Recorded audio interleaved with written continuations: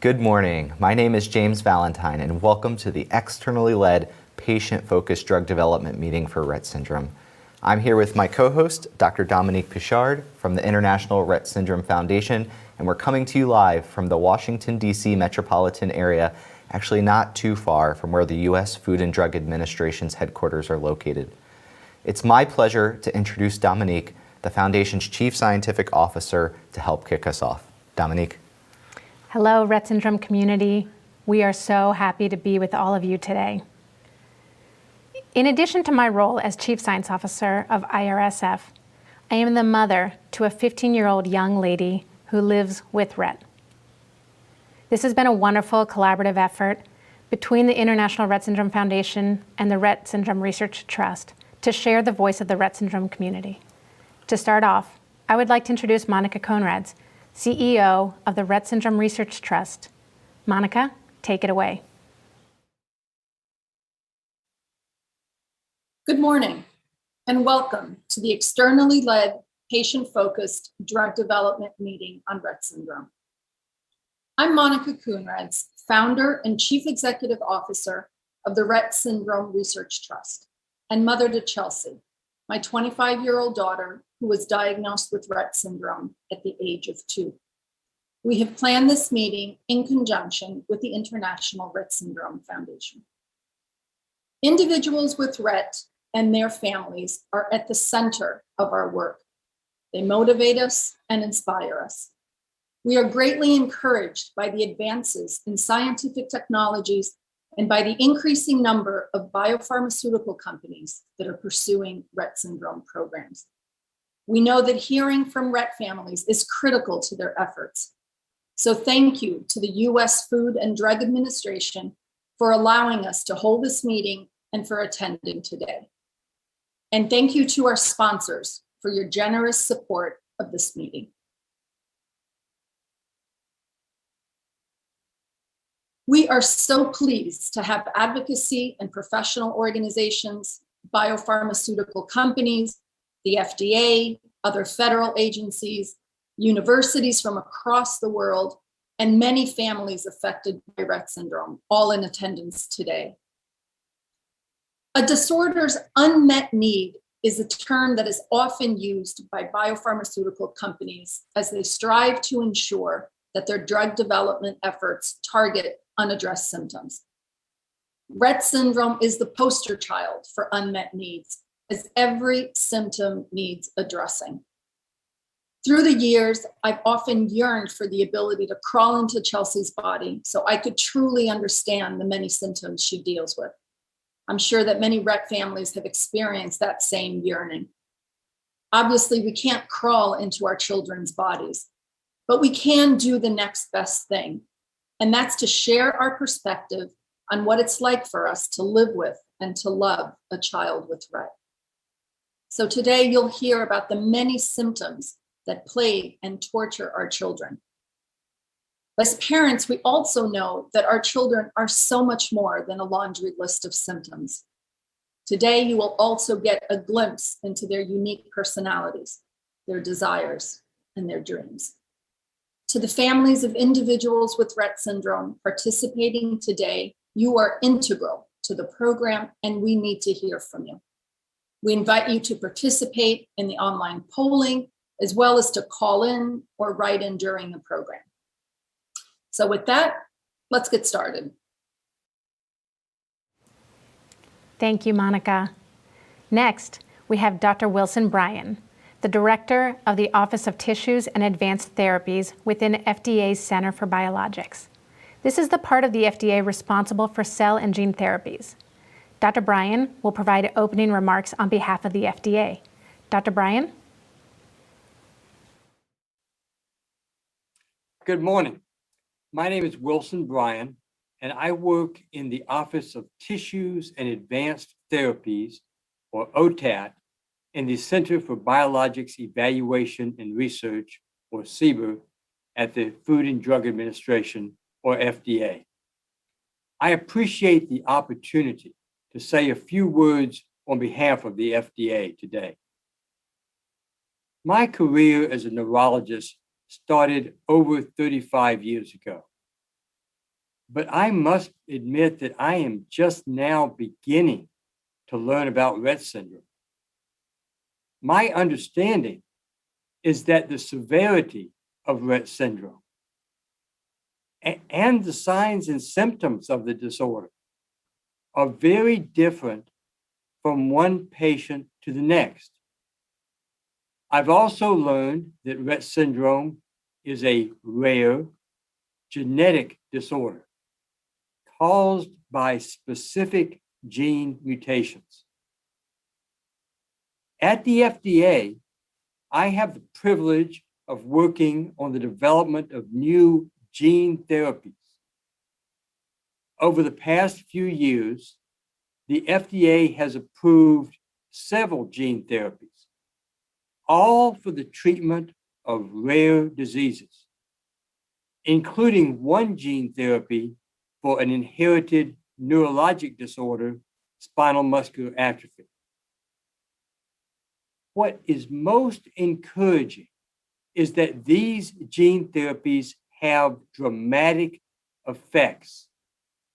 The gene therapies that have been approved by the FDA are life-saving and life-changing products. Also, for 2 of the FDA-approved gene therapies, the clinical trials to approve the effectiveness of each product required less than 50 patients.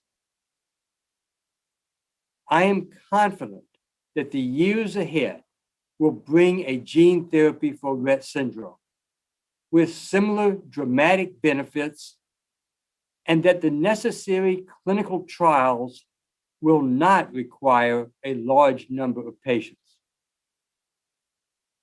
Today's meeting will serve to advance the development and regulation of such new and better treatments for Rett syndrome.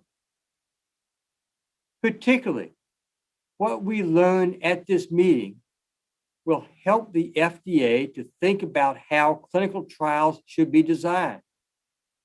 What endpoints are meaningful to you, the patients, and how to balance benefits and risks of a new product.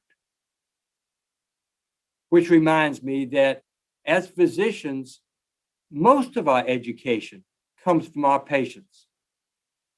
And that education usually comes from spending time with individual patients.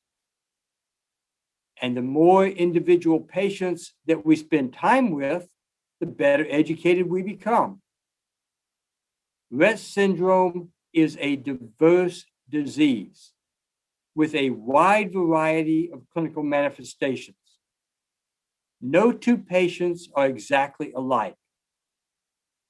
So while it is important that we hear the voice of the Rett syndrome community, it is even more critical that we hear the many individual voices of the members of this community, discussing the full range of challenges that you are facing. Therefore, I would like to thank the International Rett Syndrome Foundation and the Rett Syndrome Research Trust for organizing this patient-focused drug development meeting.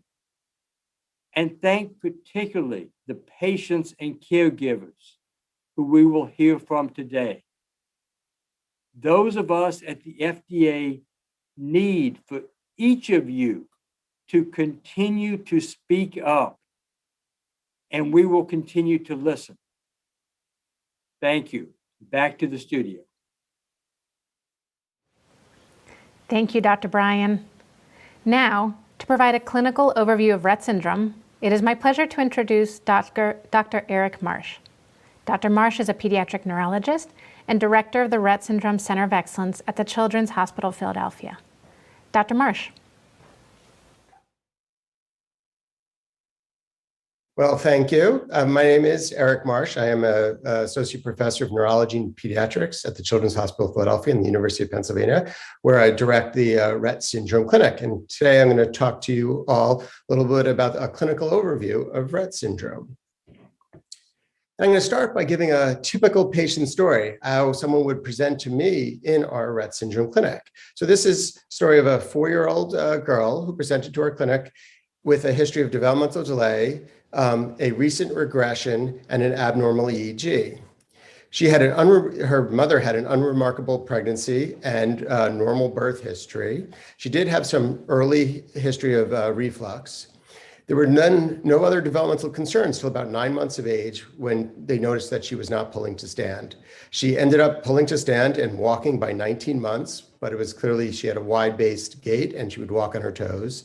She developed a fine motor pincer grasp and self-fed by 16 months, and she had developed 6 words by 18 months. But then at around 22 months of age, the family noticed that she was having trouble picking up Cheerios and small foods. Then she developed some hand grabbing arm movements, which I'll show you in the next slide. She stopped feeding with her right hand at 24 months of age. She developed a poor raking grasp in her left hand at 26 months of age, and she lost her words at 22 months of age. And as I said, here are pictures of her hand squeezing stereotypy that she developed, where her right hand would squeeze her left arm. Then she came to us at 4 years of age. At that point in time, she had no use of her right hand. She had some hitting with her left hand. She will hold an object if it's placed in her left hand, and she had this near continuous squeezing stereotypy. She had stopped talking and was only babbling. She still walked, but had a very wide, unsteady gait, and she needed some assistance to go to get into standing walking from a sitting position. On exam, she had some subtle breath holding. She had this persistent arm squeezing stereotypy. She really had great eye gaze. She just looked at you the whole time. She had cool feet, but they were of normal color. She would thrust her tongue periodically throughout the examination. And she'd make choices. If you ask her, like, do you want the book or to watch the video? She would look at the video, but who wouldn't?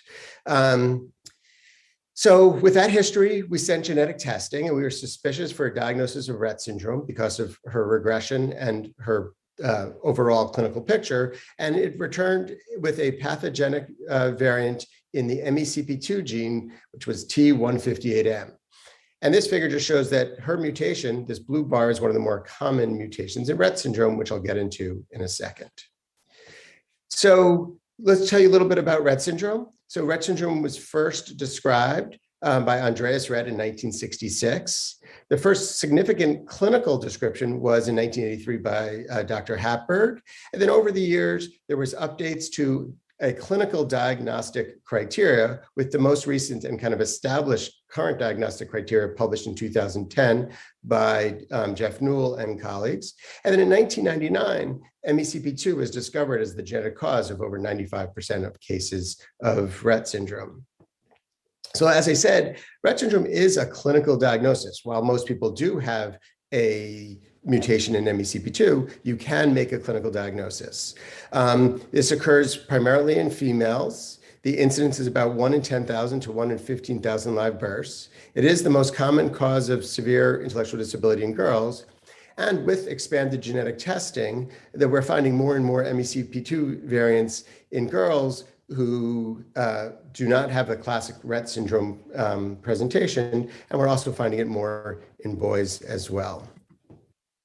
So as I said, Rett is a clinical diagnostic condition, and there are 4 major criteria that children with this have to have in order to get the diagnosis of Rett syndrome. And these include partial or complete loss of acquired purposeful hand movement, partial or complete loss of acquired spoken language, gait abnormalities. This could just be an impaired or what's called dyspraxic gait, or it can be an absence of gait. And then the development of hand movement stereotypies, such as the hand wringing, hand squeezing, tapping, clapping, etc. And then there are exclusion criteria. This clinical picture can't be due to a secondary cause such of brain injury, such as trauma or hypoxic ischemic encephalopathy. And you can't have grossly abnormal psychomotor development in the first 6 months of life. And then there are a whole bunch of supportive criteria. And the classic ones for people consider when they think about Rett syndrome are these breathing disturbances when awake, abnormal sleep patterns, cold hands and feet, and some of these others that are described here, which I'll touch on a little bit more in a second. So in order to have a diagnosis of classic or typical Rett, one needs to have a period of regression, so normal early development followed by a period of regression, then with recovery or stabilization. You need to have all four of those main criteria and none of the exclusion criteria. And then you often have many of the supportive criteria, though they're not actually required in the current diagnostic criteria. And then there's also what we call atypical or variant Rett. And this is girls who have the same period of early normal development followed by regression, and then they stabilize, but they don't necessarily have all four of the major criteria, but they do need to have at least two of those criteria. And then they need to have 5 out of the 11 supportive criteria. And if you have an MECP2 mutation, but never have regression, that is a MECP2 related neurodevelopmental disability. And classically, Rett syndrome is described as occurring over 4 or progressing over 4 stages, but primarily 3 main stages. And the first is a period of stagnation where after that early normal development starts to become delayed. Then somewhere between 1 and 4 years of age, there's a clear regression of these skills where there's then a loss of language and a loss of purposeful hand skills with the emergence of these hand stereotypies. When that ends, the children go into the plateau phase or the stationary phase, where they often remain there for the rest of their lives. And in this time, they have the continued hand apraxia or lack of hand use, motor difficulties, including gross motor problems with walking, as well as fine motor difficulties, problems in communication, and often the development of epilepsy. But one of the key notes is that during this period of time, the girls can gain cognitive skills, can gain some language skills throughout the rest of their lives. And then in a proportion of girls with Rett syndrome that after the age of 10, or usually teenage years, they'll have a loss of some motor skills. So they'll then secondarily lose the ability to walk. They'll develop a rigidity or spasticity and often have some Parkinsonian features. And that's the typical progression of Rett syndrome. So as I said, the vast majority of individuals who are diagnosed clinically with Rett syndrome also carry a mutation in the gene MECP2. This is the methyl CpG binding protein 2. It's found on the X chromosome. It's a very abundant chromosome binding protein found in all cells in the body. It binds what are called CpG dinucleotides or CpG islands that sit throughout the DNA, and its binding to these regions acts as a transcriptional silencer. And there are a couple domains in the protein that I'm not going to go into detail here, but it's mutations in these domains as well as elsewhere that typically cause disease. And based on information that's been obtained through the natural history study, but also through many groups throughout the world, it's very clear that there are 8 primary mutations or 8 recurrent mutations that occur in the MECP2 gene. Those are listed on the top of there. But then there are also individual mutations, deletions, truncations that occur to round out the full extent of mutations in the MECP2 gene. And so one of the questions you have with any genetic disease, is there an association of the type of mutation and the severity of the disease? And because MECP2 is on the X chromosome, there's something called X inactivation or lionization that makes for any individual it difficult to predict severity. But what we do know from good work that emerged from the natural history study is that there are some mutations that are generally less severe and some mutations that are generally more severe. And that's shown in this graph on the left, where the 3 mutations in blue have a lower clinical severity score than the 5 mutations that are in green or brown that have generally high severity score at any age throughout the age spectrum that these children were observed.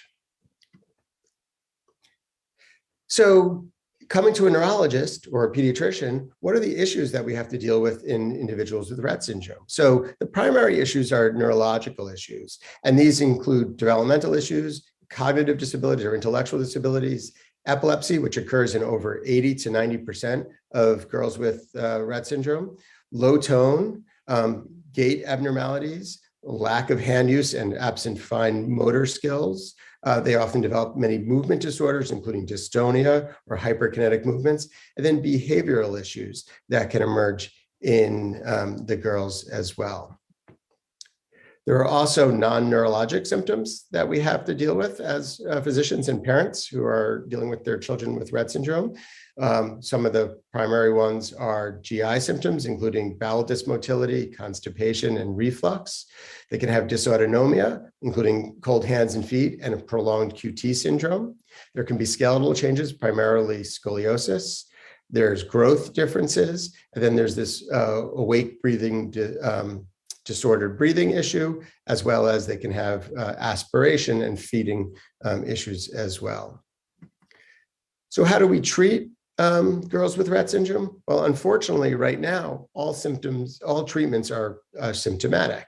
So for epilepsy, we try the different anti-epileptic drugs that exist. No one drug is known to work better than any others. And for girls who have frequent seizures, we don't think any drug works particularly well. For communication and cognitive issues, there's speech therapy and the use of augmentative communication methods, which really has brought a lot of interaction with these girls that they didn't have before picture systems or now eye gaze systems are available. For intellectual disability, there's individualized education programs. There's referral to specialists for all of the non-neurologic issues. For the gross motor issues, PT, bracing, Botox, and certain medications can be used. And same thing for fine motor problems. And for behavioral problems, there are a variety of different medications can be used, and they can also be referred to a psychiatrist or psychologist to help with their behavioral problems. And with all the years of our learning of Rett syndrome, a group of physicians around the country have come together to put together treatment guidelines for pediatricians and neurologists to follow, which are published on the International Rett Syndrome Foundation website or rettsyndrome.org. So that's going over all of the kind of an overview of the clinical issues with Rett syndrome.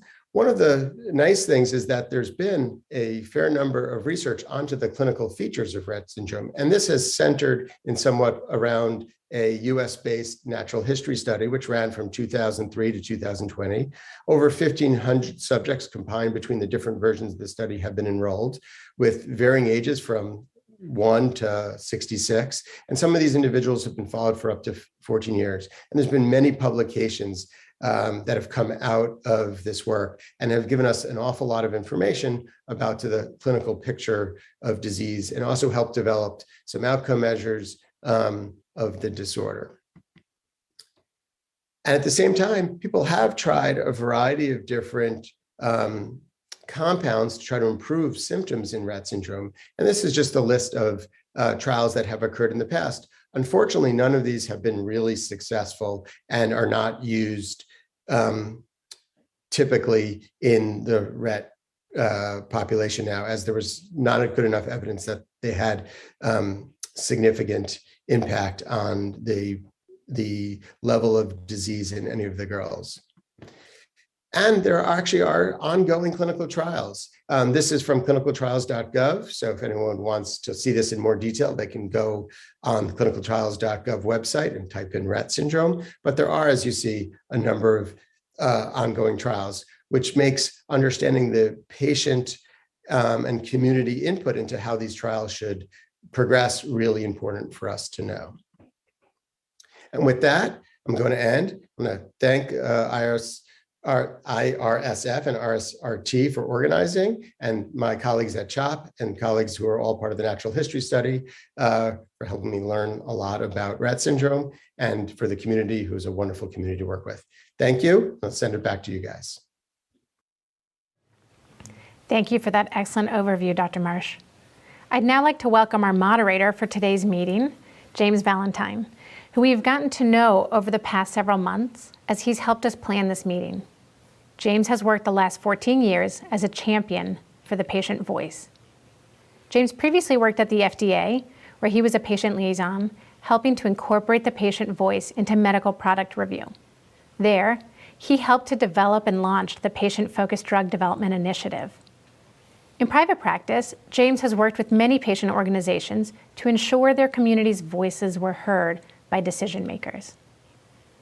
Relevant to today's meeting, James has been involved in helping plan and moderating 3/4 of the over 55 externally led patient-focused drug development meetings. So we are in good hands with James. Well, thank you so much, Dominique. And it's such a pleasure to be working with this community, and I look forward to getting to hear all of your voices today. As Dr. Wilson-Bryan alluded to, it's so important to hear from as many voices as possible. Now that we've heard the clinical overview from a disease expert, Dr. Marsh, we get to now turn to that core of today's meeting, which is hearing from you, the caregivers of individuals living with Rett syndrome. As we heard, patient-focused drug development is a more systematic way of gathering patients' perspectives on their condition and on available treatments. As you heard specifically from FDA's Dr. Wilson-Bryan, your input can help inform the agency's understanding of Rett to inform drug development and review. And while FDA has held many of its own PFDD meetings, today marks the 56th externally led patient-focused drug development meeting. With over 7,000 known rare conditions, this is truly a unique and important opportunity for this community. Today's meeting is interactive, so I want to spend a few minutes here telling you a little bit about what we'll be asking of you and how today's meeting will be organized. First, we'll be exploring the patient and caregiver experience of living with Rett and its impacts on your daily life. Then, in the afternoon, we'll come back, and in our second session, we'll have everybody explore the various approaches to treatment, including experiences in clinical trials. We'll also be asking you about your preferences for future treatments. So what will our discussions both in the morning and in the afternoon look like? Well, today we'll be asking you to participate really using 3 different ways. First, for each of our 2 sessions, we'll be hearing from panels of caregivers of individuals living with Rett syndrome. These panel statements will help set a good foundation for our discussion, and those individuals were selected to represent a range of experiences with Rett syndrome. But we know no panel of 5 individuals can represent the full range of experiences, which is what the rest of the program is designed to do, which is to bring in the broader audience, all of you here live today, caregivers of those living with Rett, into the conversation. And that's exactly what we'll do through that audience discussion, building on those panel remarks. I'll be asking different discussion questions and asking you to provide a comment to help us understand what you're living with and your challenges. This can be done in one of 2 ways. The primary way will be via the phone. I will, later in the program, when it's time, share a phone number you can dial into and actually participate live on the program. You'll also notice that under the live stream window that there's a written comment box. And similarly, as we ask discussion questions, feel free to write in with comments throughout the program. Dominique will be sharing those as well to bring more voices into the conversation. You'll also see that we've invited a panel of caregivers to participate live via Zoom. Finally, we're going to be using throughout the program polling questions to help bring in as many voices as possible. We ask that caregivers only use their phone to respond, which can be done either on your phone or on a web browser on your computer if you're following along live that way today. And in fact, I want to give you that information now so you can go ahead and get into that polling system, because once you have it up, you'll be able to stay on that web page throughout the day, and any new polling questions will automatically appear there. So at this point in time, you can pull out your phone and open up a tab on your browser, on your computer as well. Go to pollev.com, that's POLLEV.com /Rett, RETT. Again, you can feel free to go there now, pollev.com/Rett, and we'll be getting to polling very soon, so go ahead and get into that system and keep that open. We'll be asking you for to answer some initial questions shortly in the program.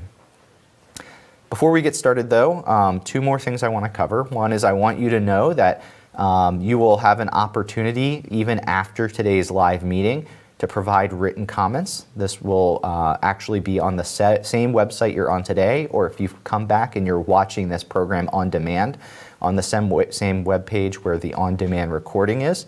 That same comment feature box will be open for 30 days. So if at the end of the meeting you feel like there was something that you thought of that you didn't get to bring up during the meeting, feel free to write us a comment. We'll be trying to get to as many of you as possible throughout the program. So if we don't get to you at any given point in the discussion, you can also enter your comment in that way, even after the meeting, or maybe you wake up a few days from now and you realize there's something you want to add, it will be open for you to do so. All of today's input, as well as all of those 30 days worth of written comments, will be summarized in a summary report, which is called the Voice of the Patient Report, which will be provided to FDA, drug researchers and developers, and just generally to the public. Finally, some ground rules for today. We encourage the caregivers of individuals with Rett to contribute to the dialogue. That's what today is all about. Again, we'll be asking you to do so through answering polling questions, calling in by phone, and submitting written comments. The discussion today is limited to caregivers and family members of patients only. Other stakeholders, like the officials from the Food and Drug Administration, from drug developers and clinicians, we welcome you today and recognize you are here to listen and learn from our patient community stakeholders. Views today, expressed today, are going to be inherently personal, and the discussion may get emotional at times. So respect for one another is paramount. And to that end, we do ask that if you do call in, to please try to be focused and concise in your comments so we can hear from as many voices as possible. So without further ado, let's get to it and get into our first set of polling questions, which are really just a set of polling questions to help us understand who we have in our audience today. So again, you can go to your tab in your, or the browser on your phone, or the tab on your web browser. And again, you can go to pollev.com/Rett. You should be seeing this displayed on your screen now. Go to that website, keep that open throughout the entire program today. Each time I go to a polling question, this will be your opportunity. You just go to that same site and answer that question. And for the rest of our audience, you'll be seeing these results show up live throughout the program today. So the first question we have is we want to know where our audience is from. So all of our caregivers, please answer this question. Where do you currently reside? The options are U.S. Pacific Time, U.S. Mountain Time, U.S. Central Time, U.S. Eastern Time, U.S. Alaska Time, U.S. Hawaii Time, Europe, the Middle East, Asia, Canada, Mexico, or some other country or region not included on this slide.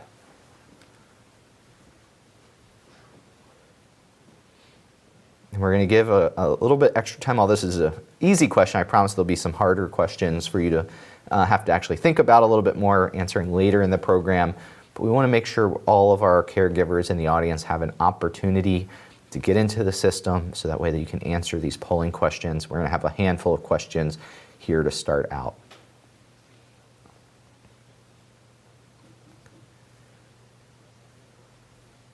So we'll give a few more moments for final responses to come in. As it stands, it looks like we have a little bit around just over half of our audience from the United States Eastern Time Zone, but we also have great representation from across the U.S., including Central, Mountain, and Pacific time zones. Glad to see we also have international participation. We have Europe, the Middle East, Asia, Canada, and other countries and regions represented here today. So welcome to all of you. We want to hear from all of your voices, no matter what part of the United States or where from outside of the United States you may live. So if we can go to our second polling question. So here we want to know, is your loved one with Rett syndrome either female or male?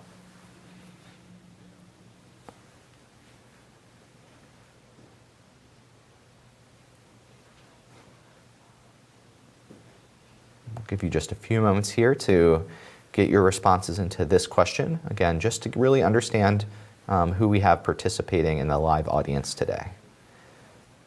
We certainly have certain expectations because we know, the representation of this community in general, but always good to know who we actually have in today's audience.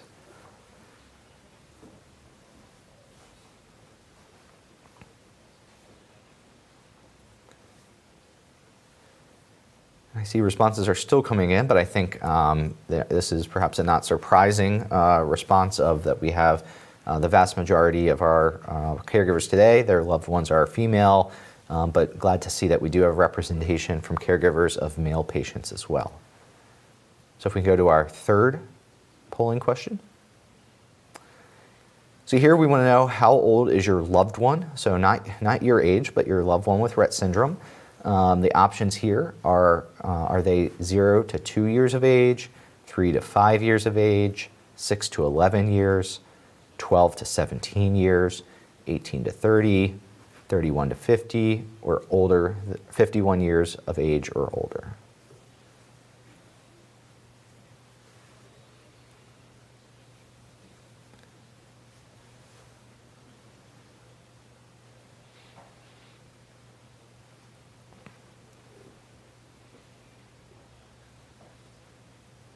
So we'll give you a few more moments here. Let us know how old your loved one is.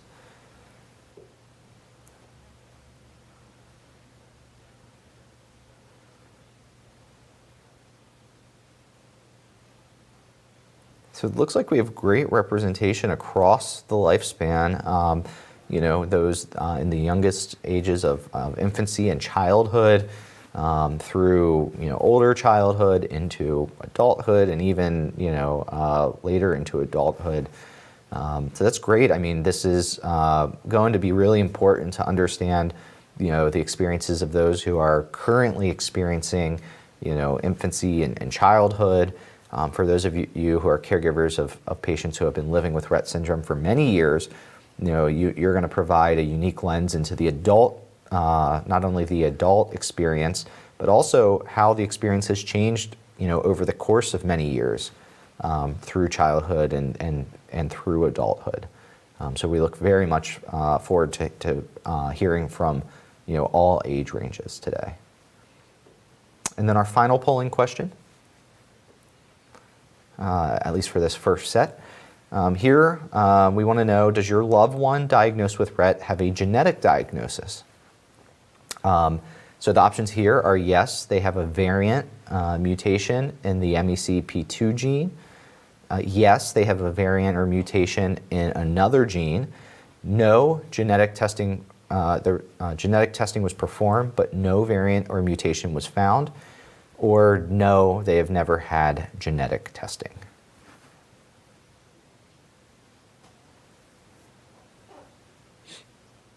So again, please let us know whether or not your loved one has been diagnosed or received a genetic diagnosis with their Rett diagnosis.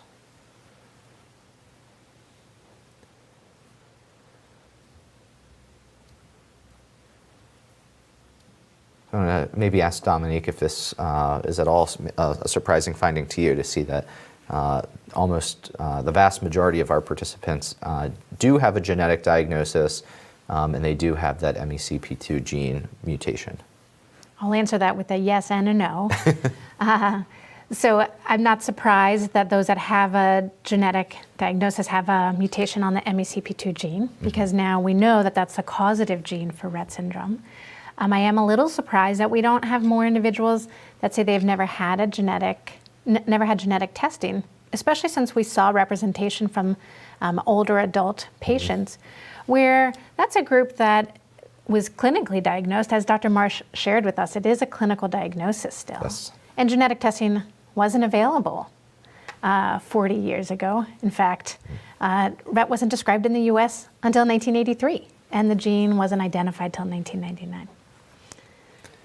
So we welcome, of course, not just the input from those who represent kind of the majority here, but for those of you that did only receive a clinical diagnosis, we want to hear from you as well. But again, just to get a sense of our audience here today.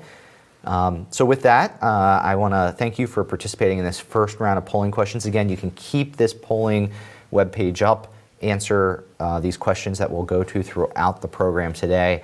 But now that we have a sense of who our audience is, I want to move us into our first session, our first topic for today, which is really to explore what it is to live with Rett syndrome. And so if I can call up our discussion questions for this first topic, this will help us understand some of the different areas that we want to explore with all of you today. So in this first session, we're going to be focused on, again, what it is to live with Rett syndrome. So that includes, of course, the direct symptoms and health effects, as well as what that means and looks like in daily life. So some of the questions we'll be asking you to think about are, of all the symptoms and health effects of Rett, which 1 to 3 of those symptoms have the most significant impact on your loved one's life? We're going to ask, how does Rett syndrome affect your loved one, perhaps on best versus on worst days? Because we know that those symptoms and those health effects, they may not look the same from day to day, and we want to understand that day-to-day variability and what that looks like. We're going to ask, how has your loved one's symptoms changed over time? And how has the ability to cope with those symptoms changed over time? So similarly, we want to not only understand your loved one's experience today, but how that has changed and how that might have looked differently from week to week, month to month, or over the course of years. We're going to then kind of broaden and try to understand what that looks like in daily life. So we want to know, for example, are there specific activities that are important to you and your loved one that they cannot do either at all or as fully as you or they would like because of Rett syndrome? And then knowing that while there's been so much that you and your loved ones have experienced as a result of Rett, we know that you're also always thinking about the future of living with Rett. And so we want to understand, what do you fear the most as your loved one gets older? What worries you about your loved one's condition? And so to get us started on these topics and these questions, we have our first panel of the day, your peers, caregivers of individuals living with Rett. We have Stephanie, Alex, and Sebastian, Brian, Jack, and Jenna, who'll be sharing their stories. Stephanie, take it away.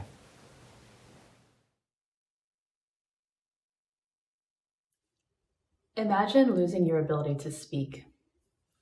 Imagine losing the ability to walk, to use your hands, and to eat or drink on your own. Imagine having uncontrollable seizures. Now, if you can, imagine having all of those things happen to you. That is the nightmare that my 7-year-old daughter Sadie lives with. After a typical birth and uncomplicated infancy, Sadie was diagnosed with Rett syndrome when she was 15 months old. She wasn't able to sit up on her own or hold a bottle independently, which prompted us to do genetic testing. We had never heard of Rett syndrome before July 2nd, 2015, but from that day forward, Sadie's life has unraveled. Her body can no longer receive the right messages from her brain, and so all of her gross motor planning is completely out of control. Since August, Sadie has endured 57 seizures. Last week alone, Sadie had 20 seizures. Her body is being pummeled by seizures, and there's nothing that we can do. I can't tell you how many times we've ridden in an ambulance or sat in the emergency room crying, begging her to hold on, to tough it out, and to be brave, while swarms of doctors are coming into and out of the room to try to give her help and make the seizures stop. I actually wrote these remarks from her bedside at the hospital. When Sadie has seizures, it often prompts her to vomit. 2 weeks ago, Sadie vomited 16 times. There was nothing left in her stomach to come out. Her insides were completely raw and her throat burned, and she gasped for breath. I thought she might die, and by the look on her face, I think she did too. I will be haunted for the rest of my life by that panicked look in her eye and tears streaming down her little cheeks. Perhaps the hardest thing about Rett syndrome is that Sadie understands everything. She follows every conversation. She laughs at every joke. She also understands what she can't do, and she's devastated by her disabilities. She gets so frustrated when she can't tell us what she wants to eat or drink or what TV show she wants to watch. All of these decisions are left to other people to make for her. She's at our mercy. She's lost her independence completely. We often see her crying when she's looking at other kids at the park or in the neighborhood who are playing because she can't join them. Sadie's GI issues have gotten more pronounced over the years. Lately, it seems like she doesn't have the will to eat. Perhaps that's because most of the food that she enjoys is laced with seizure and other medications because we need her to consume them to stay healthy. That's totally stripped away the joy of eating. And as a result, she hasn't gained 1 pound in almost 3 years, and she's the height of a 5-year-old child. In December of last year, Sadie had surgery to receive a G-tube, and that has helped a bit, but it's also provoked reflux, which has provoked vomiting, which has provoked seizures, and it's like a never-ending cycle of running to the hospital. Instead of sports, dancing, and auditioning for the school play, Sadie's schedule is full of therapy appointments, physical therapy, occupational therapy, and communication therapy to help Sadie relearn how to communicate using an eye gaze computer called a Toby. The technology is incredible. She looks at an image or a word, and the computer vocalizes the choices that she's making. But Sadie's eyes often wander, as many people's do, and she'll make the wrong choice. And so her communication partner often doesn't know what it is that she's trying to say. That feeling of being misunderstood is so hard for any person. And that is what Sadie feels all day, every day. When Sadie was a baby, she was a masterful sleeper. She would sleep through the night, and we thought we were so lucky. Now, she can't make it through the night without being pretty heavily medicated. She wakes up in the middle of the night screaming. My 10-year-old daughter, Lucy, sometimes sleeps with a pillow over her head to drown out the sounds. And oftentimes, even when the girls are not together, Lucy tells me that she hears Sadie screaming. We've called these phantom screams. Sadie and I have had a ritual that we started when she lost her hand use 6 years ago. I asked Sadie to tell me that she loves me, which she does by placing her left hand on my cheek. It sometimes takes Sadie several minutes to perform this very simple act and tell me, "I love you, Mommy." But I wait patiently and excitedly, and the message always comes because Sadie is in there and she is bursting to break free from this cage caused by Rett syndrome and live her life to the fullest, without pain, without seizures. Thank you so much for listening. I hope you can imagine the same future for Sadie. Hi, I'm Alex Sieber. And I'm Sebastian Sieber from San Carlos, California. And our daughter Maya is 3.5 years old and has Rett syndrome. Maya was diagnosed when she was just 22 months in August of 2020. She developed normally up until about her first birthday when she started to show signs something was different. Milestones weren't being met. She was weak in her core. Bathing, feeding, even sitting in a stroller were all challenging.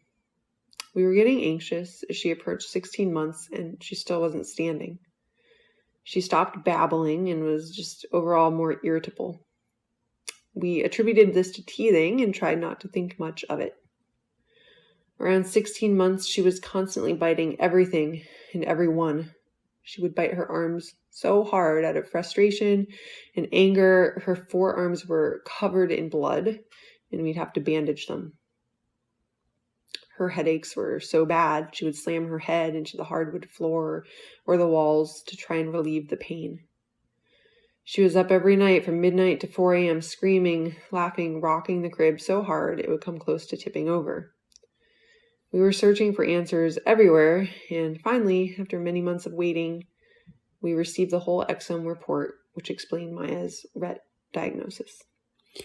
In the past 18 months since the diagnosis, some of the most troublesome complications due to Rett have been difficulty eating, seizures, and GI issues. Meals are a frustrating part of the day, as Maya has a hard time mechanically eating her foods. One of us needs to be with her at all times to make sure she chews properly, monitor how much she's eating, and to feed her. In turn, her behavior becomes more difficult and she is resistant to wanting to eat. Getting a variety of foods and enough food into her has been challenging.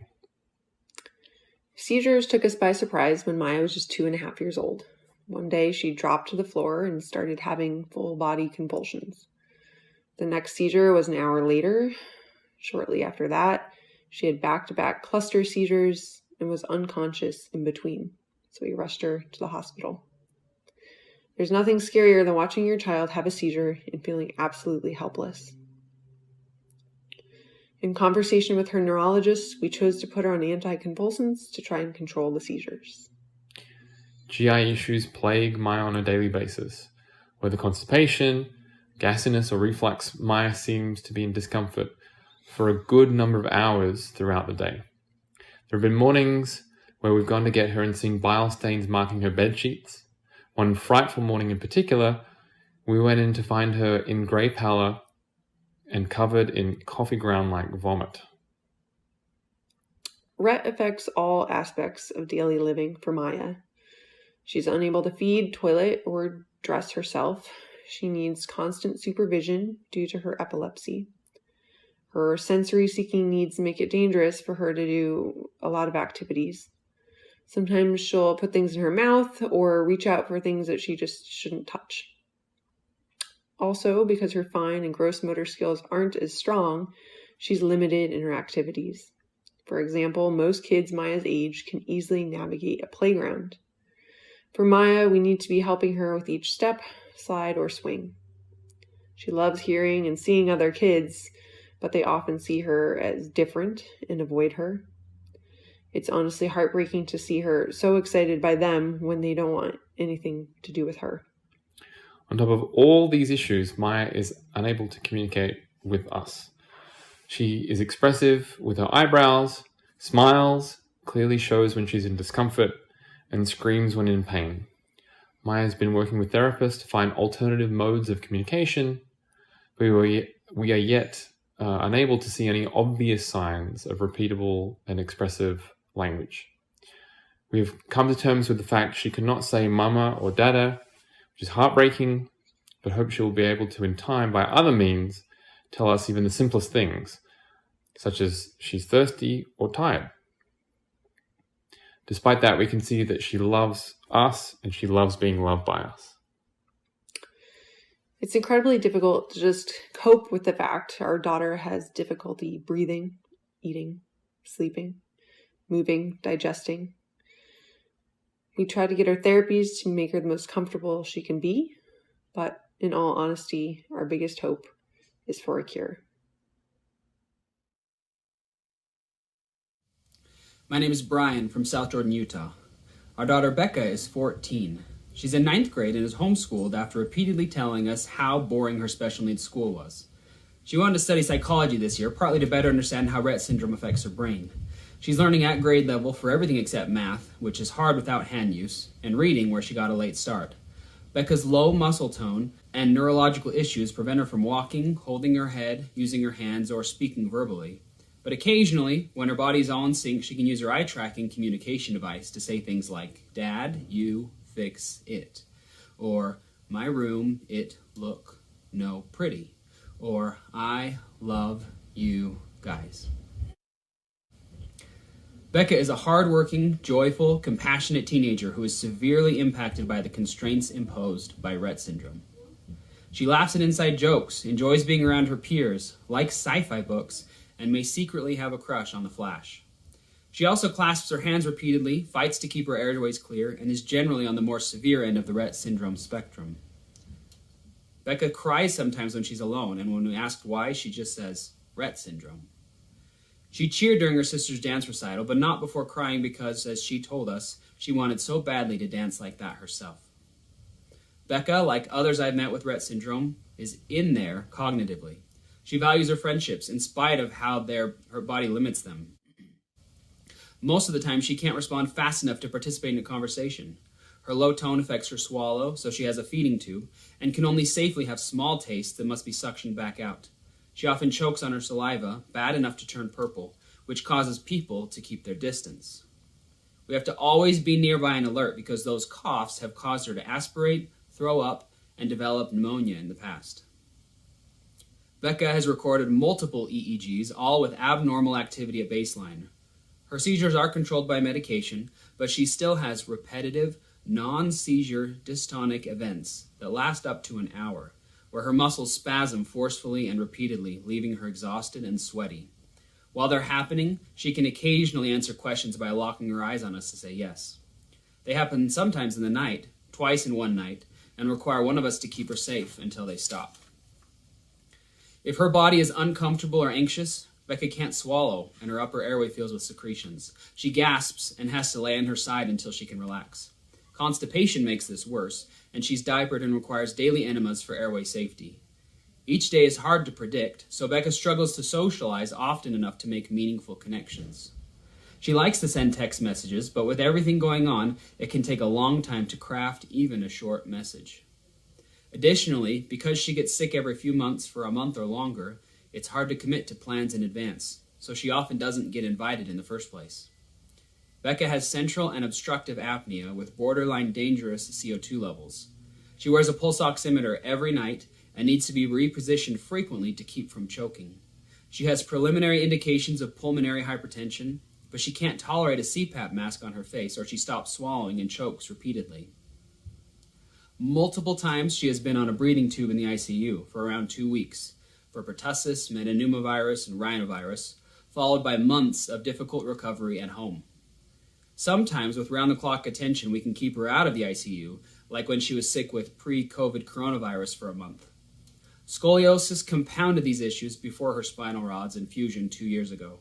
She lost years of spinal growth out of necessity. Becca is, frankly, living on a knife edge, and it would take very little to tip the scales against her. But she repeatedly asserts through her spirit and maturity that hers is a life worth saving. She likes to choose and bake desserts for her friends and family. She posts nature photos she's taken on Instagram. At a Christmas program, we heard about a local home for abused children, and Becca used her talker to say, "Want I help?" because she wanted to donate some of her own money. In spite of everything going against her, Becca often asks her siblings how they're doing. Contrary to the ICU staff, who have asked essentially, how hard should we try to keep her alive? And in opposition to all the difficulties that Rett syndrome has piled on her struggling body, Becca is eking out a beautiful life, fighting against every aspect of this difficult disorder. Becca and the rest of us can't wait for a day when Rett syndrome, even if it can't be cured, can at least be dampened enough to give us the chance to see just how much our daughter can accomplish with a little less going against her. Thank you for your time. I'm Jack from Hudson, Ohio. My daughter Ann is 52 years old and has Rett syndrome. Ann developed normally until 24 months, doing what every child would do at that age. Then Rett began to present itself. It was as if someone pulled the plug on everything. Over the next several months, she stopped playing with toys and sat with a blank stare on her face. It was as if she could no longer hear. We were very scared and didn't know what to do. What was wrong with our beautiful, healthy daughter? Did we do something to cause this? Then it got worse. Within 6 months, uncontrollable hand-wringing, continual biting of her fingers, and severe hyperventilating began. Little did we know this was the onset of Rett syndrome, which wasn't known in this country. Our path to seeking professional help began, yet no one could provide a definite diagnosis. It wasn't until Ann was about 7 years old that info about Rett syndrome was becoming known here. A leading pediatric neurologist Ann was seeing pointed it out to us. By then, Ann had lost all purposeful use of hands, including the ability to feed herself. She was unable to verbalize by the time she was 2 years old. At age 7, seizures began. Despite being on seizure meds, at one point, she experienced nonstop seizures for a day and was hospitalized. She recovered from that and has been on seizure meds since. Ann has suffered these seizures for nearly 50 years, and they continue to this day. Witnessing them is not knowing if she will survive is excruciating. Managing her seizure meds to minimize frequency and duration has been a struggle, but nothing compared to what she endures. At age 13, pediatric neurologist finally clinically diagnosed her with Rett syndrome. At about that time, Anne began to develop scoliosis. After a body brace she wore to slow curvature had failed, she required spinal fusion surgery to insert rods in her back, a painful low point in her life that required a long time convalescence. Life continued from that point, other challenges along the way. Infrequent choking events, for example. She can no longer enjoy certain foods that have caused choking to the point emergency vehicle trips to the ER were necessary where aspiration pneumonia was possible, and is ambulatory to this day. However, her walking has deteriorated over the last 2 to 3 years. She still walks with assistance. A chairlift was installed at home after a couple of falls upon entering the home. Hyperventilating has stopped totally. Hand clasping still persists, but much less aggressively and without hand mouthing.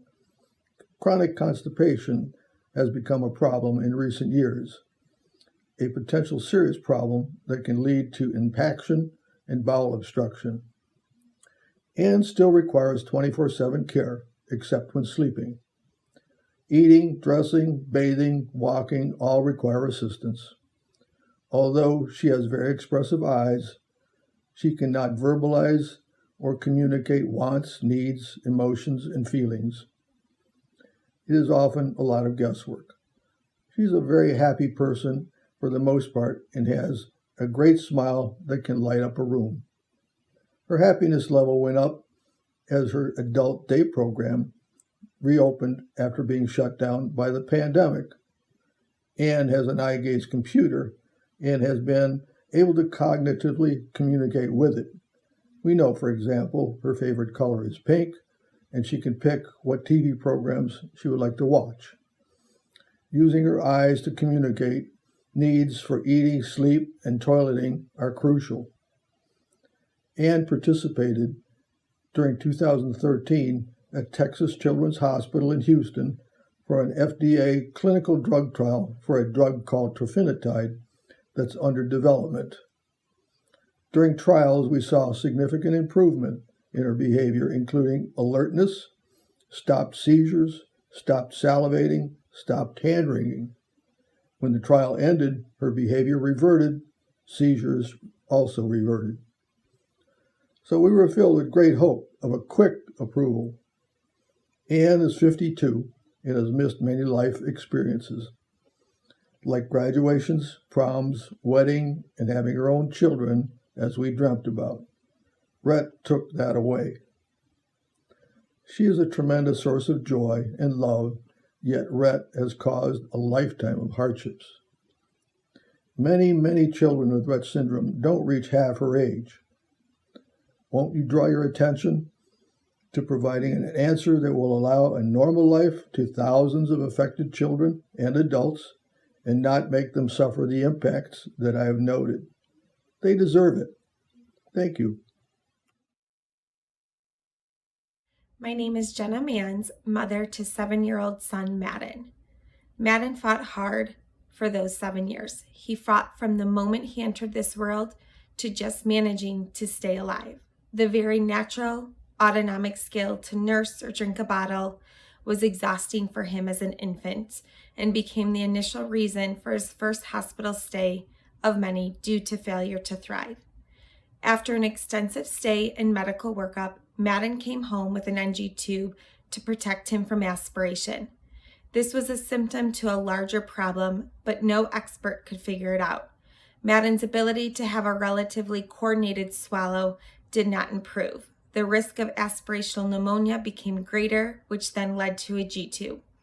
Over the next few months, there was little to no progress on milestones, so we sought out more specialists and more opinions.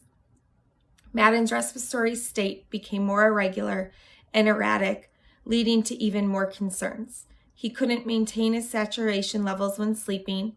You could feel and count his abnormal rate of breaths and were witness to his reported horrific central apnea with little guidance on how to help him.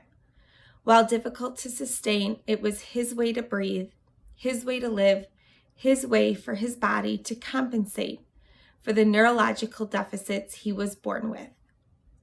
And he did it for as long and as hard as he could until he couldn't.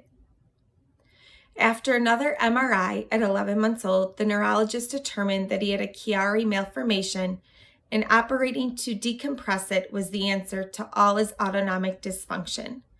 The neurosurgeon told us we would see Madden begin to develop typical milestones, and this horrific journey to a diagnosis was ending, and he would begin to thrive. The 3-month improvement timeline we were promised closed in on us, and Madden did not improve. He seemed to regress, and our hope for any answers were grim. We begged for whole exome sequencing as a last resort. It seemed that the misdiagnoses were roadblocks to his ultimate diagnosis of Rett syndrome at 16 months old. At 18 months old, and in the hospital again with RSV, intubation for the 4th time in 2 weeks was where our sweet baby was at. We had to make a decision because this was no way to live. He needed help to breathe. His little body couldn't do it all on its own, but intubation for weeks with heavy sedatives was not a way to live. We prayed, we cried. We dug deep and listened to our son and what he wanted his earthly life to look like. He still needed time with us. He wanted more time watching his brother play hockey and his sister play softball. He was their biggest fan. He wanted time at the lake to hear the laughter of his cousins splash in the water. He still needed more time to change the world around him. We chose to give him a trach and a ventilator to keep living. While the breath-holding spells were often and constant ambulatory bagging was our new way to care for him, Madden came home. He came home and lived, and he smiled with his eyes. The trach and vent stole his giggle and his coos, but we had him in our life. The days of bringing his hands to his mouth, trying to hold his head up on his own, having any ability to move were gone as Rett continued to take over his body. His motility became non-existent over the years. His beautiful eyes were closed more often than they were open, as Rett slowly stole that as well. Weekly physical, occupational, and speech therapy sessions helped keep him comfortable, but didn't improve anything for Madden. Those, along with the countless doctor appointments, were just buying him a bit more time, trying to be as comfortable in the body that was so ineffectively built and so unfair for a child to endure. Every few months, a Rett symptom showed up. Our specialists would intervene and try to help treat the symptoms, but that's all that could be done for Madden. Treat his symptoms and slowly witness the horrid disease take as much as it wanted from him. His movement disorders, classified as oral dyskinesia, became one of the hardest things to endure in the last year of life.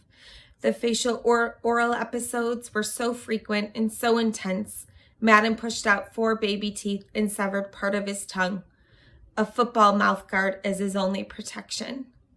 Medications helped alleviate some symptoms, but they never came close to giving Madden the life he deserved. In the last year, Madden's heart quickly came to the forefront of the hardships and symptoms of his Rett syndrome. His prolonged QTC, coupled with his progressively critically low heart rate, was too much for his fragile body to endure on its own. Without another significant medical intervention of a pacemaker, we would only have a few days left with him. After another invasive procedure and a month stay, we brought him home again against all odds. It wasn't an easy transition. We left the hospital bagging him at every wakeful hour, but in time he adjusted. We had critical life-saving moments with trach changes and paramedic backups to support us in our home, and we never truly knew if he would pull through. His pacemaker bought us 9 more cherished months. We enjoyed every good moment, and we fought through every hard one. We lived life with a child that was significantly ill. And Madden was selfless through it all. His life was taken way too soon, but his work is not done. His mission is to reach you, to reach the experts, to reach the science, to bring a cure to all those suffering from Rett. Thank you.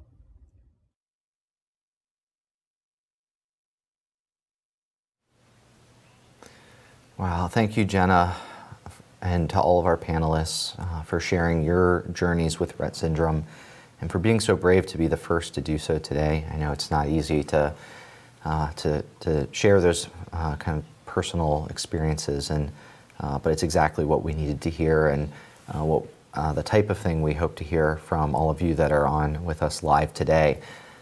So this brings us to the first part of our program where we are inviting you to share your voices more directly and on this topic of what it is to live with Rett syndrome. So if you have something that you would like to share about the symptoms and health effects that are most impacting your loved one, I want to encourage you at this point, you can call in at 1-703-844-3231. Again, that's 1-703-844-3231.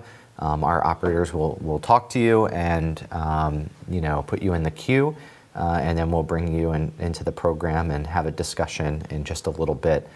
But as we're now thinking about this topic of what it is to live with Rett syndrome, we want to get some input from everybody in the audience today, all of our caregivers, by doing another couple of polling questions.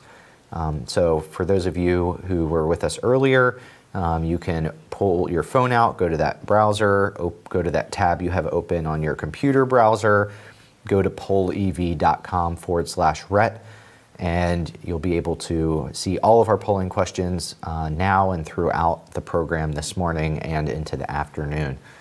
So our first polling question for you as part of this topic discussion, again, of what it is to live with Rett, we want to know which of the following Rett syndrome related health concerns that your loved one has or has had in the past.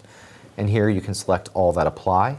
The options are breathing irregularities, communication and speech impairment, eating or swallowing difficulties, emotional and behavioral problems, seizures, GI issues, impaired hand use or repetitive hand movements, low bone density and fractures, muscle tone abnormalities, mobility or balance difficulties, movement disturbances, sleep disturbances, spine conditions, dental issues, heart issues, or some other health concern or symptom that we don't have listed on this slide that your loved one with Rett has either currently or has had in the past. Again, you can please select all that apply. I'll say for our viewing audience today, whenever we have a polling question like this where our audience can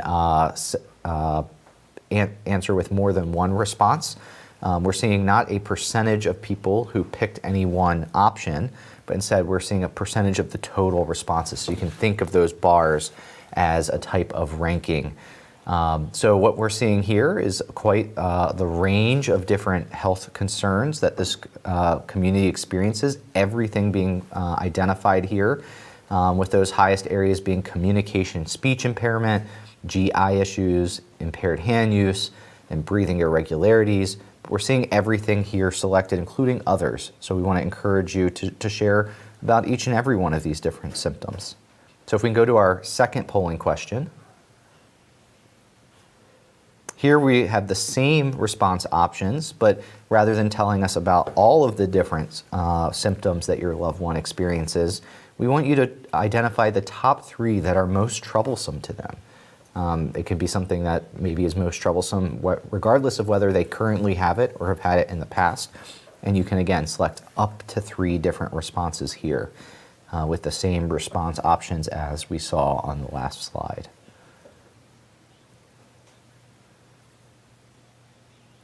I know this can be difficult because so many of these can be so troublesome, so impactful in daily life.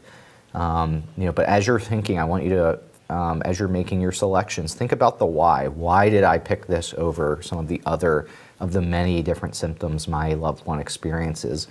And that's what we're going to ask you in the audience discussion to please share is what maybe you picked here, but also why you chose that. Help us understand. So as responses are trickling in here, it looks like, as it stands, that communication and speech impairment is the #1 most troublesome Rett syndrome-related health concern. Seems far and above, perhaps, the next highest-ranked most troublesome issue, which is almost more of a clustering of seizures, impaired hand use, GI issues, breathing irregularities, mobility and balance issues, kind of all are clustered around each other as kind of the next batch of most troublesome symptoms. But what also stands out to me is that of all of the many symptoms we have listed here, everything is in at least some people's top 3 most troublesome. So it is the thing that they are picking amongst all of the different symptoms as being most troublesome in daily life, which we heard both in our clinical overview as well as from Dr. Bryan from the FDA. We know that there's a lot of heterogeneity in this disease. So help us again understand, why did you pick those top 3 as your top 3, or top 1? Maybe you didn't pick 3. Let us know what those are. And so thank you for participating in these first 2 polling questions. We'll be coming back throughout this morning's session with some additional questions, so you can keep those browsers open, whether it's on your phone or on your a tab on your computer's browser, and we'll be coming to that throughout. So again, now we're on this topic of exploring the most troublesome symptoms, health concerns, and to help us in thinking through this, while we're would love you to continue to call in, as well as I want to remind you can write in. That there's a comment box under the live stream here today, where you can write in with comments at any point in time, and we'll be reading those. But I want to welcome some of your peers in this community who have joined us live via Zoom to help start off our discussion. And so perhaps, Dimitri, we can start with you. As you were looking at that, perhaps let's focus on that second polling question of, which are the most troublesome symptoms, 1, 2, or 3 symptoms. What really stood out to you and why? Thanks, James. So first, quickly, my name is Dmitry Smolansky. I'm a father of Lara. She's 12. She has Rett syndrome. And to me, there were probably 2 very important areas. The area number 1 is communication. Lara can't speak. She does communicate somewhat through an alternative device. We sort of invested huge effort in her being able to communicate, but it still only allows her to communicate so much. Sometimes she cries because she cannot be understood, especially in more social situations. Right. And so communication has always been number 1 for us and for Lara. And the second one is movement. Lara cannot walk. She cannot use her hands purposefully. And so that obviously impairs every aspect of her life. Sure. And have both of those, you said communication has probably always been number 1. Has the communication issues always been the same? Or does that look differently, over time in her life?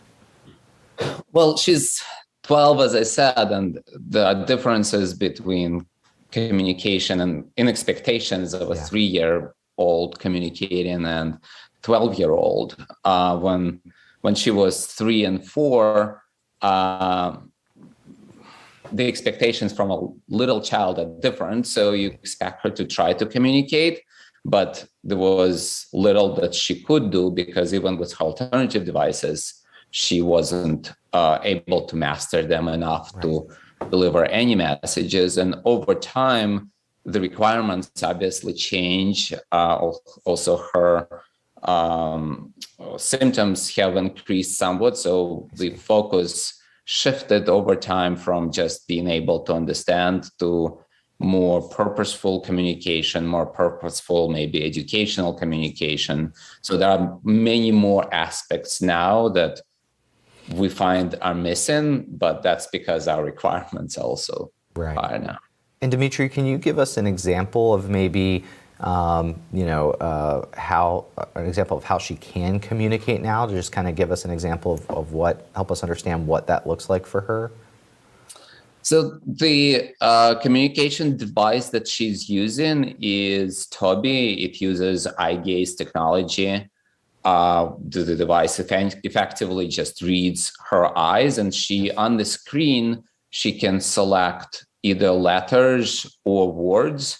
Mm-hmm. And conceptually, she can build sentences from words. This is not an easy exercise by any means, because even if I sit down and try to build a sentence out of the words on the screen, it will take some time. Yes.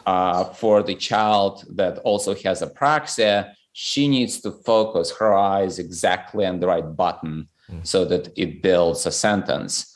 So building a sentence can take more than a minute, even a simple sentence. And so it takes time and patience from everyone who's around her. So that's her best way to communicate. And she can also answer yes/no questions just by her head movements. That she learned to do it many years ago. And that's very helpful, because in very simple situations, we can ask the right questions. Right. Lara, is your tummy hurting? Lara, are you feeling okay?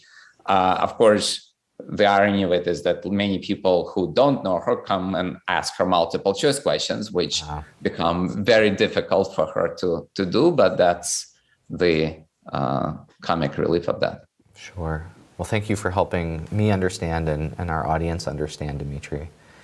So Sarah M., I want to bring you into this conversation on the same question. As you were looking at that range of different symptoms, what perhaps stood out as the most troublesome to you? Yes, hi, good morning. I'm Sarah Morlant, and I live in Birmingham, Alabama, and my daughter Louisa, age 9, lives with Rett syndrome. And I would agree on the top 3 was definitely communication, but right now in our lives, our very top is Louisa's breathing abnormalities. These started a couple of years ago, and they're very severe in nature. She hyperventilates, alternates hyperventilating and holding her breath. And when these started, they really stole from Louisa a lot of her skills. When she is having a breathing abnormality episode, she is ambulatory some of the time, but with the onset of these breathing abnormalities, she was no longer able to bear weight when she's hyperventilating due to being very lightheaded and kind of unable to control her body in those moments. So when they first started, there were some falls at school, and we just had to completely shift our home and our way of navigating with Louisa. She became wheelchair bound a good bit of the day because these breathing abnormality episodes would start randomly. She would start hyperventilating, and she needed to be safe. It affects her ability to use her communication device because she can't stay upright and communicate. She's just prisoner to these hyperventilating episodes. So Sarah, they really have affected a lot. Oh, sorry, I was just curious, how many, is there a range of these episodes per day, and how long do they last? Maybe just kind of help me get a better picture of what that might look like, on an average day, or maybe a good or a bad day. Sure. They are definitely worse when waking. And so I would say average per day, she'll have good days and bad days. Yeah. On a bad day, they can, we can have, I would say, 5 or 6 an hour. Wow. They're short in duration, so they'll only last like a minute or so. And then it's very interesting. She has this abnormality and she's hyperventilating, and then she pops right out of it, and she's back to herself and communicating with her eyes. Right. So they happen. So on a bad day, they're very frequent. They're worse in the morning and at night when she's tired, but very much has affected her entire day. Yeah. And is there any predictability to when you're going to have she's going to have a good day versus a bad day, or is it totally unpredictable? It feels pretty unpredictable to me. But sometimes we can tell right when she's waking up. You know, in the morning, we can, if she wakes up with a lot of intense episodes, we can kind of know that that's where the day is going to go, and it really exhausts her. Sure. Well, Sarah, thank you so much for sharing that and helping us understand. I do see that we have some callers calling in, and I want to bring one of those into the conversation here. We have Melinda from California who wants to share some significant behavioral issues her loved one experiences. So, Melinda, welcome to the program. Are you with us? Yes. Hi, James. Hi, welcome. Thank you. I want to talk about severe behavioral issues that you don't hear much about in the general Rett population. My daughter has always had severe behavioral issues, and that goes from screaming to aggression to self-injurious behaviors. She's had them since she was about 2, and they're really very severe. They range from like biting me, scratching me, headbutting me when she was little. Right. Now she's able to. She's still mobile, so she puts her head through the wall a lot. She has to wear a helmet most of the day because of this. I have to pad the walls of my apartment so that she doesn't injure herself and doesn't have to wear her helmet all the time. She throws things that she doesn't want. So she does have some language, but when she is unable to make her point, she'll just pick whatever is nearby and throw it, whether it's food or a mug or whatever. And basically, I'm a nearly 60-year-old woman down to plastic plates because I don't dare have regular stoneware or regular plates because I'm afraid that she'll cut herself. Right. And she can scream for up to 8 hours a day at times, and it's totally inhibiting in every possible way. So, Melinda, it sounded like, these, behavioral episodes can be really triggered by frustration about with being able to communicate, but then other times, it's pretty persistent throughout the day. I think you just said, could last for 8 hours at a time. I'm just curious. I mean, are those even really prolonged episodes triggered by communication issues, or do you think there's other things that maybe are triggering to her beyond that? Just curious. Definitely, GI issues are a major issue. She has chronic constipation, and so she doesn't handle. She has a significant decreased external pain response, but internal pain response is like out the roof. And so anytime she has gas pain or trouble going to the bathroom or anything like that, that triggers behavioral issues. Sometimes it's boredom, and sometimes I simply just do not have a clue.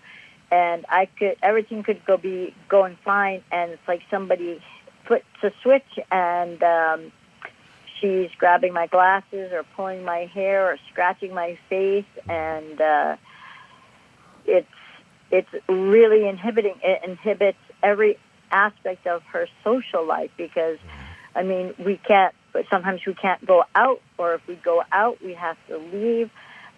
When her other siblings lived with us, if I took them to the zoo and she decided she didn't like the zoo, we had to leave the zoo, and it took away the experience for my other children, which happened their entire lives. And so it's not just affect her life or my life, my neighbors' lives, the people down the street lives, my children's lives. And Melinda, is there a day that goes by that where she does not have, one of these types of behavioral issues, or is this, truly a daily occurrence? I'd say 5 out of 7 days she is going to have some pretty severe behavior, but she always has some behavior. I see. Right. I've had to get stitches. One time she threw a colander and hit me in the head with it. And and I know I'm not the only parent, but people are afraid to talk about this aspect. They think they're doing something wrong, or they're embarrassed, or they're ashamed that their child beats them up. And I think it's an underspoken about aspect of Rett syndrome. Right. Well, Melinda, thank you for raising it today and sharing you and your family's experience. It's been so helpful to understand. I did see Sarah, you kind of nodding your head during that. I want to check in with you to see if you might have something to add on the topic of behaviors or more broadly on this topic of most troublesome symptoms. Sure. Good morning. I'm Sarah Canavan. I'm from Connecticut, and my daughter Kate is 14 and living with Rett syndrome. And yes, I wanted to tag team on what Melinda was bringing into the conversation, where I'm fortunate that I don't have some of those events occurring, but just things that happen all day long. You're trying to get Kate dressed and trying to pull her leggings up, but at the same time, her arms are all over the place, and she inadvertently is kind of, giving you blows to the head and pulling on your hair. And none of these things are volitional. It's just that her body is not responding to what she wants to do. Or she may just be having trouble standing in space and having difficulty navigating that moment. We find she is still able to walk with assistance and walk without assistance to some extent in our home. But we find that when we're transitioning between getting out of bed or after she's been sitting on the couch for a period of time, those transitions are really unstable. So if you're trying to assist her with that, it could be that, you're going to get a few blows at the same time. Yeah. Nothing that she means to do, of course. Sure. And, and in terms of, maybe slightly focusing on the mobility aspect of this, because we haven't talked much about that, you're assisting her getting out of bed, transitioning out of bed, off of a couch. Is that something she's ever able to do on her own, or does she always need that assistance? And what does that more limited but unassisted mobility around the house look like? Yeah, it is. It's all the time. It's every day that she can't change her position without our assistance. And we have a ceiling lift installed in her bedroom to help lift her into a special safe bed that then has walls that come up on all 4 sides just so that she can be safe at night in that space. And actually, I have her in bed right now just so she can be safe while I'm doing this session with you. She's watching a video in there, and I can hear, her vocalization, so I can hear that she's doing okay. But we use a lift to get her in and out of bed, and then the sofa is a big thing because you put her on, and then she scoots down, and then you put her on again. And so, both my husband Jeff, and I were always talking about, well, gee, are our friends as sore as we are? Is this just normal because we're in our 40s? But there's just so much pain and wear and tear on our joints as we're trying to scooch and move. And even with the lift, you've got to roll her to her side and scooch the lift under her, roll her to the other side, pull it out the other side, make sure you're not, pulling her skin off as the lift comes out from underneath her. So there's a lot of scooching and moving and assisting and lifting, and even with the adaptive equipment that we have. And, that's obviously one of the fears that we have, how can we continue to do this? And one of the difficulties in finding anyone who can take care of Kate that's not us, who, can or will do those types of things. And it is a big wear and tear on your body. And for her, of course, that's the most important thing, that she can't move without us. Maybe she's, scooched down in her bed and needs a boost right now. She can't do that. And even at night, if she were to get her covers off, she can't pull her covers back on, so we're always checking all throughout, especially in the winter, and we keep our house warm. But sometimes there are those awful discoveries in the morning where her comforter, for some reason, is all the way down at her feet, and she's just out there, and she seems a little cool to the touch, and it's just a horrible thing. Sure. Well, thank you so much, Sarah, and thanks for tagging on there too. I do see that we have a lot of written comments coming in, so I want to make sure we check in. Dominique, what are you seeing from our web comments? Thanks, James. Yeah, so related to kind of that concept of dependence and needing the assistance, Lena from Magituk writes in, the lack of hand use is the most significant of Rett on my daughter and our family, with being nonverbal as a close second. That lack of hand use makes her completely dependent on others for all care.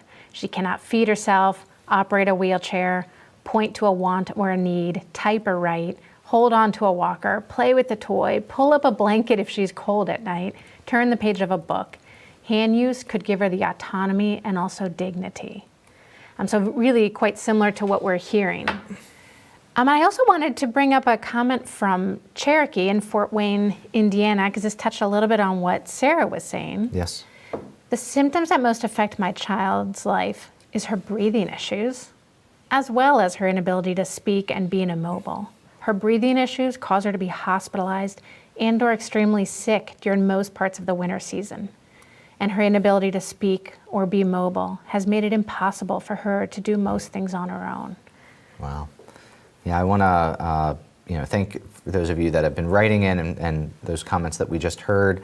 I want to encourage people to keep writing in and as well as calling in. We'll try to read as many of those comments as we can today, but just know even if we don't get to that today, we are keeping all of these and they will be incorporated into that Voice of the Patient summary report. I do see that we have some more phone callers that want to share some of the different most troublesome symptoms.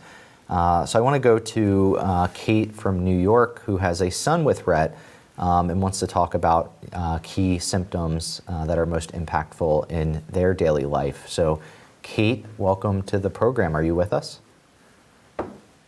Yes. Hi. I am calling in to discuss my son, Colin. Yes. Who has Rett syndrome. And for the first 20 months of his life, he met all of his developmental milestones with the exception of speech. He's never been able to use his voice that way. But then he suffered a dramatic regression stage in which he was sort of pulled inside himself, for lack of a better way to put it. And now, after years of struggling to get an accurate diagnosis, we found out he had Rett syndrome at the age of 6. Okay. When they ordered genetic testing, finally. So he's turning 14 next week now. And Rett syndrome has impacted his life in immeasurable ways, as every other family here has also said. He struggles with GI issues, mood dysregulation, self-injurious behavior, which is probably the number one stressor for my family. To see him, because we just love him so much, and to see him do that is it's indescribable, to be honest. And we all move quickly to try to prevent it at all times. So we all live sort of in a hyper alert state. And Kate, do you mind just helping me understand, when you say self-injurious, is that just putting himself in dangerous situations or actually something more, direct that he's doing to himself? He only does it one way. Okay. When he becomes frustrated, or if he's trying to indicate that he's in pain, he takes his little hand and he, like the ball of his fist, and he hits above his eyebrow. It's always the same spot. Okay. And we've tried numerous helmets and different things, and he'll stop if I put my hand there because he doesn't want to it's hard for him to stop, but with great effort, he stops. He only seems to want to do it to himself. Now, I don't know if that's, we've had behaviorists look into it. We've tried many things, helmets, everything. And sometimes I think it's mostly communicative in nature. Sometimes it's pain related. Sometimes he's just tired. Sometimes it's sensory seeking. So it's a complex issue, but it is an issue that has really altered everything in our family's life. And you mentioned that he does it. Most importantly, his life. Please go ahead, Kate. Sorry. It's mostly because we see it kills us to see him suffer like that. It's really hard. There's just no way to describe it.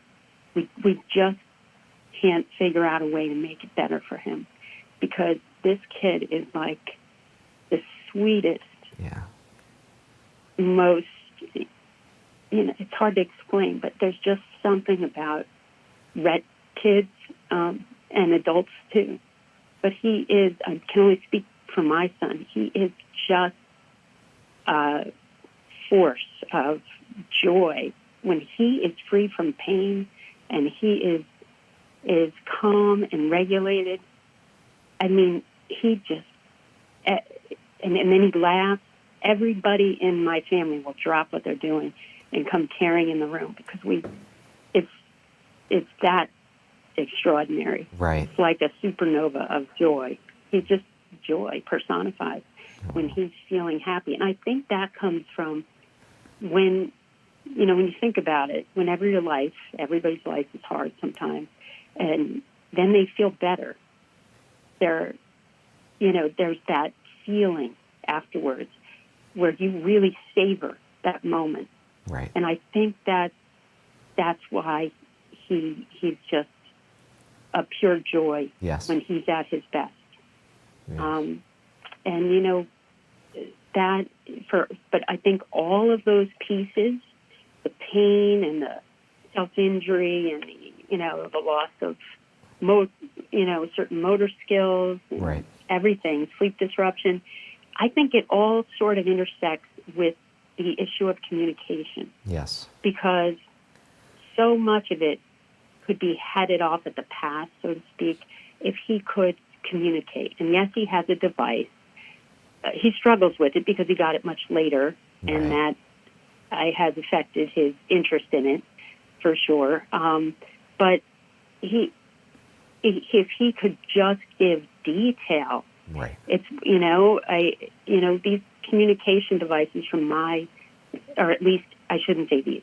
His use of the communication device is pretty rudimentary, despite monumental efforts.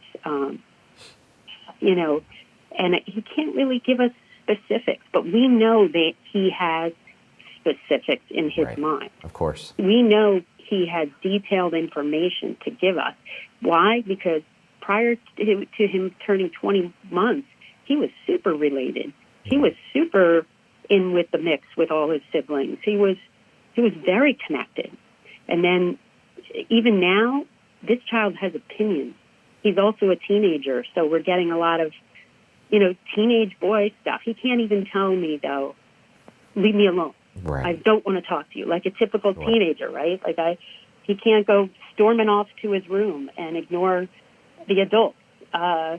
He can't, there's so many things that communication affects. No, and it really, I think you've really helped put that into context. I also just want to thank you for sharing Colin's, experiences, both the very high highs that he and you all experience with him, as well as, those really worrying moments with the self-injurious kind of behaviors. So thank you so much for sharing that. I want to bring in another caller that we have, talking again about some of these different health concerns that you as caregivers have for your loved ones. We have Bill from Illinois, who has a daughter who's very severely immunocompromised. So I want to bring Bill into this, welcome him to the program. Bill, are you with us? I am. Thank you for bringing me on. A little background on myself before I get into all this. My name is Bill Landrum. I am a blind athlete, so I have no vision. And so caring for my Rett daughter has its own set of complexities beyond just the condition. Yes. So my daughter Elsa is 4 years old. She has really every classic symptom that you can imagine for Rett syndrome. She is of the atypical variety with the FOXG1 mutation. She is non-ambulatory, nonverbal, has extensive seizures, and is severely immunocompromised. Give you an example. Last March, she came up with a exotic rare virus that they don't even have a listing for. And it put her in a coma for 6 days, kept her in a severe state of epilepticus. Upon coming out of the coma, it immediately threw her into a second regression, reversing all progress that was made after the first regression. Mm-hmm.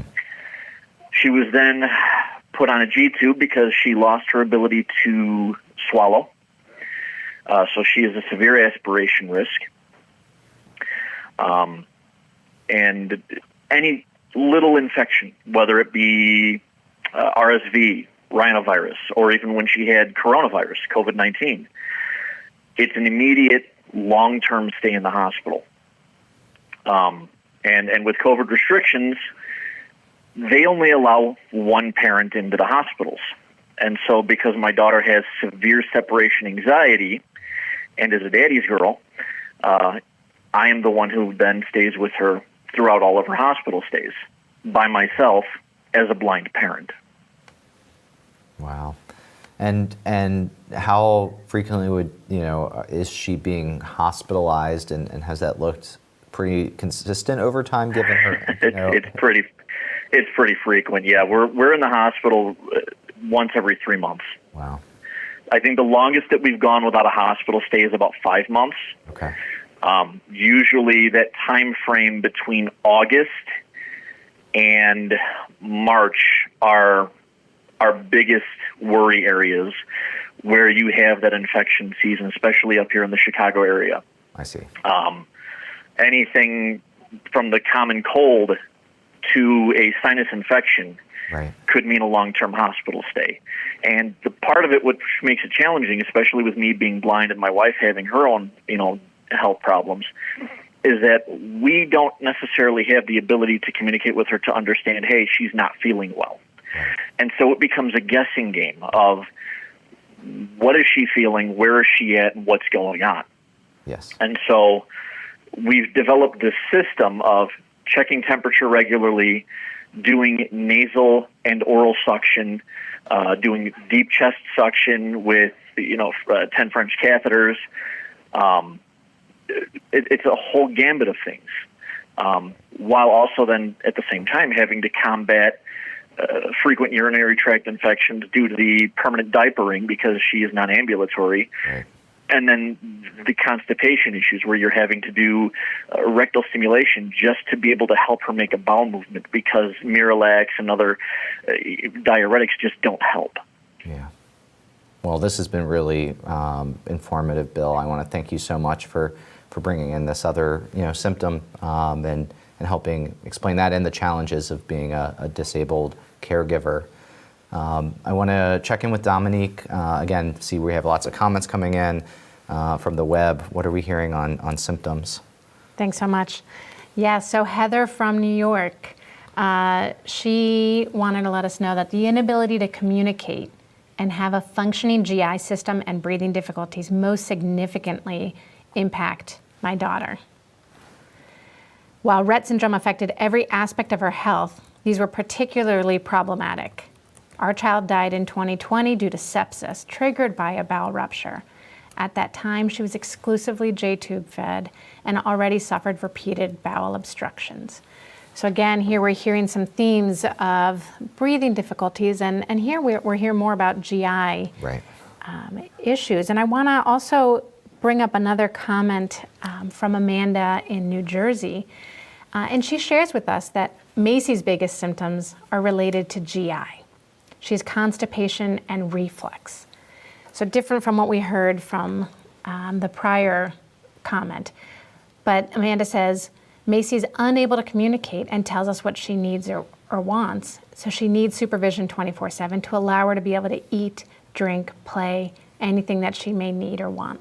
Sure. Again, thank you so much. This is really helping round out the conversation that we're having today about this broad range of symptoms. So I want to broaden the discussion.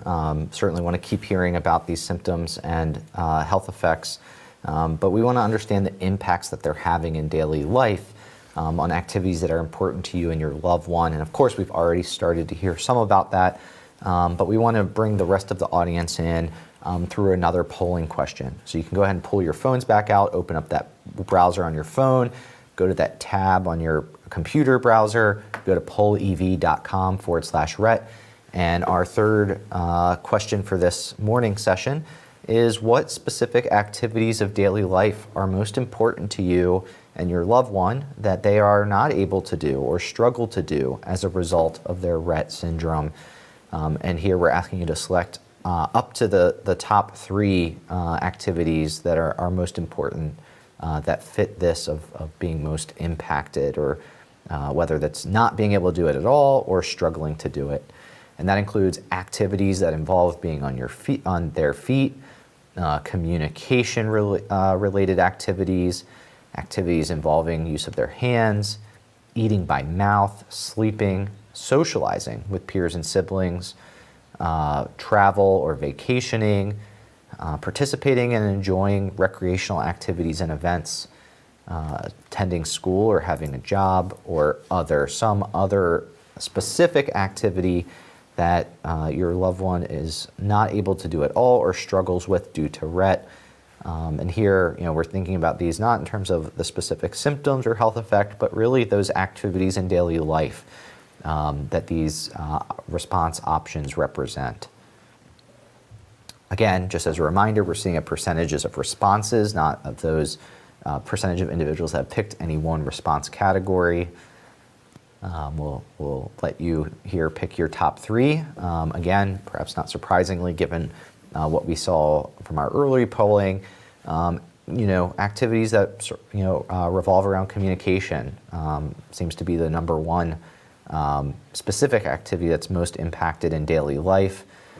We see kind of at number 2, pretty close, both activities that involve using their hands and socialization, activities with peers and siblings, which I think we already have heard a little bit about, can be communication related, but also, may be related to other symptoms, may make socialization more difficult. And again, we're seeing every single one of these different options in somebody's top 3. So we want to hear about these range of different impacts in daily life, and try to understand, maybe it's not a single symptom, but this could be multiple symptoms, driving these impacts in daily life. So I want to start this conversation with our Zoom panel here. And Ushri, maybe you can start us off, as you were looking at that polling question, what would you say is the top impact or a couple of top impacts in daily life? Well, thank you for that. This is about patient perspective. So I do want to say that Kalika thought she was FaceTiming with Monica and Dominique, and she said hello. And she said Dr. Marsh did a great job. So I'll begin there. She's obviously been saying that through her device and has been watching most of this. Right now, she's watching Sesame Street, I won't lie. But I did want to center my daughter and make sure that she was visible. This is the force of nature right here, Kalika, my 6-year-old daughter. And we learn so much from her every single day. And I've gone back and forth about the whole idea of symptoms. And I think what is most salient for me is that what is most critical varies from hour to hour.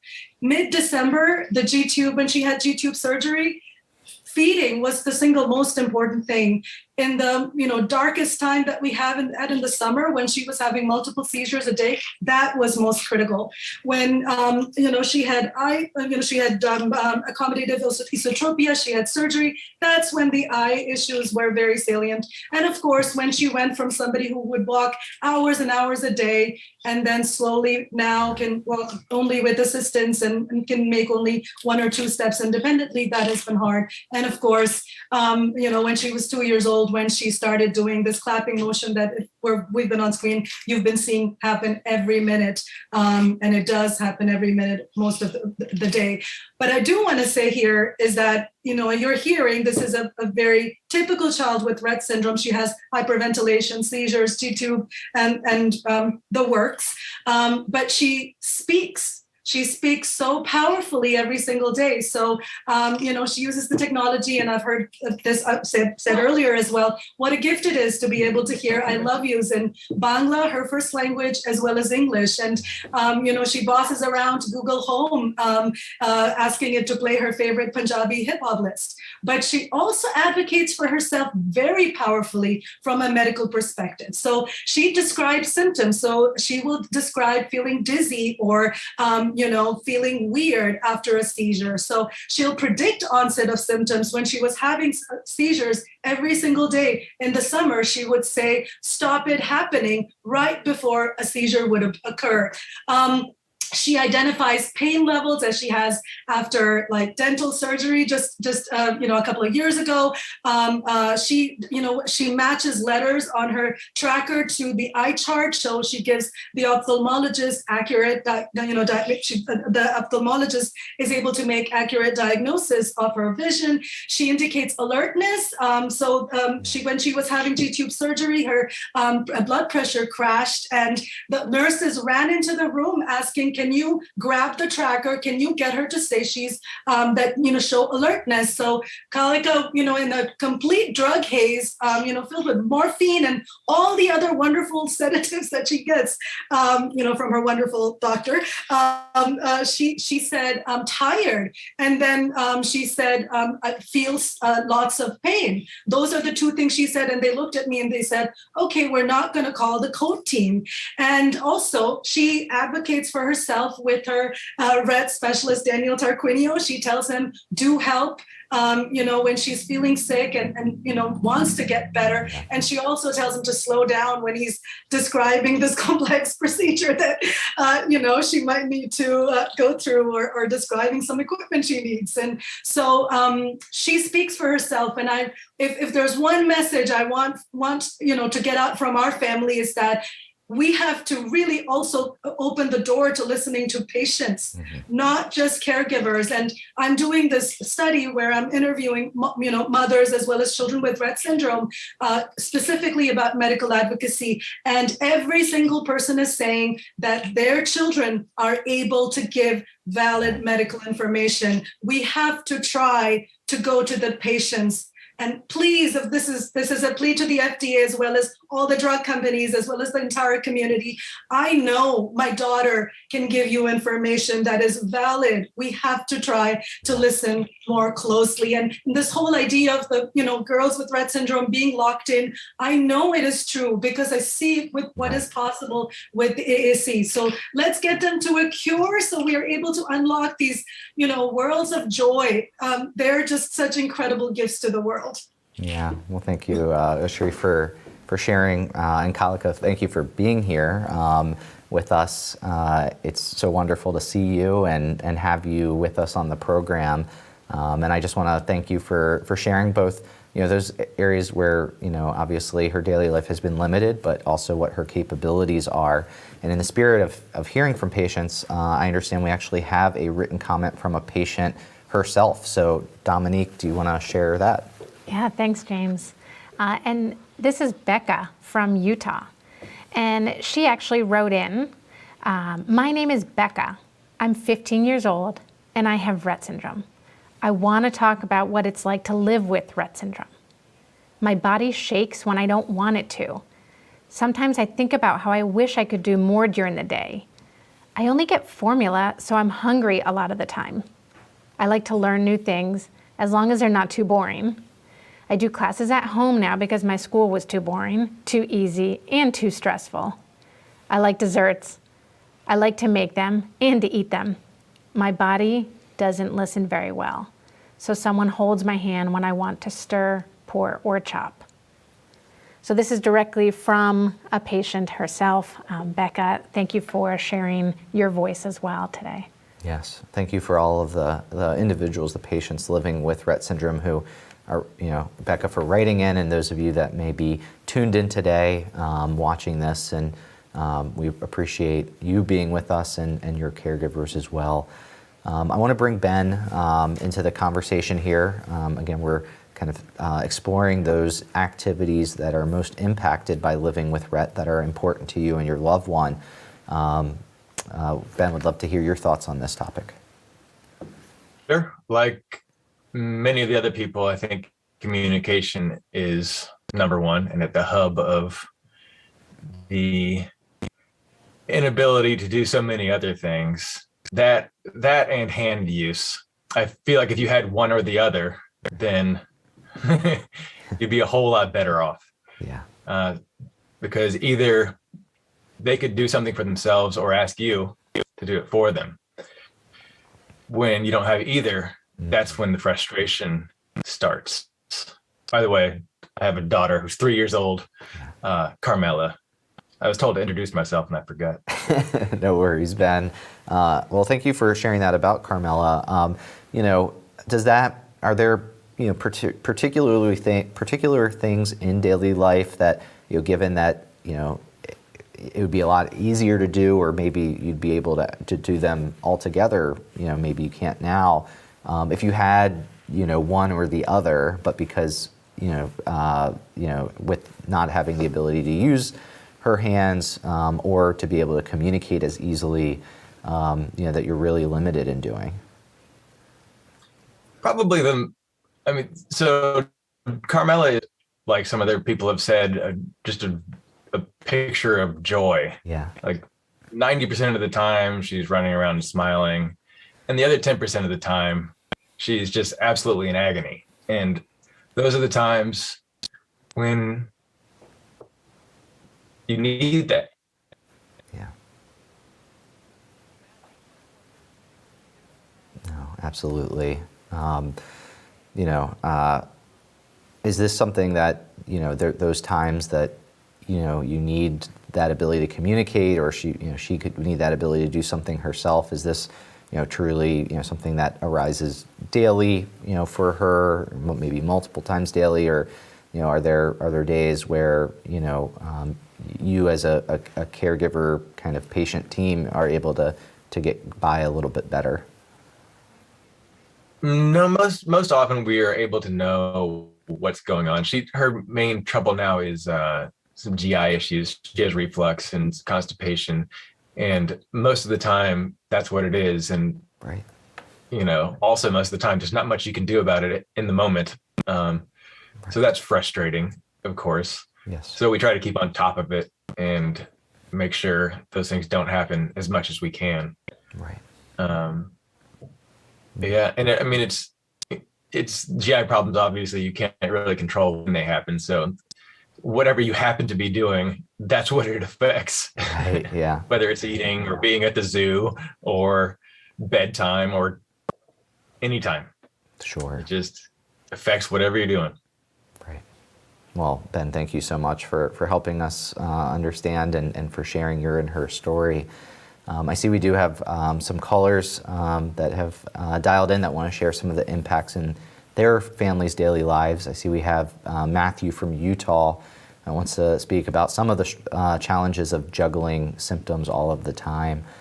So Matthew, welcome to the program. Are you with us? I am. Thank you so much. Well, would love to so hear your story. Our daughter is named Lucy. Yes. Her name is Lucy. She's 14. Just turned 14 last Saturday, so birthday girl.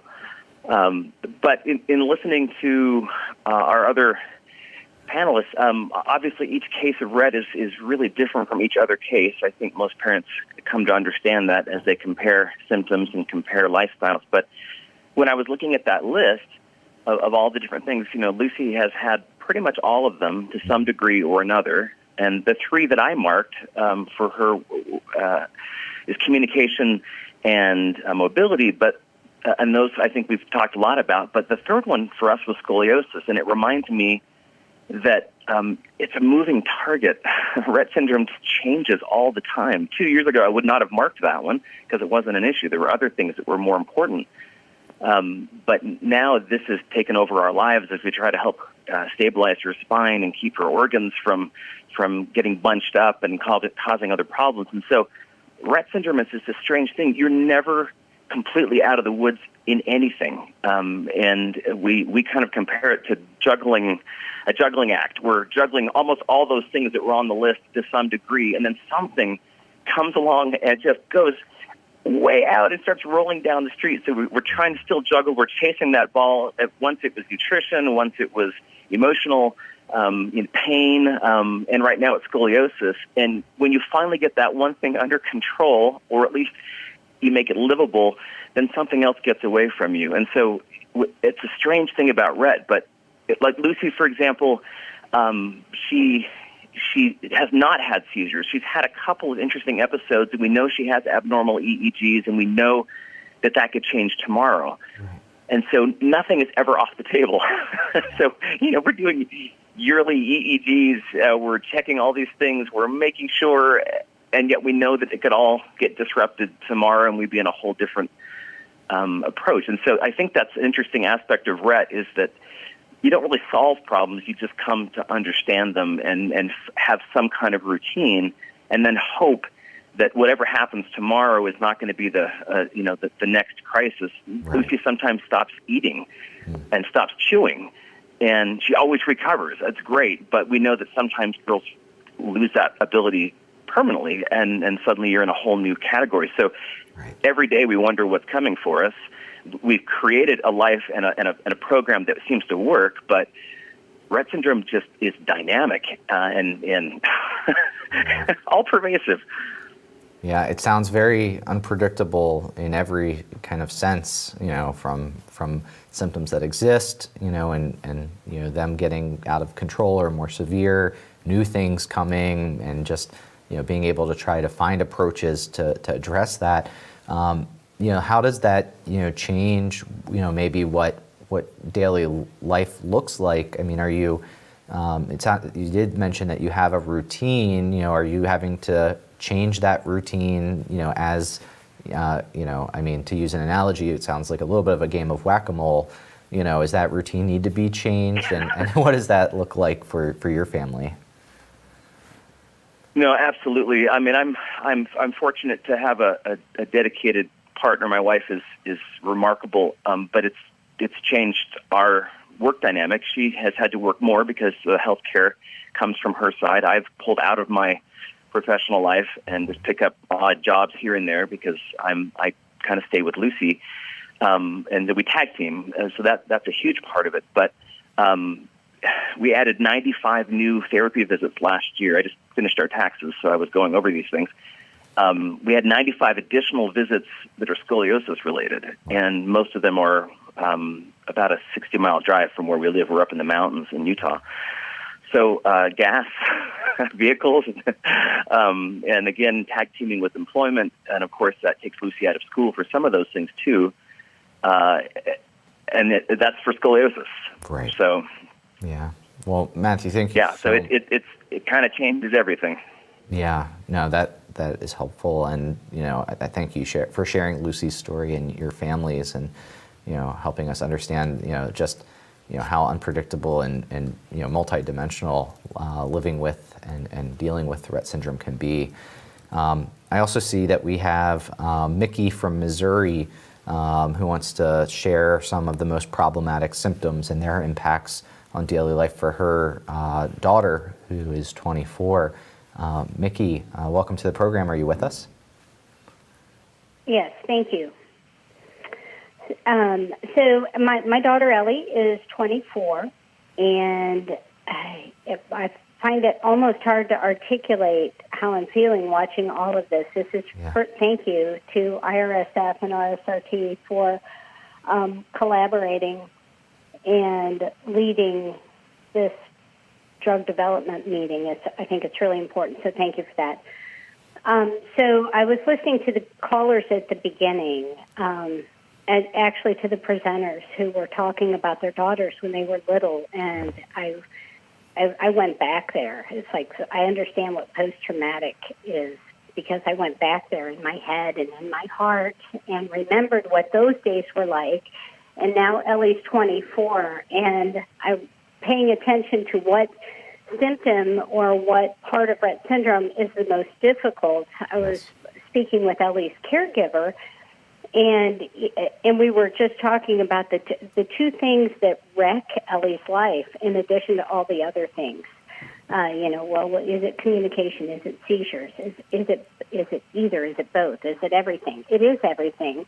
What if we were able to fix communication a little bit? Ellie still had seizures. The seizure medication absolutely squashes her personality and her ability to enjoy life. So even if she had communication, that would still be a problem. Likewise, if we were able to stop seizures, she still can't communicate. So it's all intertwined. But I think what I wanted to say is the main thing is that all of these symptoms, all of them, I checked almost every single thing on the list. They are all so intertwined. I've spent 75% of Ellie's life trying to convince the world that she is worthy of being a player, that she is in there, that she is worthy of all the things that we all receive and do in life. Yeah. And I spend the other 25% speaking with doctors and with funding sources, convincing them that she's not a player. She's merely a spectator who needs extreme help because she can't really participate. And this is the effects of Rett syndrome. So I lead a double life, and so does Ellie. Sometimes we have to focus on what she can do, and sometimes we focus on what she can't do. And the truth is, it's just all intertwined, and I think I just wanted to share that I think that fixing any one aspect could possibly help all the other aspects. Right. Wow. Mickey, thank you so much for sharing. I think you've highlighted a couple of really key themes of things that we've been hearing now over the course of this session on just how interrelated so many of these symptoms are, but also that there really is, this need to focus both on, the things that are troublesome, but also, maximize and focus on, the areas where your children, do have capabilities and can thrive. And I know we've heard that from a number of speakers. I see, many more comments coming in from the web, so I want to, again, check in with Dominique on that. Thanks, James. So I'm going to read a comment from Radhika in Mumbai. Sleep deprivation is a major issue faced by my daughter, Urvi, who's 6 years old now. Since the day she was born, along with acute constipation and severe bruxism, or teeth grinding. She has even sharpened her teeth now with that bruxism all day. She has random seizure episodes and then vomits after her seizures. She stops breathing at that time.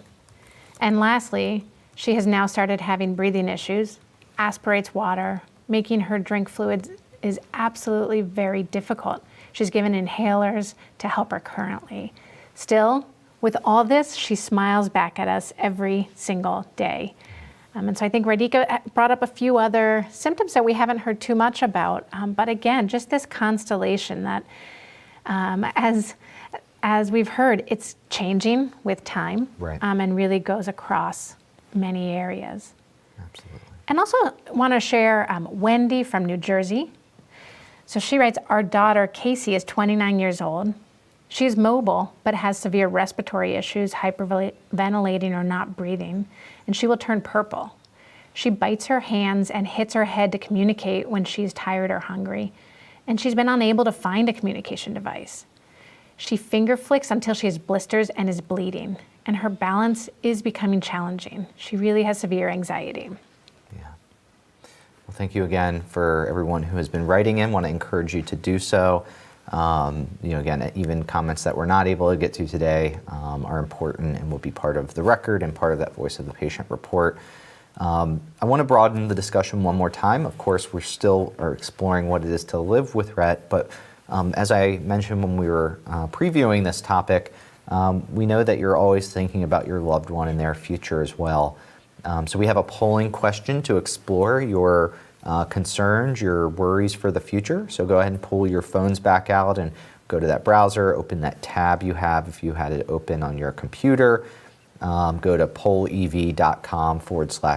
And we're going to go ahead and get to our last polling question of this morning's session, which is what worries you most about your loved one's condition in the future? And again, this is a type of question where you can pick up to 3 of your top worries. The options here are: who will care for my child when I am no longer able to? Vulnerability, the stress of not knowing how Rett syndrome will progress, long-term effects of seizures and medications, having uncontrolled seizures and status epilepticus, worsening mobility, movement and balance problems, regular colds, viruses frequently leading to hospitalizations, worsening nutrition issues, chronic infections, premature mortality, including sudden and unexpected death, financial stability for your family and your loved one with Rett, or some other worry that you have for your loved ones and their condition in the future, that it represents a top 3 worry. It's not represented on this slide.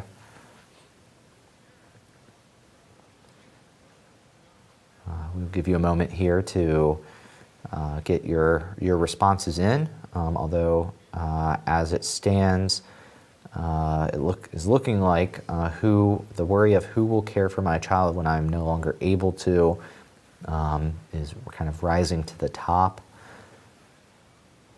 We're seeing premature mortality and stress of not knowing how Rett syndrome will progress.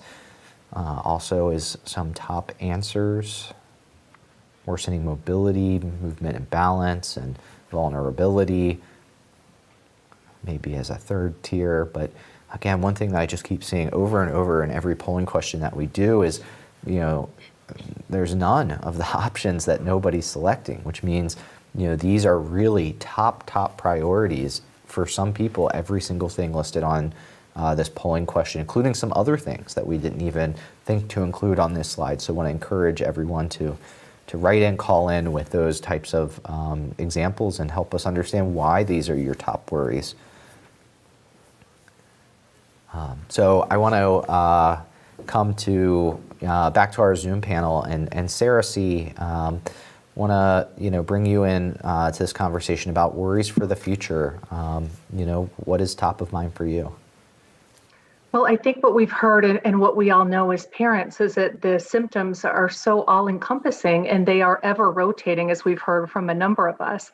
And so you worry who else would dedicate their life to dealing with this ever rotating constellation of things and finding the appropriate care. And what does that even mean? How could you possibly replace yourself for 24 hours all the time, year after year? And as we know as parents and caregivers, that the care of our children is really all-consuming. It's impossible to do other things. It's just one thing leads to the next, and then a symptom might pop out that's just suddenly completely debilitating or destabilizing in some way and requires complete reorganization of everything. So of course you worry about how is that going to happen? Who's going to be able to pay for it? How could you ever replace yourself? And what if your child ends up in a facility, which is obviously for some of us a worse nightmare? And what about those behavioral screaming events or whatnot that might be pain? Would that be misinterpreted? Would your child just be given sedatives just so it makes it easier? Would they be given access to the outdoors? That's something my daughter really enjoys, but I know how hard it is to do. so I worry, would someone else be committed enough to do that and expose her to all of those experiences that we try our best to? Right. And Sarah, is this, something just in terms of, this worry, is this a long-term worry that you have, or is this a worry that, you feel that there might be some time in the more immediate future, where something like that would need to be considered? Well, hopefully long-term, right? But I'm a physician, so I actually see bad things happen all the time, and I realize how fragile things really are. Right now, if I were to die in my sleep, Kate would just be in her bed, and who would come over to, how long would that take before she was discovered if my husband was out of town or what have you? I mean, it's hideous to think of, but this is, something that we live with all the time. Absolutely. Thank you so much, Sarah, for sharing that. I know it's a difficult thing to share those worries for the future. And Ushri, I believe you also wanted to add something here to this discussion of worries for the future. What is top of mind for you? Well, Sarah covered so much of my own fears. Since Kalika's diagnosis, I think I've spent too much time feeling the terror of mortality of 3 people. Kalika, myself, and my husband. So imagine spending your everyday feeling this dark cloud hanging over yourself, having all those kinds of questions that Sarah articulated, and the fears and the kinds of scenarios that, occupy me when I'm not occupied by Rett syndrome constantly. And of course, the pandemic has added another layer of fear, because you're constantly thinking about mortality, and we're in our 40s, the 2 of us, and it's not as if we can easily escape COVID. It's all around us, and so and of course all around her as well. And so I think the pandemic has been particularly terrifying for that reason. And I want to say that, again, going back to what Kalika says, she was 5.5 last summer when she was having seizures, and I remember her one day saying, "Sick of pain." And the fact that something so profound and mature can come from her, and that she feels so much pain only at the age of 5. I'm terrified as symptoms worsen, because I've seen them happen over time, what she's going to experience down the road. And of course, I'd love to be there to hold her hand through it, but I cannot guarantee mortality. We need the cure. We need better treatments for all of us. Thank you. No, thank you. Dimitri, I saw you nodding your head both when Sarah and Ushri there were speaking. Is there anything you'd like to add? So I obviously agree with a lot of stuff that they mentioned. Also, Lara, for example, she's now 12. And she had some of the symptoms everybody mentioned to some degree. But of course, we'll know symptoms become worse over the years. So she started having scoliosis, her GI issues started becoming worse. We are certainly worried that she is now entering puberty age, and that's the age when further regressions are possible. So we're pretty worried that all of the symptoms can become worse. And as other participants mentioned, juggling them is incredibly hard. We need to talk to her school to make sure that she's treated well for she's in the right position in school, that she's taken to the bathroom on time. Like, all of these issues are not straightforward, and the older we become, the harder they are. So both my wife and I are slightly above 50, and we're thinking how we're going to be able to handle it in 10 years. Now I can lift Lara, my wife cannot lift Lara. And we had an evidence that when we leave for even a short period of time, things just become much worse. My wife and I went away for about a week, and Lara stayed with very close people, with grandparents and with her nanny. And we came back after a week. She was sick. Her GI issues were worse. So it was quick and painful evidence that leaving her without us is just not an option. I don't know if it's an option for me to live until 150, but definitely, hopefully the cure can be discovered before that issue needs to be solved. Sure. Thank you so much, Dimitri. I see we have a phone caller, Hollis from South Carolina.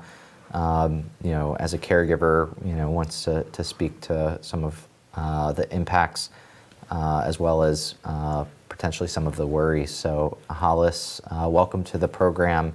Are you with us? Yeah, I'm here. Can you hear me okay? We can hear you loud and clear. Great. Well, thank you for having me. My daughter is Michaela. She is 9 and has Rett syndrome. And, whenever I have a chance, I like to try to encourage folks to remember that, our daughters can sense when we are stressed and when we are exhausted and frustrated. And so it's, to me, something that I struggle with, but we have to remember that it's okay to take care of ourselves. We've got to rejuvenate somehow. We've got to find ways to let other people help us.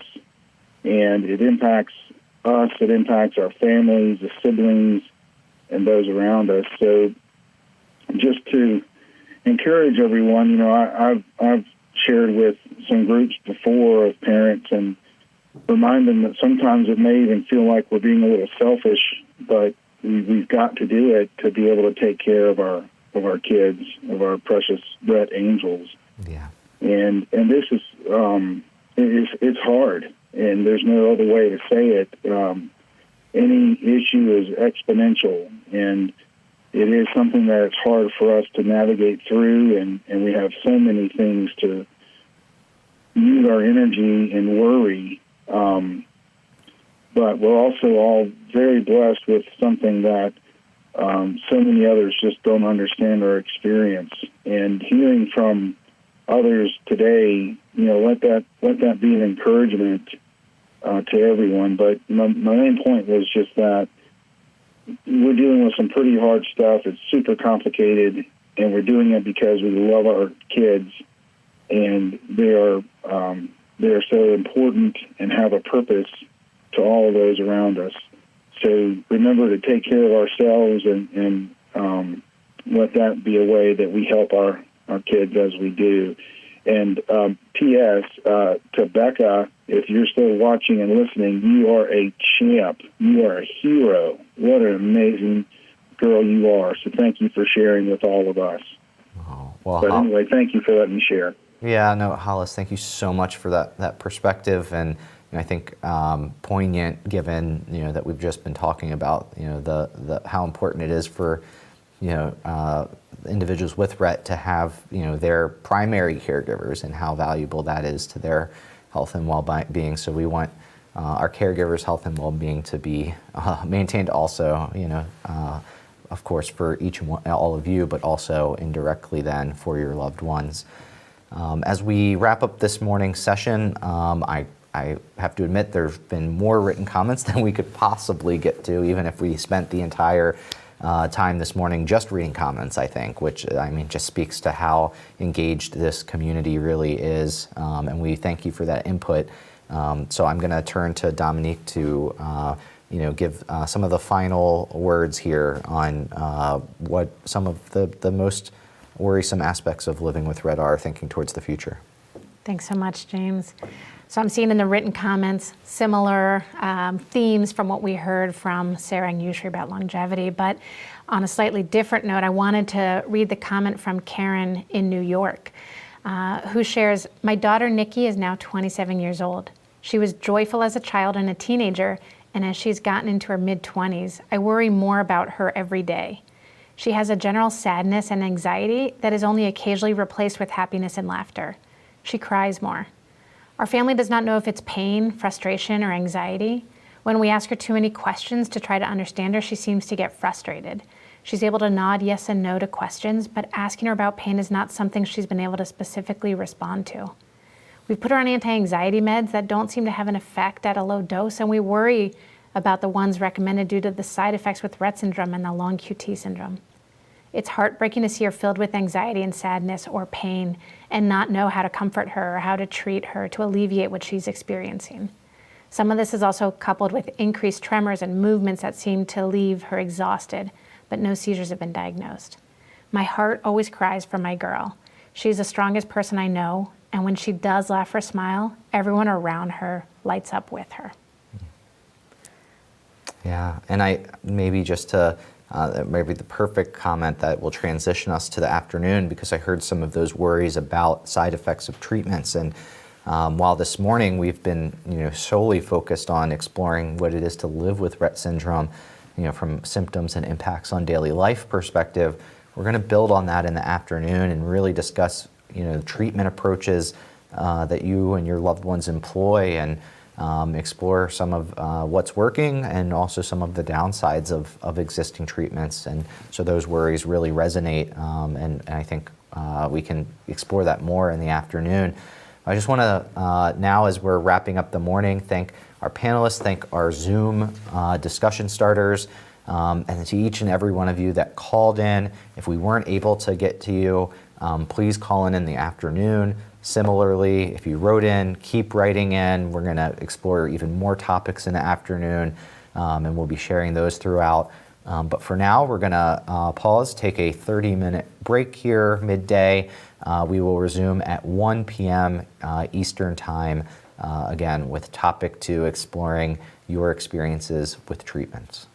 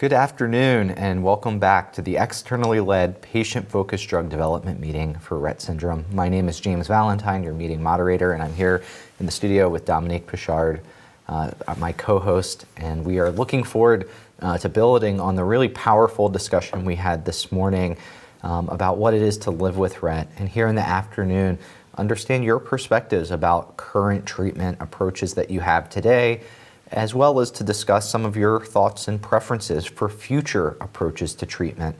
So if we can call up our discussion questions for this afternoon session, these are some of the questions that we want to explore with all of you this afternoon to help understand your experiences and preferences around treatments. So we're going to be asking you to help describe what you are currently doing to help manage your loved one's Rett syndrome symptoms. So we want to understand the range of different treatments and other management strategies, really in a broad sense, everything from drug treatment, kind of medication treatment approaches, to other medical procedures and medical approaches, as well as more broadly think about treatments in terms of more holistic or non-traditional treatment approaches, but even things that you might do in daily life just to make living with Rett syndrome a little bit easier, lifestyle modifications and the like. So thinking about all of these different strategies that you employ, we're going to ask you, how well do those treatments treat the most significant symptoms and health effects of Rett syndrome, all of those things we've learned so much about in the morning from you. We're going to also, in addition to understanding how well those treatments work, we want to understand what are the most significant downsides to your loved one with regard to the current treatments that they have, and how do those downsides of current treatments affect your loved one's daily life. And then once we've explored the current approaches to treatment that you all have at your disposal and have experience with, we are going to look towards the future. And while we all certainly want a cure for Rett, our question for you is, short of that cure, what specific things would you look for in a future treatment for Rett syndrome? Another way to think about this is, what factors would be important to you in deciding whether to use a new treatment that might come along for Rett syndrome? So to get us started on this topic of current and future approaches to treatment, we have a panel of caregivers who will be sharing their and their loved ones' treatment experiences. We have Leslie, AJ, Heidi, Jennifer, and Leslie. So Leslie, take it away. My name is Leslie, and my husband and I live in Freehold, New Jersey with our daughter Heather, who has Rett syndrome. Heather had normal infant development for about a year, and we noticed that she stopped playing patty cake or peekaboo and began almost constant crying, screaming, teeth grinding, and biting her hands. She never spoke her first word. Doctors were not too concerned and told us to just be patient. After several specialists and extensive testing, it was suggested we find a school for autistic children, continue therapies. Preschool wasn't mandated for handicapped children at the time, and getting the appropriate education and therapy was not easy. At 2.5, we were able to enroll her in an early intervention program, and with in-home physical and occupational therapy, she did begin walking. But hyperventilating, breath holding, and hand-to-mouth movements became constant. She struggled to play with her toys or pick up her food. In spite of adaptive equipment and toys, no amount of therapy seemed to help. At the same time, we started noticing blank staring spells, and we began treating seizures. We had given up trying to find a name for her difficulties, but at around 10 years old, while searching for seizure control, a med student mentioned Rett syndrome. He lent us a book, and with information we found the Rett Syndrome Association, and we finally knew what we were dealing with.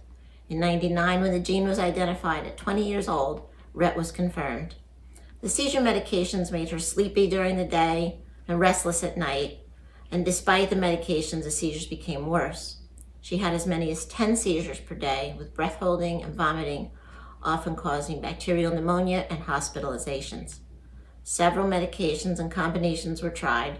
Most either made her sleepy or agitated, or she would develop a rash, but none eliminated the seizures. Last May, we had a VNS device implanted. Now with 2 medications and the VNS, she may have only 2 or 3 seizures a day. usually shorter duration than before, but occasionally the seizure may last 30 or 40 minutes, and the VNS does not stop them. If that happens at her day program or school, they need to call 911, take her to the ER for additional rescue medications. So far, we've not had to increase or change the medications at home since adding the device, and hope to someday lower them so to reduce this daytime sleepiness. At 10, with the new Rett diagnosis and increased seizures and the bleak literature that was presented at the time, her school was not equipped to manage her needs, and we had to find a new school. Leg braces helped her walking. Arm braces quieted her hands. Scoliosis progressed and added to her struggle to keep her balance. An uncomfortable back brace didn't help, and by age 14, spinal fusion surgery was in her future. She was not strong enough for surgery at the time, and a G-tube was placed for extra nutrition. A year later, when surgery was finally done, they were not able to correct it all the way, and she still remains quite curved. After the surgery, she was able to walk short distances with assistance, but slowly began to lose strength and couldn't stand anymore. A specially modified wheelchair in full time, a hospital bed. We built a ramp to our house and purchased a ramp van for transportation. Lifting was difficult, so a ceiling lift was installed over her bed. When she was young, her only means of communication were screaming, crying, facial expressions, and behaviors. She couldn't even tell us when she had dislocated her shoulder. But she was usually happy and enjoyed school and activities. The screaming, biting, and teeth grinding have stopped a long time ago, and today she's quite quiet and doesn't respond to much going on around her, seldom smiles. Heather will be 43 years old in March. She does not have the great appetite she used to and lost almost 10 pounds in the last 2 years in spite of the additional nutrition. She's not had many colds or flus, etc., but her seizures are still a daily battle, leaving her sleepy most of the day. She does attend a medical day program 2 days a week, where she receives PT, OT, speech therapy, and dental visits, as well as fun and educational activities. Her good days are few and far between now, but when she's alert, she enjoys the activities at the program, going to dinner, bike rides or walks, vacations including Bermuda cruise and road trips in our RV. We recently built a separate accessible suite onto our home and hope to find some in-home help for her independence and a break for our attending to her 24/7. Our hope for her is to effectively treat the seizures so she can feel good and enjoy life. With more good days, we hope that some communication might be possible, even if only facial expressions. We miss her big smile. Hi, I'm AJ. I'm from Wilton, Connecticut. My daughter is 11 and she has Rett syndrome. We dream every single day about what her life would be like, what she would be able to accomplish if she didn't have Rett syndrome. It's why we have explored every medicine and treatment we could possibly find to help her lead her best life. It's why when she was 3, we flew across the country to meet with a ophthalmologist who claimed to know how to address some of her processing issues. He prescribed her prism glasses and some aggressive 30 minutes a day of therapy in order to help. Ultimately, I do think it had some positive benefit because today she can still rake some food with her hands and hold a pom-pom for a few seconds. It's why at age 4, she met with a homeopathic doctor who prescribed her a litany of vitamins and supplements, costing hundreds of dollars a month, in order to help maybe ease her GI issues, address her anxiety, or just keep her bones strong. And we didn't see any positive benefits from that, but as long as she was willing to tolerate it, we would keep her on them. She's now no longer on any of them, and we have no idea if it did any good at all. It's why at age 5, she was prescribed a number of different seizure medications to address her sudden increase in seizure activity. Each powerful anticonvulsant came with its own side effects, and none of them stopped her seizures for long. We've since come to wonder if they were really seizures at all or some kind of other episodes really specific to Rett syndrome. But in the midst of that period of her life, we would have tried anything to give her some relief because she was incapable of attending school safely. She had to be close to her rescue medication at all times. We had to administer CPR a number of times just to make sure that she'd still be with us today. It's why at age 6, we enrolled her in a clinical trial in hopes of her being amongst the first people in the world to receive some kind of treatment for Rett syndrome. We had no idea what the drug was, what side effects it might be. We just knew we needed some relief. Ultimately, we didn't see any benefits from being in that trial. She didn't improve in any way, shape, or form. We may have been on the placebo, but either way, we're all grateful that we were a part of it because we did help push the science forward. It's why at age 7, under the guidance of a doctor, we put her on some neurotropic medications to help address her continued seizure activity, her lack of appetite, which was later diagnosed as failure to thrive, and her sudden unease about social situations. I had never imagined I'd be administering these kinds of drugs to my daughter, to my kid. It was scary. We didn't know what the long-term impacts might be, but we were desperate and we needed something, and it was the only thing that somebody would tell us might help. Luckily, it did. She's in a much better place now because of the risk that we took then.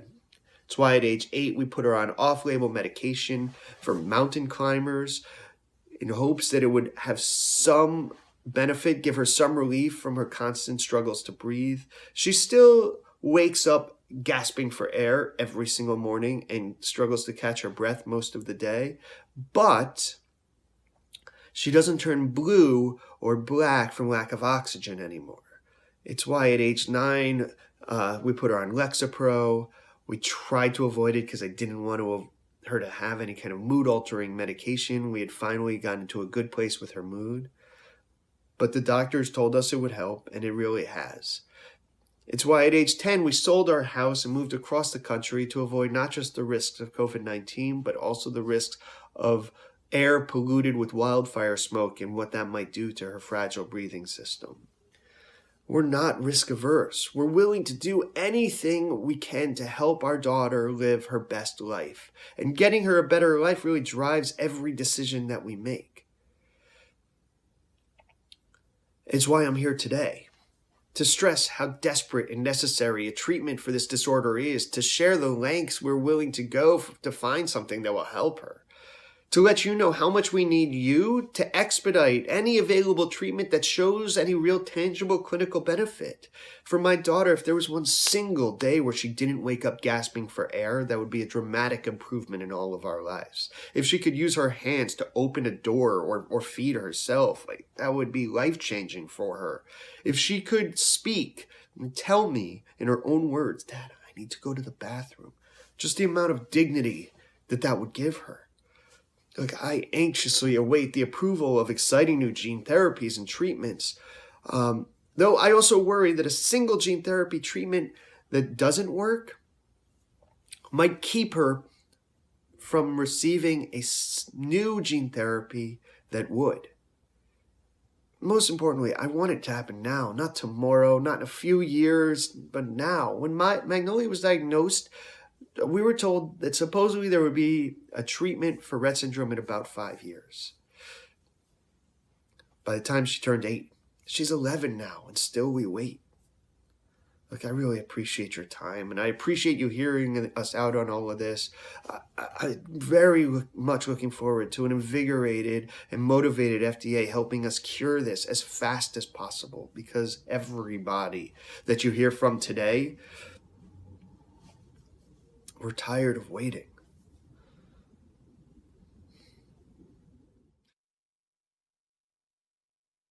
Hello, my name is Heidi, and I live in Los Angeles, California. My 16-year-old daughter, Hannah, has Rett syndrome. Hannah was born seemingly healthy, and at age 2, spoke as many words as her peers. However, we soon saw her progression stall and then backslide. After a year and a half of different tests and multiple doctor appointments, she was diagnosed with Rett syndrome at age 3.5. At that time, we had heard that dextromethorphan, a key ingredient in cough syrup, was being tested in Rett. We couldn't understand how it would work, but as it was an over-the-counter and safe drug, we decided to try it. We were desperate as we were watching in horror as our daughter, also terrified, was rapidly losing skills. We began to give her a pediatric dose of Delcium every night. After several months of no improvement, we decided to discontinue. At the time of Hannah's diagnosis, she began a cycle of breath holding followed by fast breathing. This accompanied by extreme anxiety. The doctor prescribed Lexapro. Over time, we noticed it wasn't helping, so we discontinued it. At around 4 years old, Hannah started exhibiting aggressive behaviors that over the next several years became increasingly worse. She would grab, scratch, and pull hair. We thought the aggression was behavioral because she was frustrated with being unable to communicate. But she also seemed to be in pain. For some time, we'd been treating her chronic constipation with fish oil, magnesium, and stool softener as needed. But now her stomach was becoming increasingly bloated. I took her to a GI doctor. I was told that since she had Rett, it must be from swallowing air. I took her to several other doctors who all said the same thing and to give her Miralax. That only made her more bloated, and they had no other suggestions for me. At the same time, I also took Hannah to a psychiatrist who said she needed more intense psychiatric intervention for her anxiety and aggression. He prescribed Risperdal. It was horrible. Hannah was confused, dizzy, and began to drool, but still agitated. We had discontinued it after 2 weeks. The side effects vanished, except for the drooling, which lasted 2 years. I started doing my own research and came to the conclusion that Hannah had SIBO, small intestinal bacterial overgrowth. I went back to the GI doctor and asked him if we could test her for it. He said the only way to do that would be to get her to drink sugar water and then blow into a tube. Hannah has never been able to blow out the candles on her birthday cake, so I knew that would not be an option. So I asked her to treat her for it empirically, and he agreed. Hannah took compounded doses of the medicine, a strong antibiotic, for 14 days. Afterwards, she was a new person. The bloating disappeared and she was happy. It was truly amazing. I was only sad that it had taken years to figure that out, since I had to diagnose her on my own. As Hannah has a slow digestive process, SIBO did come back about a year later, and now we have to treat her about every 6 months to keep it at bay. When Hannah was 8, we tried statins. We saw a noticeable improvement. She was more attentive and engaged, and if I held her hand steady, she was able to type using her right pointer finger. It was amazing. The first thing she typed with me was, "I can type." Unfortunately, her blood tests revealed that the statins were causing her liver issues, so we had to stop after just a month. More recently, we tried ketamine. I had heard anecdotal accounts of girls who had been given ketamine for dental treatments and woke up saying a word or two for short periods of time. So when Hannah had to have a dental procedure, I asked for ketamine. After she woke up, she said, "I love you" to me about 12 times. She only ever said this when prompted, and her articulation was unintelligible. But that day, she said it of her own volition and perfectly pronounced. It was heaven. With that encouraging response, we decided to try ketamine with her doctor. We had hoped that Hannah would speak, but that did not happen. But what we did notice was that Hannah started following some two-step directions, something she had never done before. She will bring her fork to the sink after eating. She will bring her pajamas to the laundry after we change her. She will go into the other room and get her cup, or to the cupboard and get her squeezy ball. These might be small things, but they give her a feeling of accomplishment. Hannah also started using her fork with much more accuracy. This has been so wonderful because with her increased independence with eating, she is less self-conscious when out at a restaurant. And she never used to be comfortable eating out, and her world was becoming so small. Now we can take her out with us when she feels good, and she enjoys it. Most of these treatments I've tried, I've researched by myself, and families all around the world are in the same boat.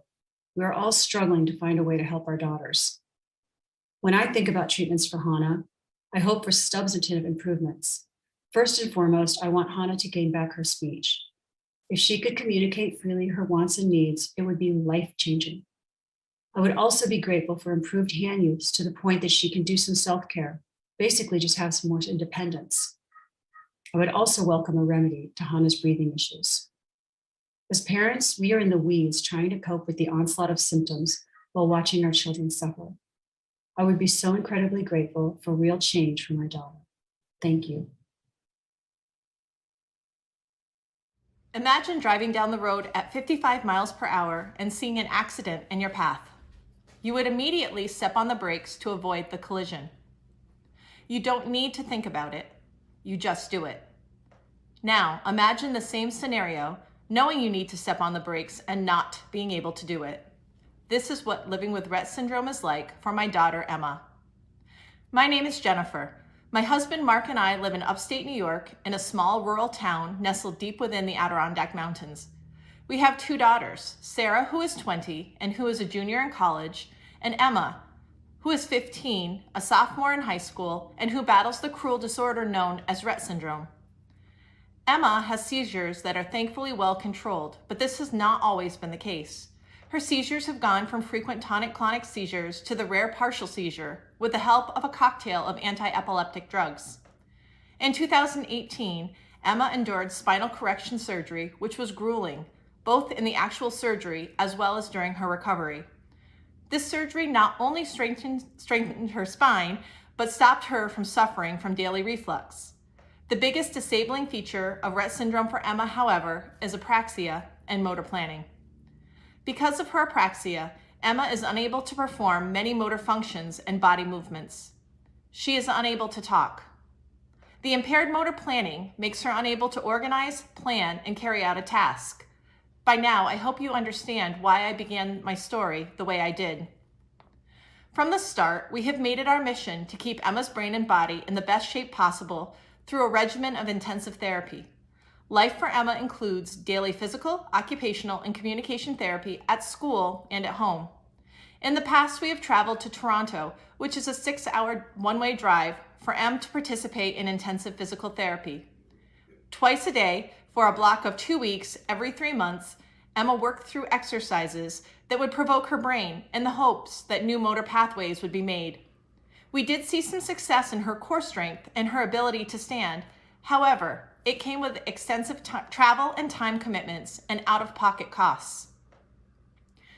Emma uses a Tobii eye gaze computer and works remotely with an assistive technology consultant in California, as well as with her special education teacher and occupational and speech therapist. At school, she is part of the general education program, taking grade-level courses in English and history.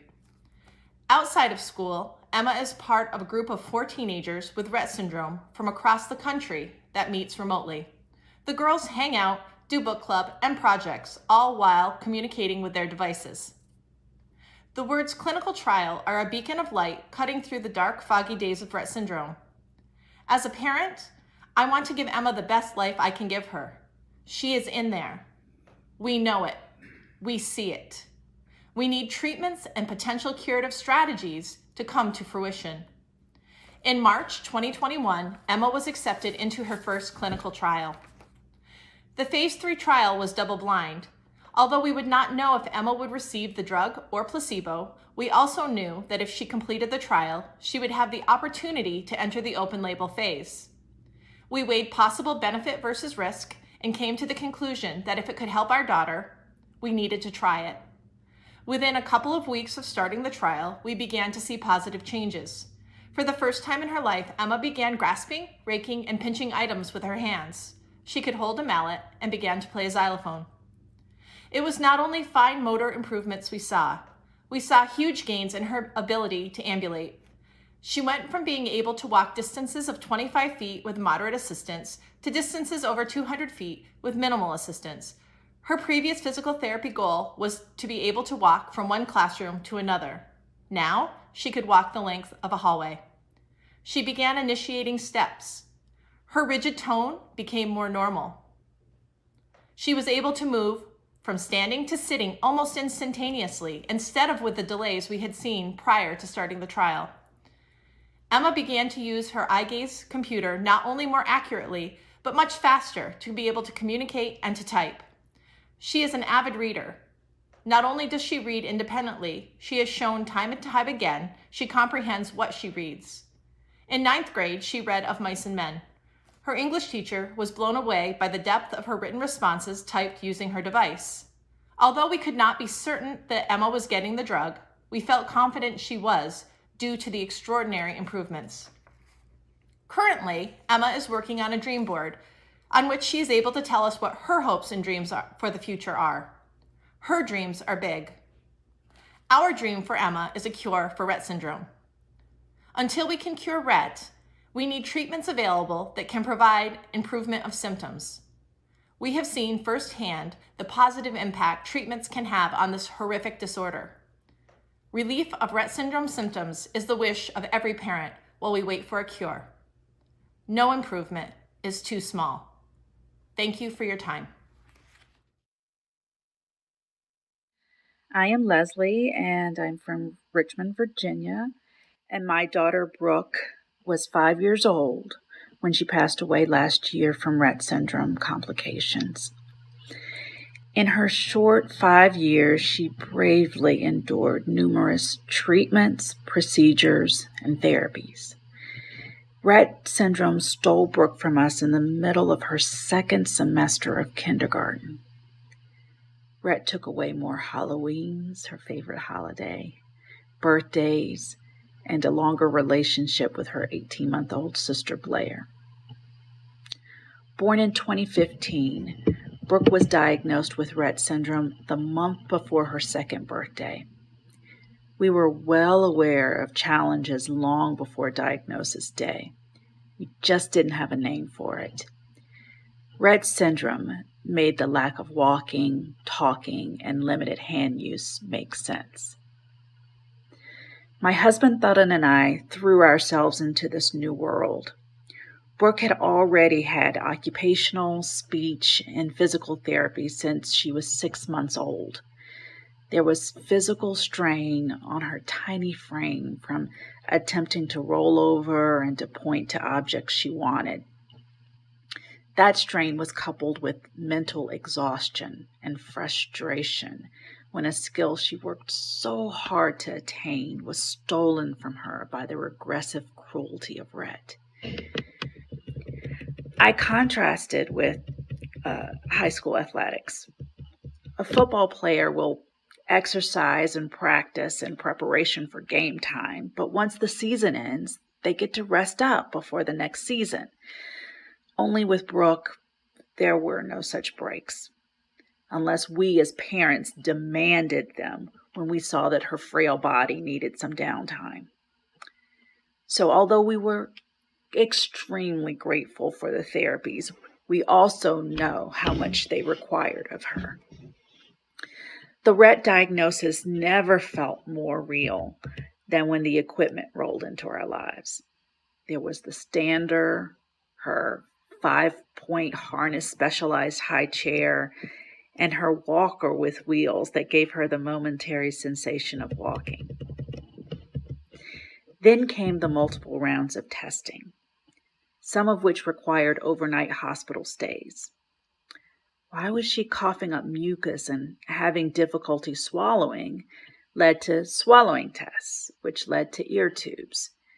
Why was she so exhausted in the mornings and seemingly could sleep all day led to multi-night hospitalizations for sleep studies, which led to a sleep apnea diagnosis by 4 years old and eventually a CPAP machine. Though the surgeries, studies, and hospitalizations aided her quality of life, they were not without cost. Brooke's warm and funny personality always shone through, even during the tough times. But there was one piece of equipment that unlocked a new world for her, the Tobii eye gaze device. We learned that she wanted to start Mommy Brooke sleepovers for a few months after Blair was born, and a few months later, she had had enough of them. We knew she liked school, up to a point. She told us when her food was yummy and when it wasn't. But it wasn't easy. We had trainings to learn how to use the Tobii device. It tired her out at times. It was slow, and that frustrated her. And when COVID brought about virtual kindergarten, staring at her laptop screen and the eye gaze device became tiring. We were always afraid that she would go to sleep and never wake up. And then on March 25th, the unimaginable actually happened. She was exhausted from yet another round of seizures, so she took a nap. And when we went to wake her up, we couldn't. Rett stole our Brooke from us all too soon. We look forward to a better day for others battling Rett syndrome.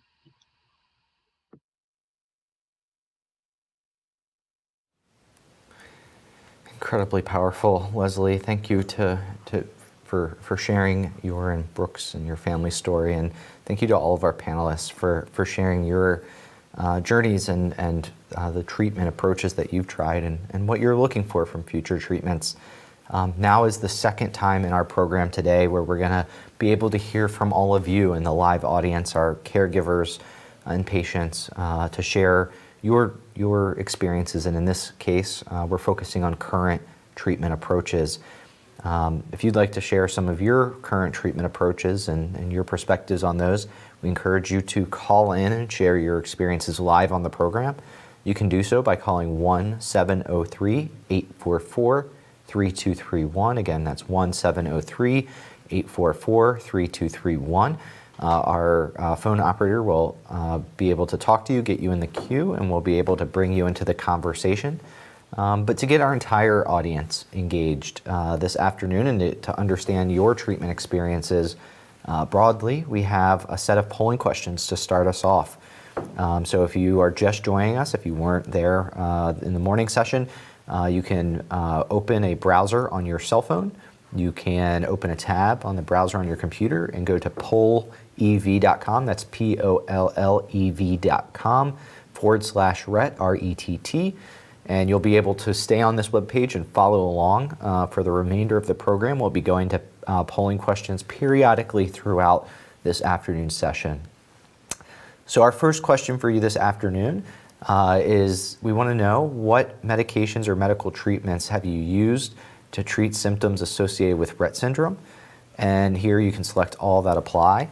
Your options here are cannabidiol or CBD or other cannabis supplements, the ketogenic diet or modified Atkins diet, anti-seizure meds, medications or supplements for sleep, anxiety or depression meds, meds for breathing abnormalities, supplements, medications or diet for GI health, supplements for growth and nutrition, medications or surgery for tense muscles, other surgery, medications for infections, bone density treatments, investigational medicines in clinical trials. We understand in conditions where you have an unmet need, participating in trials may be part of your actual treatment approach. And so we encourage those that have participated in trials to share their experiences.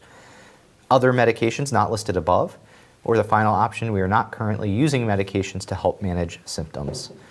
Again, you can select all that apply. As a reminder for our audience, where you're seeing polling questions that allow our audience to select more than one option. You're seeing a percentage of responses, not a percentage of people picking a response.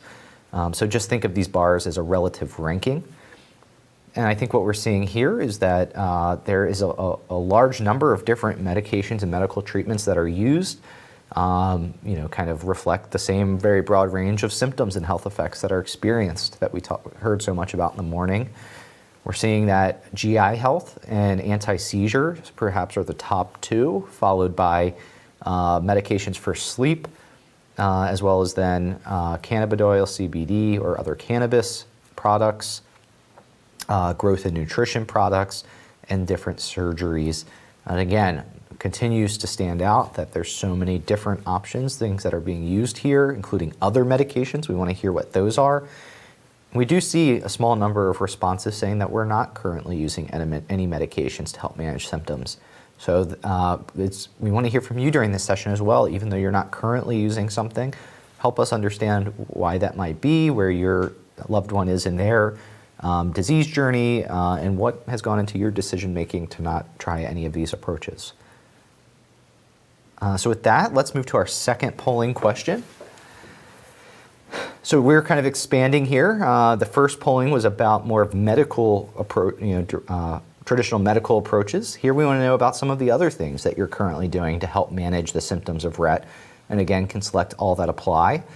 Here we have PT and OT, we have speech therapy, communication aids or devices, alternative or homeopathic approaches, feeding therapy, mobility and walking aids, hand use or repetitive hand movement aids, breathing support aids, sleep or seizure monitoring devices, seizure dogs, incontinence supplies, home and automobile modifications, or some other non-medicine approach, that something that you do to try to make living with Rett a little bit easier, or to try to help with a Rett syndrome symptom.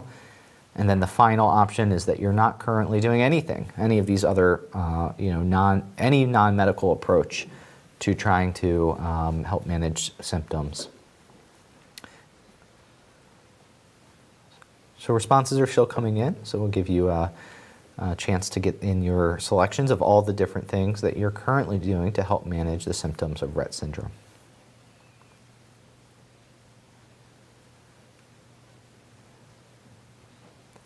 So it looks like the top choice is close. It's between physical therapy and occupational therapy, speech therapy, and communication aids and devices. Maybe just behind that is mobility and walking aids and incontinence supplies. Again, everything on this list is being selected, although not a lot of people reporting use of seizure dogs. But we do see some other things, and then it looks like maybe just a very small number of people are saying we're not currently doing anything.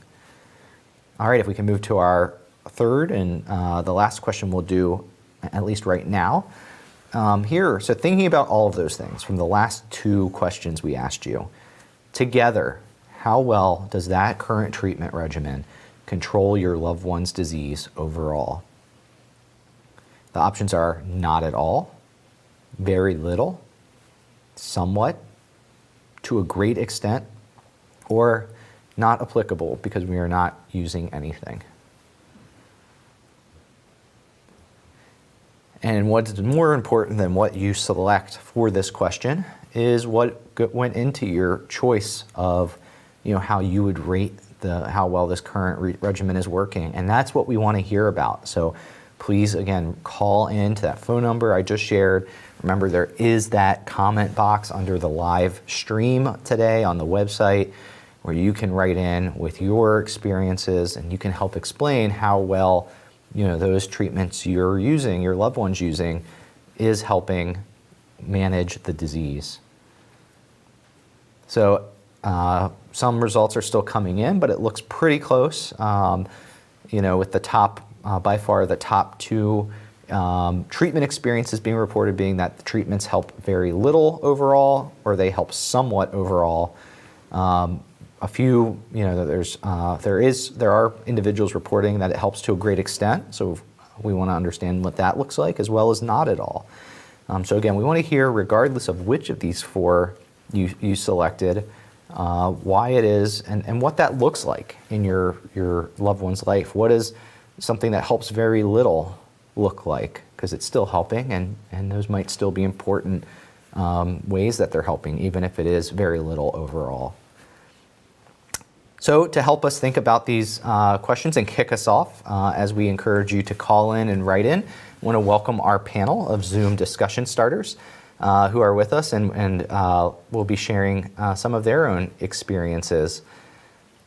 So, Patty, maybe you can get us started here.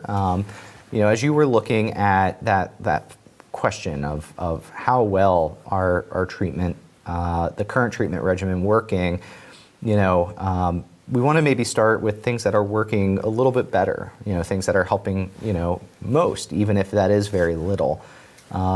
Is there anything that comes to mind for you as the thing that has helped the most? Hi, Patty Mavis, coming to you from Green Bay, Wisconsin, mom to Kira, who is 15. I guess when I answered that, I considered it sort of relative because we're so hopeful for alleviating all of those symptoms of Rett syndrome. Sure. And it depends on the day for Kira. Now we've been at this for so many years. I feel like some days we really are focused on the GI issues and the reflux, and that's the most important thing. And other days it's the wheelchair and the cramps she's getting in her legs. And so really it's just kind of a struggle with what's working right now. And I think I can look back to saying that Botox was working. That was fabulous for her for a little while and no longer is fabulous. So I think right now her G-tube been kind of the saving grace of a lot of our issues. Can you explain that a little bit, Patty? Saving grace, how has that helped with symptoms, or at least management of symptoms? How has that translated to maybe improvements in daily life? She had her G-tube placed when she was 4 after a rather frightening hospital stay, and they discovered she was silently aspirating on just about everything we put in her mouth. And then the connection came to, that's why she's had so many bouts of pneumonia. And she also already had seizures, and we were trying to orally give her some really awful tasting seizure meds, and then judging, if she threw up in the first 10 minutes after we gave them, we'd redose them. But if she made it 20 minutes, we'd only give her a little bit more. And it was just a total game of trying to be accurate on seizure meds. And seizures were so out of control. So for us, the feeding tube simplified. She could get her seizure meds accurately. She was getting fluids, which we couldn't get into her. She had never learned to drink out of a cup. So we were still at age 4 using a bottle. And that was, looking back now, we know it was going right into her lungs. So it was, as much as it hurt us as parents and we felt like failures, we also felt like a relief within about a week that life just got easier. We weren't at the kitchen table an hour and a half for every meal. Right. And has that actually helped her nutritional status at all, or mostly just with some of these complications related to eating? I think we started with formula, just that was what we were given, and we have progressed. We're pretty proud of ourselves. We're on year 4 of doing home blends. Mm-hmm. So she hasn't had formula or any packaged food in about 4 years. And it's, we've seen her feeling better at times, and we've been able to control when she is sick. We can adjust what we're feeding her, going back to just chicken noodle soup when you don't feel well. Sure. So that has been powerful for us as a family. Oh, well, that's wonderful to hear. Thank you so much for sharing, Patty. Becky, I want to bring you into the conversation. Again, looking at across both of those medical and, broader, maybe non-traditionally medical treatment and management strategies, what seems to have been most helpful in your experience? I think over the long run with Lily, what we have seen consistently has been the physical therapies, the hydrotherapy, the hippotherapy, and more of those dynamic movements. I forgot to introduce myself. My name is Becky. I'm from Redmond, Oregon, and my sweet angel Lily is 11, who experiences Rett. And thankfully, we've had really great physical therapists who have been on board with us since Lily was a year old. So we started very young, and we've been continuing to do that. When COVID hit, we were out of those therapies for a long time, and I was the therapist, and we realized pretty quickly that that wasn't working. So those therapies have been very beneficial. Becky, how did you notice that? I mean, it's always one of those things where sometimes it's hard to know if things are working when you are using them, but you're doing them because there's a good, we think that they're helping. Maybe it's even just maintaining. But you just described an experience where that physical therapy, at least in the same way, wasn't there. How did you notice that was no longer working? Good question. We saw a lot of sliding back as far as abilities in what Lily was able to do. So even something like holding her head up independently without having assistance, it was one of those big kind of uh-oh moments. And it really was, I felt bad as a parent when I started seeing my child not be able to sit up the way that she once did. She wasn't able to get her orthotics on, and standing was no longer able to happen. And me being one person at home trying to do these dynamic physical therapies with Lily, I just couldn't. It was breaking my body. And so humbling myself and letting go of that, I saw my daughter slide back, and thankfully we're coming out of COVID and we've been able to start resuming some of those therapies, and my daughter's rocking it. They're important. And Becky, how long did it take for some of those abilities to drop off? And on the flip side, how long did it take to maybe get some of that strength and ability back? Yeah. It took a few months of being in lockdown and being right there in that situation. I think when you're right there all the time, it's when you have a set of eyes that's not always there. So when my husband came home one day and was like, really, why is she laying down? Why is she not sitting up? And it was like, oh, you're right. This is definitely a change. And in trying to get her to sit up, she wasn't able to do that. So over the course of just a couple of months, there was this huge dramatic downslide for her. And for Lily, it took several months to build that strength and endurance back up to where she could sit again. Right. And that's sad. It made me feel horrible, but that is the reality. And the fact that our kids are capable was, for me, that was the important factor of like, okay, I can forgive myself for that. Right. No, absolutely. Well, thank you so much for sharing that really unique experience. Alan, want to kind of going around here and getting different perspectives and discussing different treatment approaches. Again, on the topic of treatment successes, or at least what's been most successful, what have you seen? Yeah, thanks, James. I appreciate the opportunity to be able to speak here, as well as for all the folks that have gone and organized this event. My name's Alan. I have a daughter, Alice. She's 5 years old, and she is incredible and has Rett syndrome. And we live in Portland, Oregon, so not too far from you, Becky, so we'll have to meet up someday.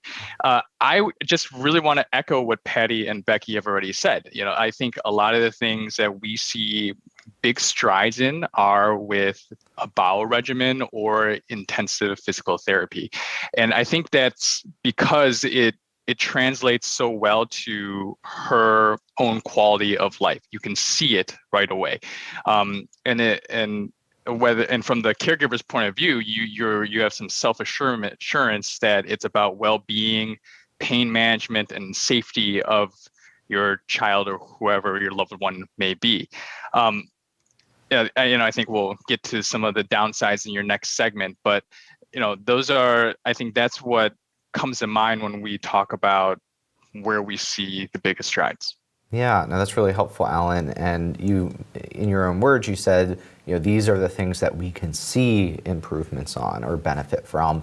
Can you give an example, whether on GI or on the physical therapy side? What does that look like in your daughter's life? Sure. Yeah. On the physical therapy side, my daughter is on the higher functioning end of the spectrum. So she has the ability to walk, but it is an atypical walk. And just seeing her progress in her physical therapy, I'd say gaining the strength in her legs and her core system to be able to walk without falling as often is kind of one of the things you see. On the bowel regimen side, it's very clear, night and day, and I'm sure Patty can attest to it as well. Like not being able to communicate, not being able to express yourself, not being able to say when my stomach or something is just tearing myself apart from the inside, it's horrible. So to have a solution there, it's just you see it just from their own demeanor, their behavior, the smile on their face. They're just happier. So I think that's what you can see right off the bat. Right. And just to maybe probe one level deeper with you, Alan, I never want to take anything for granted. And so you talked about on the physical therapy side, it's led to being able to walk with fewer falls or without falling. Why is that important to you and to her? I think it, again, as a caregiver, you want the most for your child. You want them to experience the freedoms, to be able to do things that their peers would be able to do. So being able to walk around in the field with safety, I think, is one of the kind of crowning achievements that a caregiver could have for their child. And that's why it's important. Yeah. Well, thank you so much, Alan. I want to bring in one of our phone callers that we have. We have Heather from South Carolina that wants to talk about her loved one's participation in a clinical trial and some of the ways that that might have helped in her daughter's life. So we have Heather from South Carolina. Welcome to the program. Are you with us? Heather, are you with us? Hi, yes. My daughter's name is Esther. She's 5 years old and was diagnosed about 3.5 years ago. So we've been actively pursuing any kind of research since her diagnosis. I remember the geneticist first telling us, he gave us the diagnosis and, it's heavy news. And he talked about exciting research being done. And of course, in the moment, I wasn't super encouraged by it because I didn't even know anything about what was being done. But since then, we've been part of a clinical trial and, different research that has helped with a lot of her symptoms. I can't speak on, the current treatments we're part of, just because I'm not, supposed to publicly, but previous trials already ended. It actually ended early, but we were part of an Epidiolex trial where, so my daughter was on it for about a month before the trial had to end early because of COVID, but it helped with her hand use, and it helped her with gaining control of her hands. So before that point, sorry, I want to make sure that I can hear. Yeah, so before that point, you see it just from there. She'd been mouthing her hands constantly, and would always have her hands in her mouth. So we had to use bamboo splints to keep her from, keeping her hands in her mouth. And, I'd feel guilty at first thinking, I'm restraining my child in a way, but she was relieved by that too. She didn't want to mouth her hands. And that was kind of the first time that crossed my mind, was when she started using the Epidiolex. She kept her hands out of her mouth. And because of that, she can make choices better. She can touch our hands to make choices like for movie night. Right. She can tell us what hurts a lot of the time, which is huge because a lot of times if she's sick or in pain, we don't know why. Is that by hold out her hands pointing? and say, touch. Or is that? Yes, not pointing so much, but touching. Touching. So she can't quite point yet, but she's getting better with her fingers, and she can touch a doll. She can activate easy toys that, just require a button. We got these activation buttons where you can pre-record, a small thing like yes, no, or I love you. And so she can touch those when she when she wants to, but her quality of life is so much higher because of this research and medications. And even just the knowledge of Rett syndrome alone has been a great tool. But it's become so clear to us in just these few years that, so our daughter, Esther, that she is in there. She's so clearly ready to come out and ready to be so much more a part of the world around her. It's just, her body that won't cooperate with her. Right. But along with that, I think her communication's better, her response time. She responds so much more quickly than she used to and appropriately. Like she'll laugh, before it used to be that she might laugh, 20 seconds after something funny happened, but now she'll do it kind of in the moment, which has been huge for her being part of, our family and being interactive with her brother and sister. She has a brother who's almost seven, and he absolutely loves that she can laugh at, things he does. And just this research being done and then is just so monumental for how much impact it has, not just on, our children or our grandchildren with Rett syndrome, but for the millions of people involved in their lives, their friends and family, and everyone is shaped by it. And I think, especially with Esther, that for how grateful we are for this research, it's never too much. Right. And speaking, I'm so glad to have this chance to just say that, I'm so glad you are a part of this, but anyone listening that makes choices about which research to invest in, you want to be a part of this, because we do know that there will be a cure someday. We just don't know who and when is going to make that happen, but that you want to be the who and you want to be in the when. because there's going to be just a public roar of joy when there are these thousands, hundreds of thousands of people released from this disease, that people can get their children back, their friends back, their loved ones that have always been here, but haven't been able to come out of their cages in a way. Because Esther has a very good life. She has very good relationships, but without this research, without these new drugs and breakthroughs, she's trapped in a body that doesn't do what she wants it to do. Yeah, well, thank you so much, Heather. It's been really valuable to hear about Esther's treatment experience and how, even some of those, the changes that she experienced, not cures, but, something short of that cure has really translated to so much in her and your and her family's life. So appreciate you sharing that. I know we've had comments coming in as well, written comments. So Dominique, what are we seeing from the web? Thanks, James. We're getting a lot of comments being written in, so thank you to all those who are contributing. I'm going to start with a comment from Donna in New Jersey. She says, does treatment help? Somewhat. Her seizures are controlled, her spine was fixed with surgery, she sleeps with medication. However, it doesn't change the fact that she still has Rett syndrome. She still can't talk, use her hands, take care of herself. So given that she has Rett, she's in a fairly good place, but compared to the rest of the world, she's severely disabled. And then we have a comment from Allison in San Antonio, Texas, who really is speaking to the communication that we talked about a lot this morning. So she says she also made significant improvements in her communication when she did a month-long trial period with a Tobii Dynavox speech device. It helped her to realize that she has a voice and can tell us what she wants. I'm also going to share a comment from Heather in New York, talking about some of the breathing issues that we mentioned this morning. So on the breathing difficulties, one of my concerns is the term breath holding, as it implies the child has control over it. In our child's case, it was central apnea. She would just stop breathing. No pre-signs, no underlying illness. Sometimes it was tied to seizures, but often not.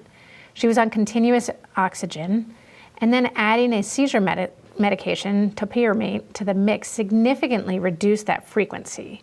So success from a medication there. Right. Yeah, well, thank you so much for sharing those, and thanks for everyone writing in. We'll continue to share these written comments coming in throughout the program, so please keep them coming. I want to, before we move to the next topic, I want to bring in one other phone caller that we have. We have Nita from Missouri, who wants to talk about some benefits from having a better learning environment. So Nita, welcome to the program. Are you with us? Yeah, first of all, thank you for listening and giving parents like me, and my husband is here with me at Mill, his name is Animesh, an opportunity to share. Our daughter is turning 18 in 2 days, and she has all the hallmark, classic symptoms of Rett syndrome, from not being able to sleep. She needs a sleep aid every night, which was prescribed by a physician to help her sleep. Seizures, she has extreme GI issues from 2 years of age. She has, of course, verbal communication impediment and several other health issues which come with Rett syndrome.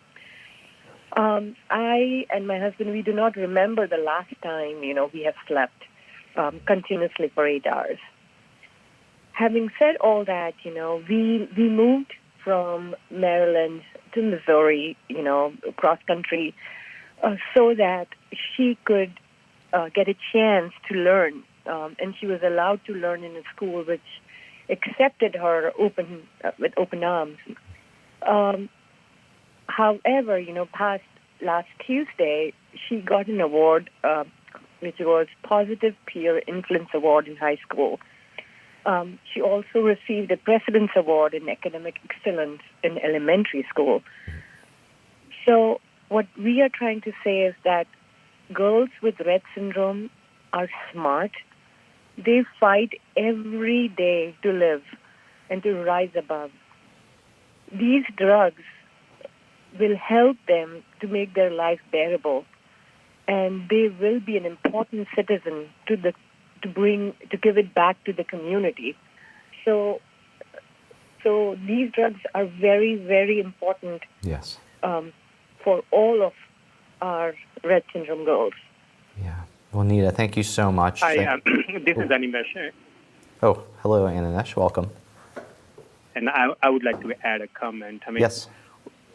As Nita mentioned, these drugs are very important. I mean, even if there is a tiniest improvement in any of the symptoms, whether that's improved quality of sleep or seizure control or better ability to swallow and eat, all of that helps with the quality of life, not only for Anushka and girls like her, but all of the other caregivers. As Nita mentioned, I don't remember having slept continuously for more than 3-4 hours at a stretch. Right. And that does have an impact on our quality of life and work and all those things, our community involvement. So these drugs not only are going to help Anushka and other girls, but everybody else in the community also. So please, I mean, this is a request that whatever that needs to happen and be done, and kind of get the treatments out. Yeah. Well, I want to thank you both. You both highlighted some valuable experience from having, a supportive learning environment. But also, I just want to thank you for starting to share some of what you're looking for from future treatments. It's something we'll certainly be spending a lot more time on towards the end of this session. But I hear you loud and clear how helping on even any 1 or 2 symptoms can be really valuable, and anything that helps make life more bearable will translate tremendously to quality of life improvements.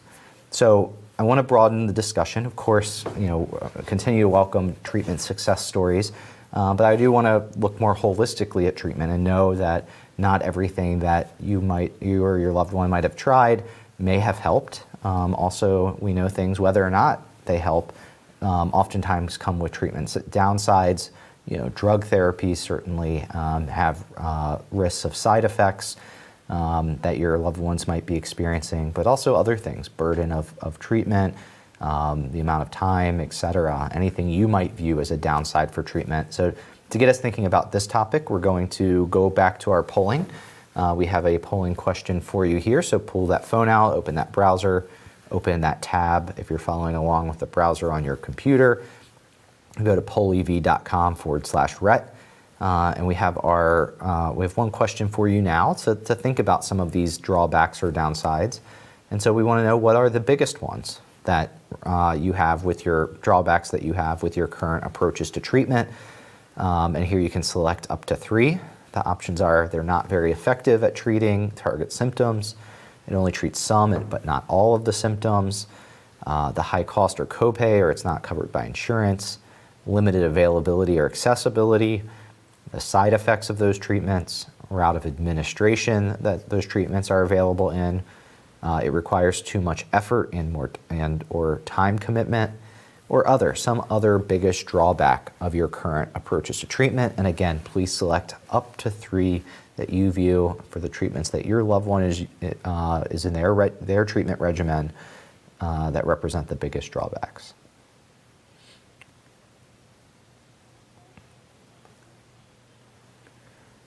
So we'll give you some time here. I know some of these are difficult to select amongst so many options that might all be relevant. But again, as you're thinking and you're weighing these, the more important reason might be, why is something maybe rising to the top for you?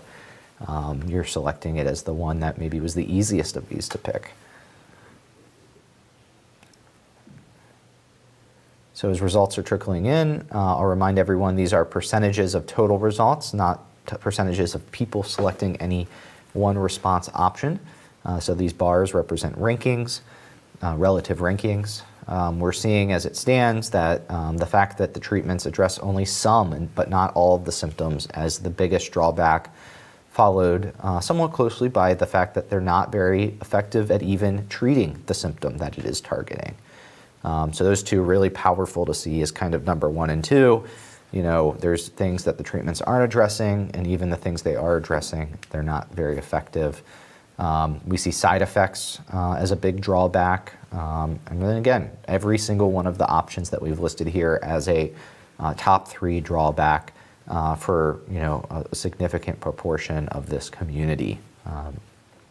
So to kind of expand this discussion and discuss some of the drawbacks of current treatments, I'd like to go to our Zoom panel. And Haley, I'd like to bring you into the conversation here. As you were looking at that polling question, what stood out maybe as number 1 in your mind, and maybe tell us a little bit give us some background on what treatments you were thinking of that kind of helped inform your decision. Well, thanks so much for having us parents and caregivers here and having the opportunity for us to share. I'm Haley. My daughter is 3.5. Her name's Vivian. And actually, as I was sitting there doing this poll, I just had a check-in from my mom, who's upstairs with my daughter, and she's having multiple seizures in a row. So my mind changed really quick as I was doing this. I guess now I'm thinking a lot about how the unsuccessful part of it for us is this kind of balance with treatment, with drugs, with medications for her.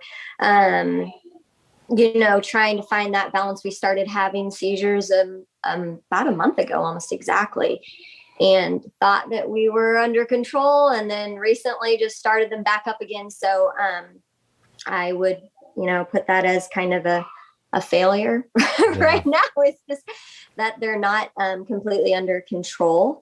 And so yeah, maybe, that's where my mind just shifted here now. Yeah, of course, no. And real life dictates, our thinking. Yeah, so. I guess so. Keeping us on our toes always. Absolutely. So when you say, that there has been control at times, but not complete control, and maybe obviously right now is somewhat representative of that, but just thinking maybe more, generally, how have these seizure meds helped, in terms of control, but not full control? Can you kind of give us some before and after to help understand that? Sure. Yeah. So about a month ago, she, we weren't even prepared for it. She just started having large seizures back to back. She, for a couple days in a row, we ended up taking her to the ER and meeting with her neurologist and getting on a medication to control seizures.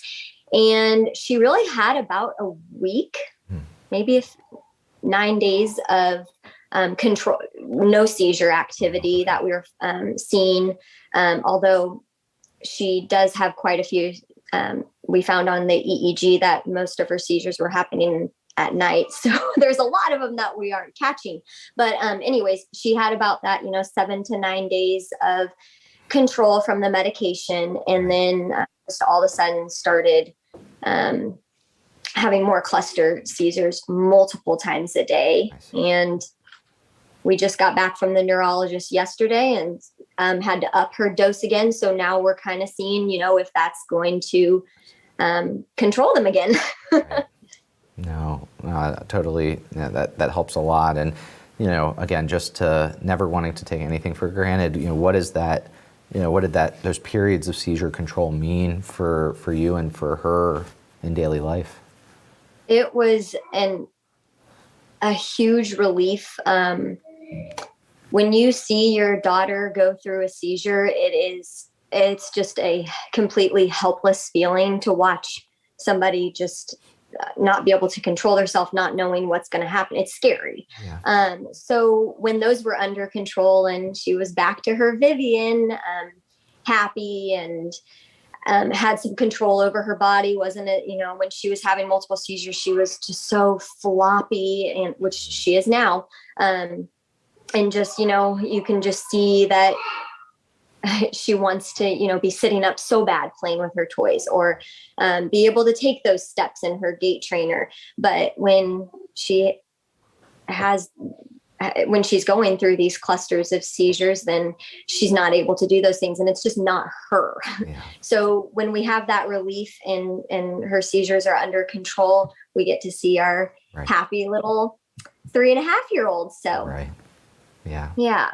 Well, Haley, thank you so much. And totally understand if you do need to step away or anything like that, no worries whatsoever. My mom is awesome. She's on this. She's well trained, so I think we're good. But thank you. Well, thank you, Haley. Colleen, I want to wrap you in as well. There's a wide range of things that could be considered a drawback to treatments.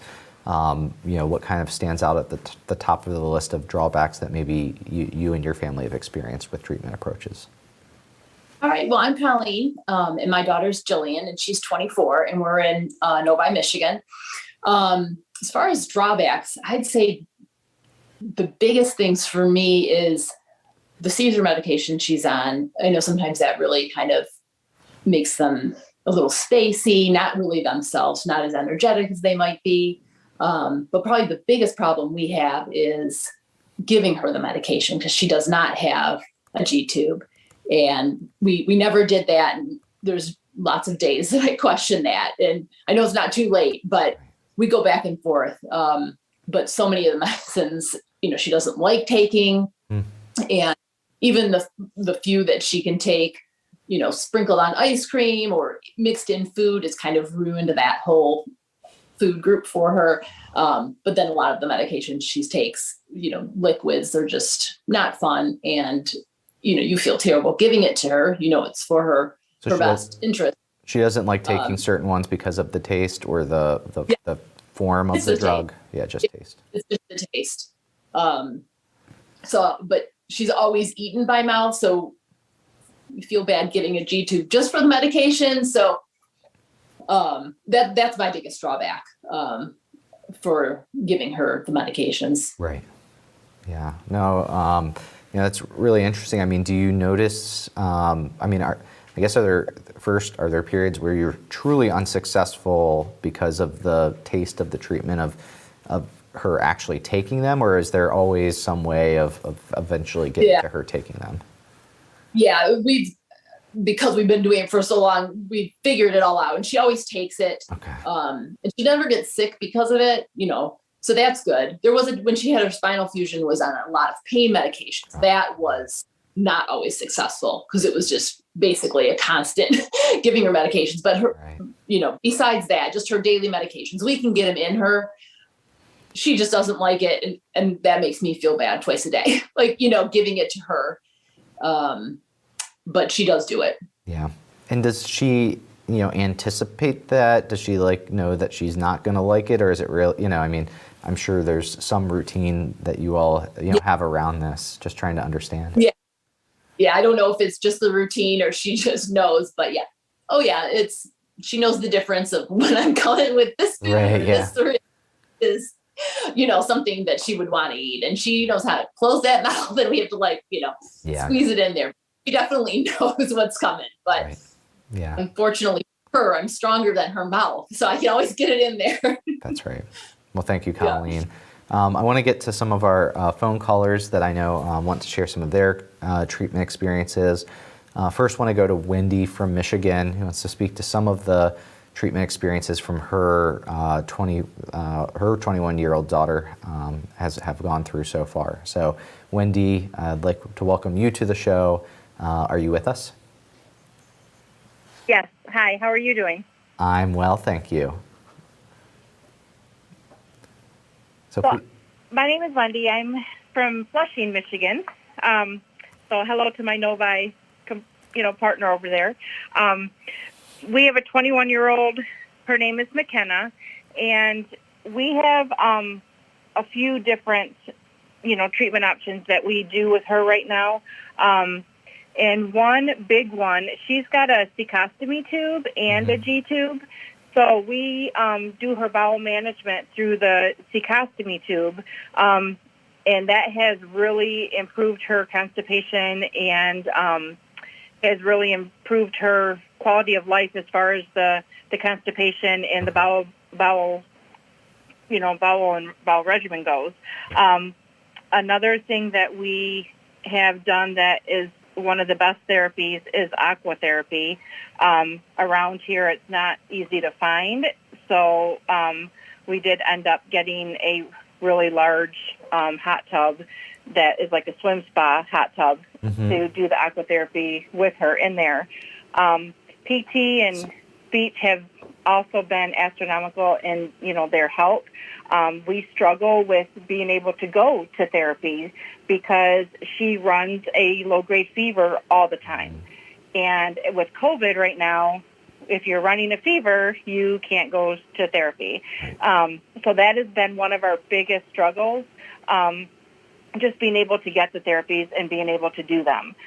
We've tried to adopt a lot of the different things that they do in therapy here at home so we can continue that therapy. But it's a huge struggle. Yeah. We tried home therapy. They didn't have the resources available to work with her like they needed to, so that wasn't an option. And one of the things that we're struggling with right now, we are very fortunate that she is also on the higher spectrum in some areas, that she was still walking and everything until she, this last year, ended up with sepsis and septic shock.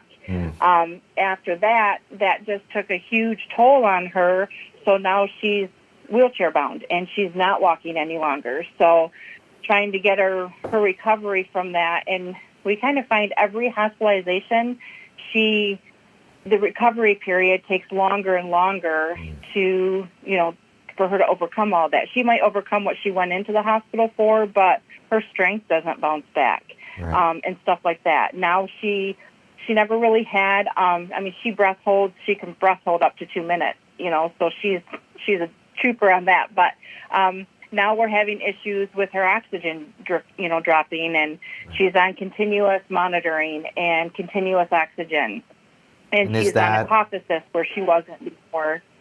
And was that decline, Wendy, after the sepsis episode as well, along with the kind of loss of mobility, or is that different from that same kind of big event that led to that big loss? It started with the sepsis episode, and then it was about 3 months later that she ended up having the septic shock episode. So they were two separate hospitalizations. She actually spent, she was in ICU every month for about 6 months. And that's when we started with she just wasn't walking after that. Right. That's when the oxygen issue started. And this wasn't her first major hospitalization. About 2014, she ended up with just horrible bowel constipation and obstructions and everything, and ended up spending 6 months inpatient in the hospital. And after that, is when she went into cardiac arrest, and we were successfully able to, bring her back from that. And she was not walking when we came out of the hospital, but it didn't take very long to get her back walking again. This hospitalization, both of these two, the sepsis and the septic shock, she hasn't recovered from them. She's on a cough assist machine just to get her to cough. And if we do the cough assist, she's supposed to do it 3 times a day. Sometimes we have to do it 4 times a day just to keep her oxygen over 90, so that's been our biggest things with her. And she has, seizures, and she clusters seizures, and so those are our biggest struggles. Right. Through all of that, though, she used to use a Tobii eye gaze. She doesn't use that anymore as much as she used to. She kind of has adopted this blinking yes/no, because when she's in the hospital and out on all of the medications, the Tobii is so difficult for her to be able to focus on and talk to us through. So communication is one of our biggest things that we're hoping, treatment can help. Right. But we have a big concern about the treatment options out there in the research and the clinical trials as well. She is one of the unique Rett girls that has 2 mutations on the Rett gene, and we don't know if each mutation is on a separate X chromosome or if they're both on the same X chromosome. And we haven't seen any treatment address that yet, or any research out there, address that or even take that into consideration. So that's one of our biggest concerns, and something that we're really looking forward to see how that plays out. Yeah, well, thank you for raising that, Wendy, and actually sharing so much of your daughter's, treatment experiences and really just Rett journey. You've hit on and helped us learn about a number of those different, kind of treatments for all of so many different symptoms. So thank you again. I want to bring in another phone caller that we have. We have Robin from Florida with also with a 21-year-old daughter. Wants to share a couple of their treatment experiences. So, Robin, welcome to the program. Are you with us? I am. Thank you for having me. Yes. Well, we'd love to hear about some of the treatment experiences, either good or bad, that you might want to share with us today.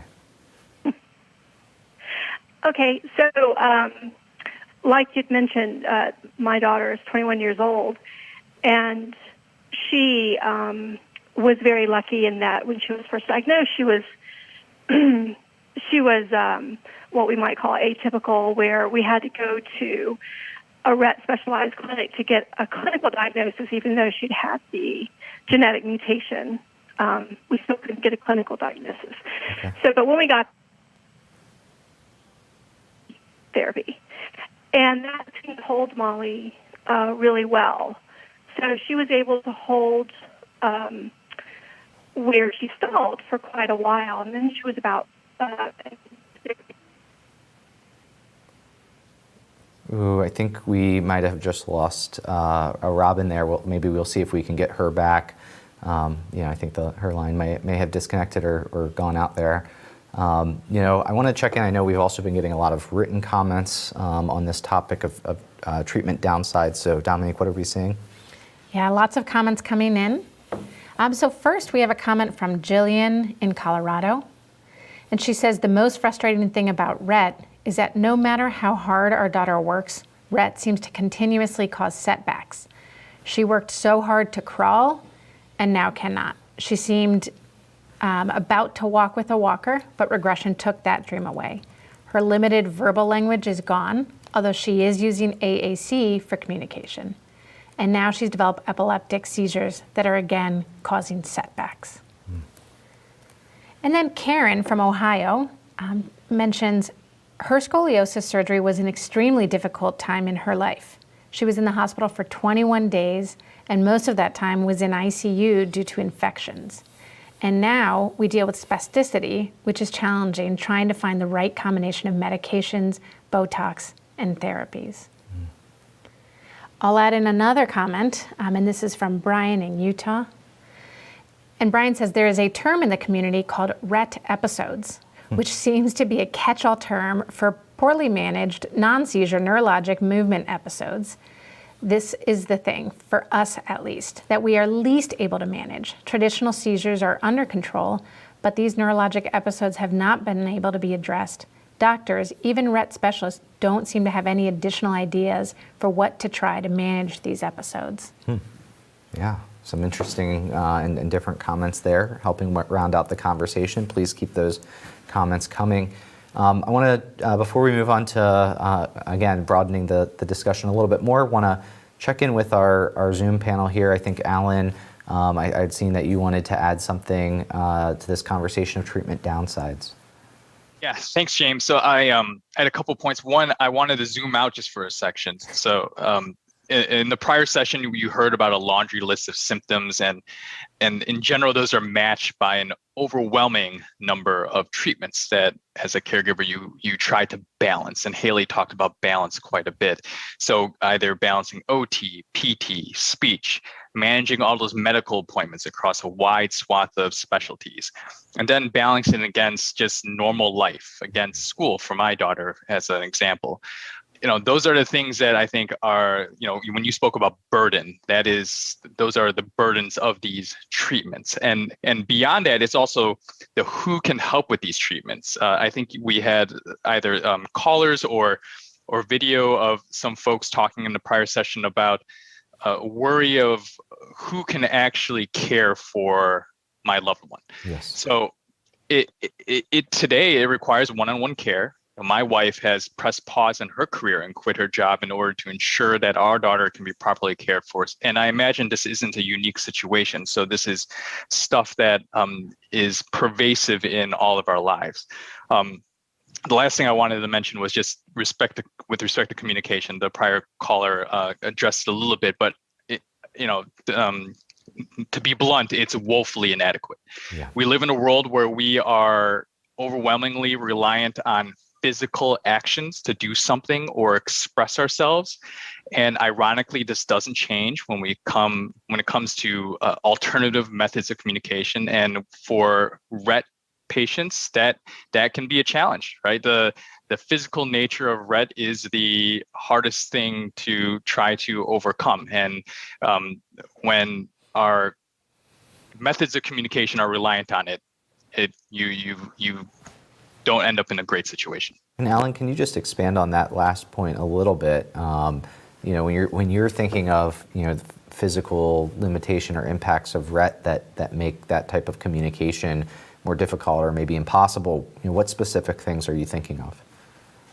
Sure, just a couple of things. There's I think you have options of communicating by maybe touching a cell on a tablet. Right. And that requires a person to have full control or at least moderate control of their arm to touch those cells. And that isn't always the case with our Rett community. The other thing I think has been mentioned quite a bit is our eye gaze devices. And again, when it works great. But when your daughter or son is going through just a moment, and those moments are actually pretty extended at times, where control of their body, control of their eyes, all of it isn't aligned, communication kind of takes a real crater. I see. Well, thank you so much, Alan. And I think, Becky, you also wanted to add something on this topic.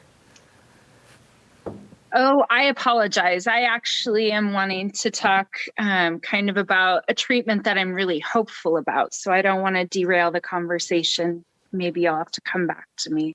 We're about to be going to the topic of what we're looking for from future treatments. So we'd love to hear, what specific things would be of value, from a next future treatment from your perspective. Happy to hear it.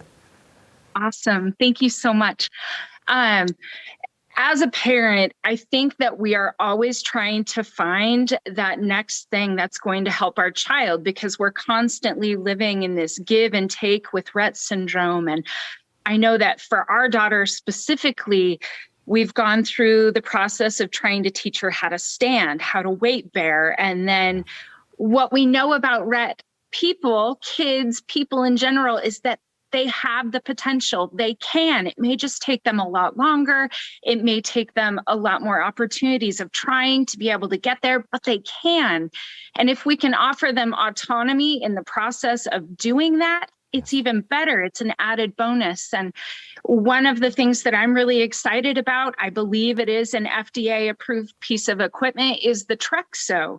It's robotic assistive equipment that goes onto a gait trainer to help our kiddos remember how to walk. And we've done a trial with our daughter, 192 steps just in the short few minutes that she was in this, getting her back to weight bearing, getting her back. A body in motion stays in motion. And I think it's really important to be moving in that direction and to remind those powers or those people who have control over getting this equipment to us that this is really helpful. And we as parents, if there's a treatment that is going to help our human that we are caring so diligently for, if we can help them in some way become more autonomous, let's do it, please. And if it means that I can take a step back and it's not going to be more work on my part, woohoo! That's an added bonus that I'm really excited about. Sure. No, that makes a lot of sense. And thank you, Becky. And, I'm going to use that as the perfect transition now to go to this last topic for this afternoon session, which is to bridge us. But we've been talking about the current treatment approaches that exist and what's worked, what hasn't, what downsides might exist. But we also want to get some of your thoughts about what it is that you would prioritize in a next future treatment. And so to help us get thinking about this on our final polling question for the day, we're going to go back to the polling. Again, go to pollev.com/Rett. Most of you will probably have this open on your phone or on a browser tab already. And we're going to want to know, which aspects of Rett syndrome would you rank today as most important for a possible new therapeutic to improve? And you can select up to 3. And, I know one thing you're not going to see on here is the word cure, because we all have already, solicited that as the number one, treatment priority for this community. But we're thinking, until we get to that cure, if you're thinking things that might be able to help in the interim, what would you prioritize or rank as the most important for a possible new treatment? And again, you can select up to 3 here. And as with every polling question today, the real meat of it is behind your selection, the why. And so we're going to want to hear from you about, why you've made the selection or selections for your kind of treatment goals and priorities.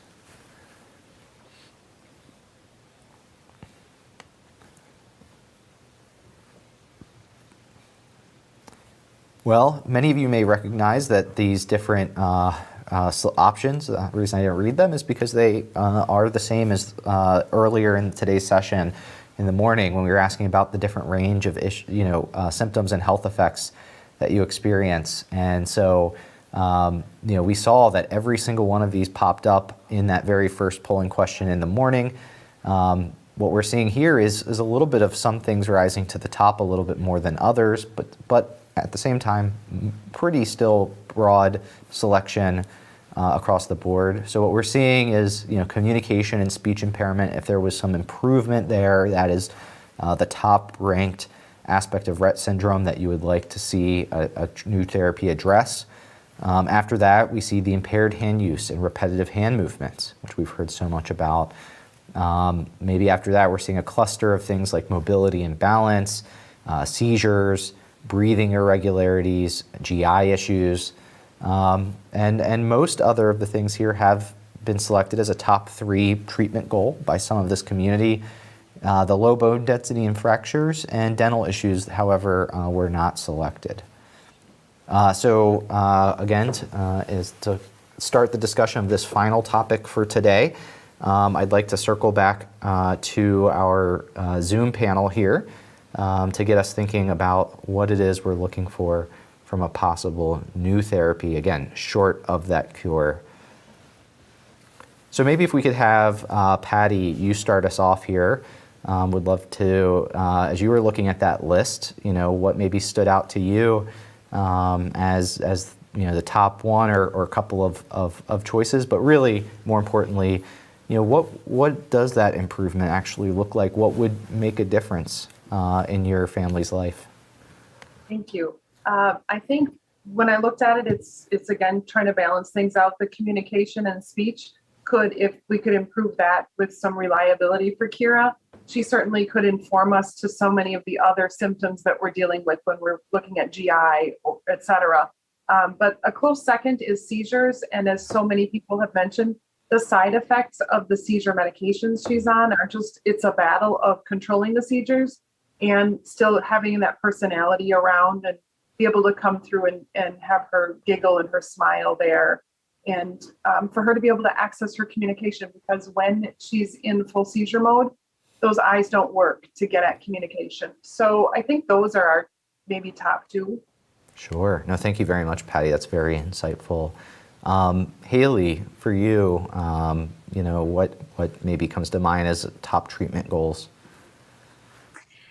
So communication, obviously, like everybody said, but I want to put my number 1 as hand use. And the reason that I really choose that is because I think it would open up so many doors for Vivian. It would help with her quality of life and also her caregivers, her parents' quality of life too. So that she can have independence to be able to help feed herself, help turn a page of a book, to look at a book, simple things like that. But also, I think that it would go even further and help with communication, because I know that if she had use of her hands, she can point to what she wants, point to where it hurts to tell me if something's hurting on her. Point to picture cards to tell me what she needs and wants.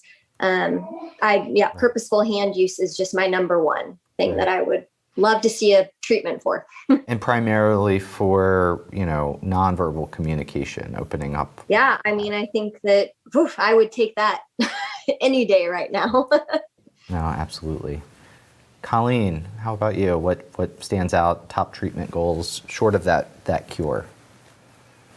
Exactly the same thing. Communication, number one for me, but I feel like purposeful hand movement is a form of communication. So they're almost one and the same, right, or it's just an additional way to communicate.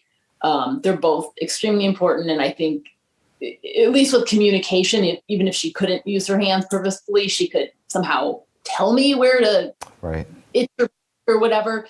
But yeah, using her hands for anything and everything, just a little bit, would give her so much, so much joy to her life to be able to do some things for herself. And so for no question, those are the top two. And maybe, it sounded like you did have some things in mind outside of the communication that additional hand use might help with. Is there an example that you can maybe share just to help us understand, what else that might be valuable for? Big things, yes, but I always go to the little things, like, I think of me, like, how many times do you scratch an itch during the day, or pull up the covers, or take a sip of water when you want to, not when somebody thinks to give you a sip of water. It's those little things, I think, that must be so frustrating for someone with Rett syndrome, Yeah, no, absolutely. Give a quick final word to Alan. I do need to get some phone callers here, but I know that you flagged, so I want to make sure that you get in a comment on this. Thanks, James. Yeah, I just want to express that I think it's a little bit impossible to talk about this without discussion of a cure. And that can mean a lot of different things for a lot of different people. But if it has been made abundantly clear, Rett syndrome is devastating. Full stop. So we want future treatments to come with greater velocity. And given the staggering nature of it, I think we have the opportunity to be a little bit more bold in pursuit of some more exotic things like gene therapies. I think from what we've heard today, this is a community that will go to great lengths, traveling to the ends of the earth based on a hope of a treatment. So you also had a caller that expressed satisfaction with bearable. Like, can you believe that that's the bar that we would like? Like, we would love bearable. So kind of just to close on this, like, in large part to RSRT to RSF, we know what gene has been mutated, MECP2. It's a single gene. We know exactly where to target. This is an absolute luxury compared to many other genetic ailments, and the opportunity is there to justify some of the risks that may come. So I think there's a lot of opportunity here in future treatments. This is less directed towards the poll that you have, but more about, I think, more on the overall process, I guess. Sure. Well, thank you, Alan, for that point. I think it does put an exclamation point on both the little things where the bar is, but also the big picture goal here and the opportunity that we have. So I want to thank our Zoom panel, for all of your comments throughout this period. We are going to let you go as we now finish out the topic with a few more phone callers and some audience comments, but I didn't want to lose the opportunity to say thanks to each and every one of you for all of your contributions throughout this afternoon session. So I do want to bring in a caller. We have Colleen from Austria. Her daughter has had some clinical trial experience. I would love to hear about that experience. But while we're on this topic of preferences and goals for future treatment, maybe anything from those experiences that help inform Colleen, what you're looking for from future treatments for your daughter. So I'd like to welcome you to the show. Are you with us? Yes, hello. Thank you for having me. Yeah, thank you for being here.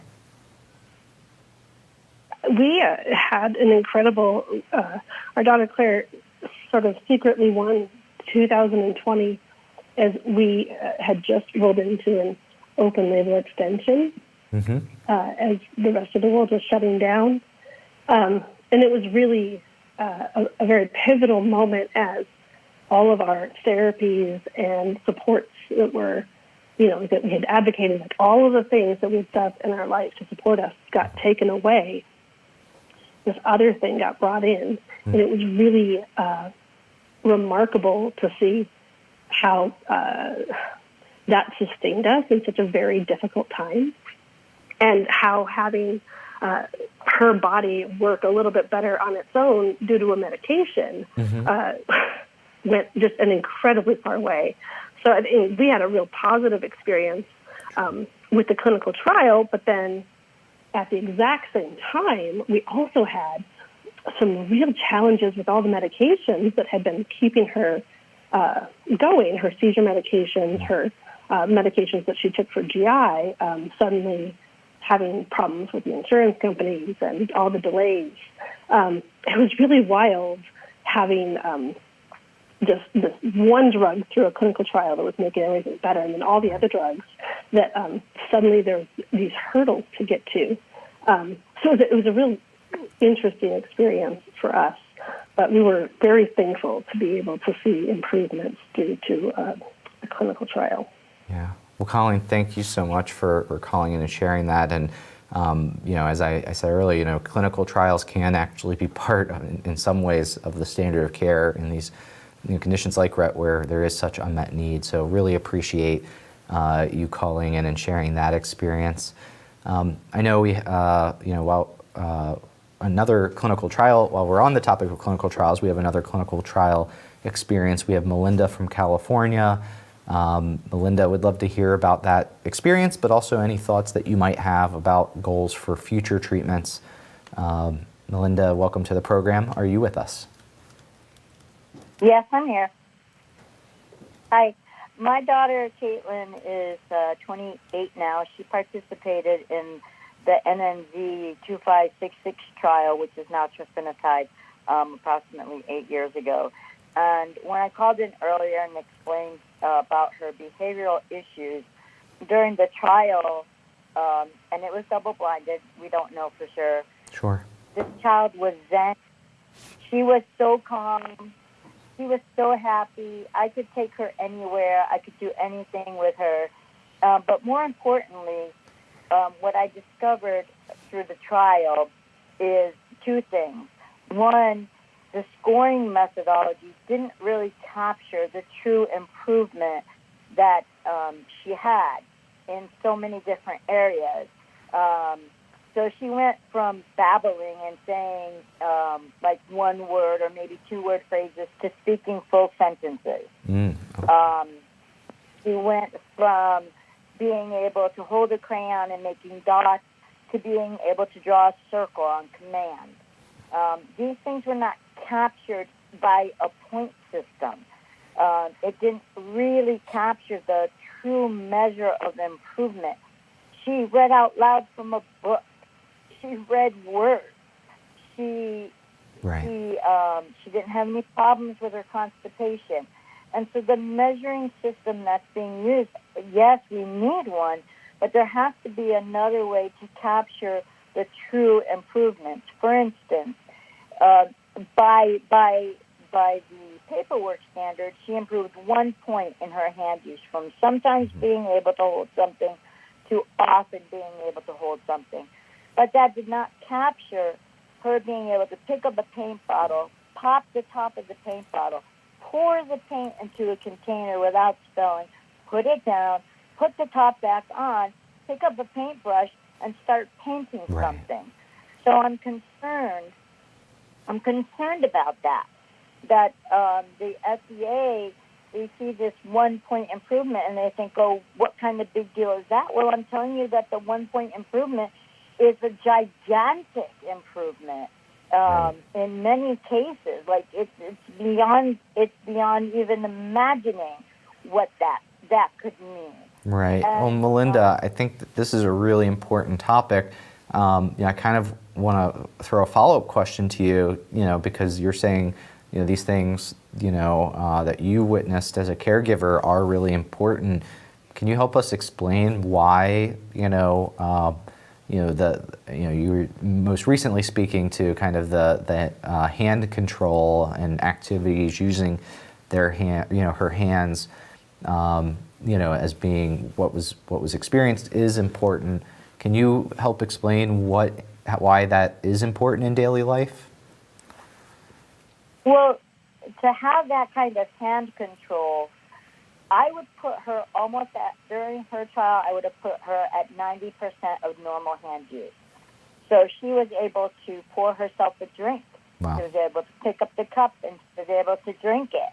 That kind of autonomy, being able to go to what she wanted to drink, was incredible.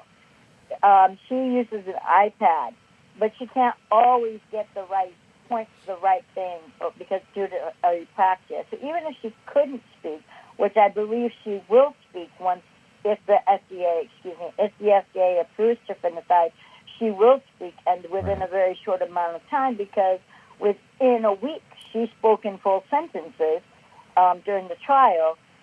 These are humongous differences that will improve the quality of her life, her ability to interact with her peers, with society in general, being able to take her out and not being afraid that she can't go to a concert, or she can't go to the zoo, or she can't go and do any myriad of things that she enjoys, because I'm concerned that if I'm in a concert and she starts screaming, she interrupts the experience for the other people, and they matter too.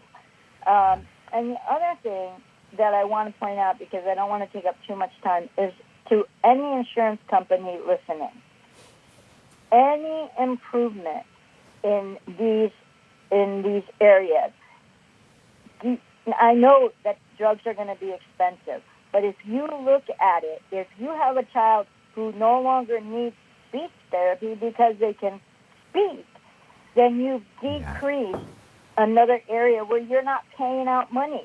If you have a child that can now walk, and she doesn't need physical therapy, then you've decreased the cost of that. Melinda, I think you've really helped us understand why those types of improvements are so meaningful and important. And that's going to be valuable for all stakeholders that are making decisions, not just companies, regulators, but payers as well. So I want to really thank you so much for providing that input. I know we're a few moments over our schedule, but I just know that we've had a number of comments come in writing as well. And so I want to make sure that we get to hear some of those voices. So Dominique, why don't you close us out with some thoughts about future treatments from our written comments? Thanks, James. Yeah, we've had a lot of good comments. So this is Sonal from India. Improvement in the symptoms would be a great source of comfort. Better communication, lesser motor difficulties, and improvement in cognition would increase the child's independence and reduce the stress and workload of the caregivers that comes with taking care of a person with special needs. And then we have Karen from New Zealand. Rett syndrome comes with a myriad of symptoms, and each one presents caregivers with challenges. If drugs were to become available, and if they were to show improvements in only one symptom, example, improved sleep, this would be such a fantastic outcome. And I'll share one more, just again, kind of showing the breadth of comments that have come in through writing. This is Wendy from New Jersey. We would like to find a medication to address her breathing issues and her damaging behaviors. She hyperventilates and breath holds constantly throughout the day, never a regulated respiration. She's either hyperventilating or breath holding. Wow.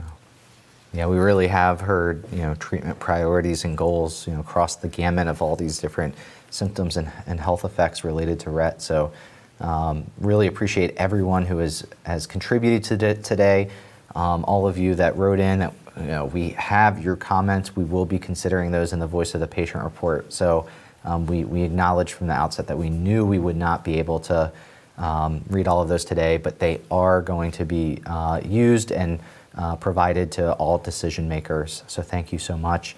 So this now concludes the portion of today's program where we're getting your input as the caregivers and even a couple of patients living with Rett syndrome. And you all have really been tremendous throughout all of today, first helping us understand what it is to live with Rett, and then helping us understand the treatment approaches you have available to you, how well they've worked, downsides, and really, I think importantly, at the end of today, what you're looking for from those future treatments.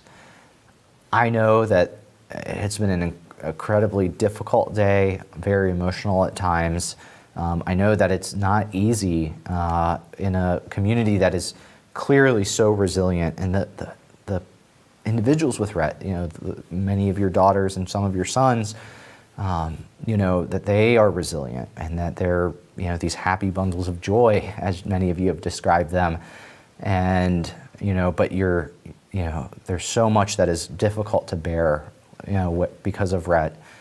And I know it's not easy to pull back that curtain to show us those difficult pieces. And, I know so much of the time we want to instead be sharing the successes and the positive aspects of life, because they are important experiences and they are lives that are important and lives worth living. So I just want to thank you so much as your moderator for today. This community has showed up in force, and it's been truly incredible to hear from each and every one of you. And I just want to say, as the meeting moderator, thank you for doing that. It's going to have a lasting impact. So now I get to hand the meeting over to my colleague and friend, Larry Bauer, who will be giving the meeting summary, an impossible task to try to distill down what we heard from throughout this entire program all day today in just a few minutes. But he is the best person to do this, I think. Larry is a nurse by background, worked for 17 years in clinical research at the NIH, then went to the Food and Drug Administration, where he co-founded the Rare Diseases Program within the Center for Drugs, and worked for 10 years to help advance rare disease research and drug development, and has been an integral part of this planning team for this PFDD meeting. So Larry, without further ado, I'll pass the baton to you. Thank you so much, James, and thank you, Dominique. It's been an incredible day.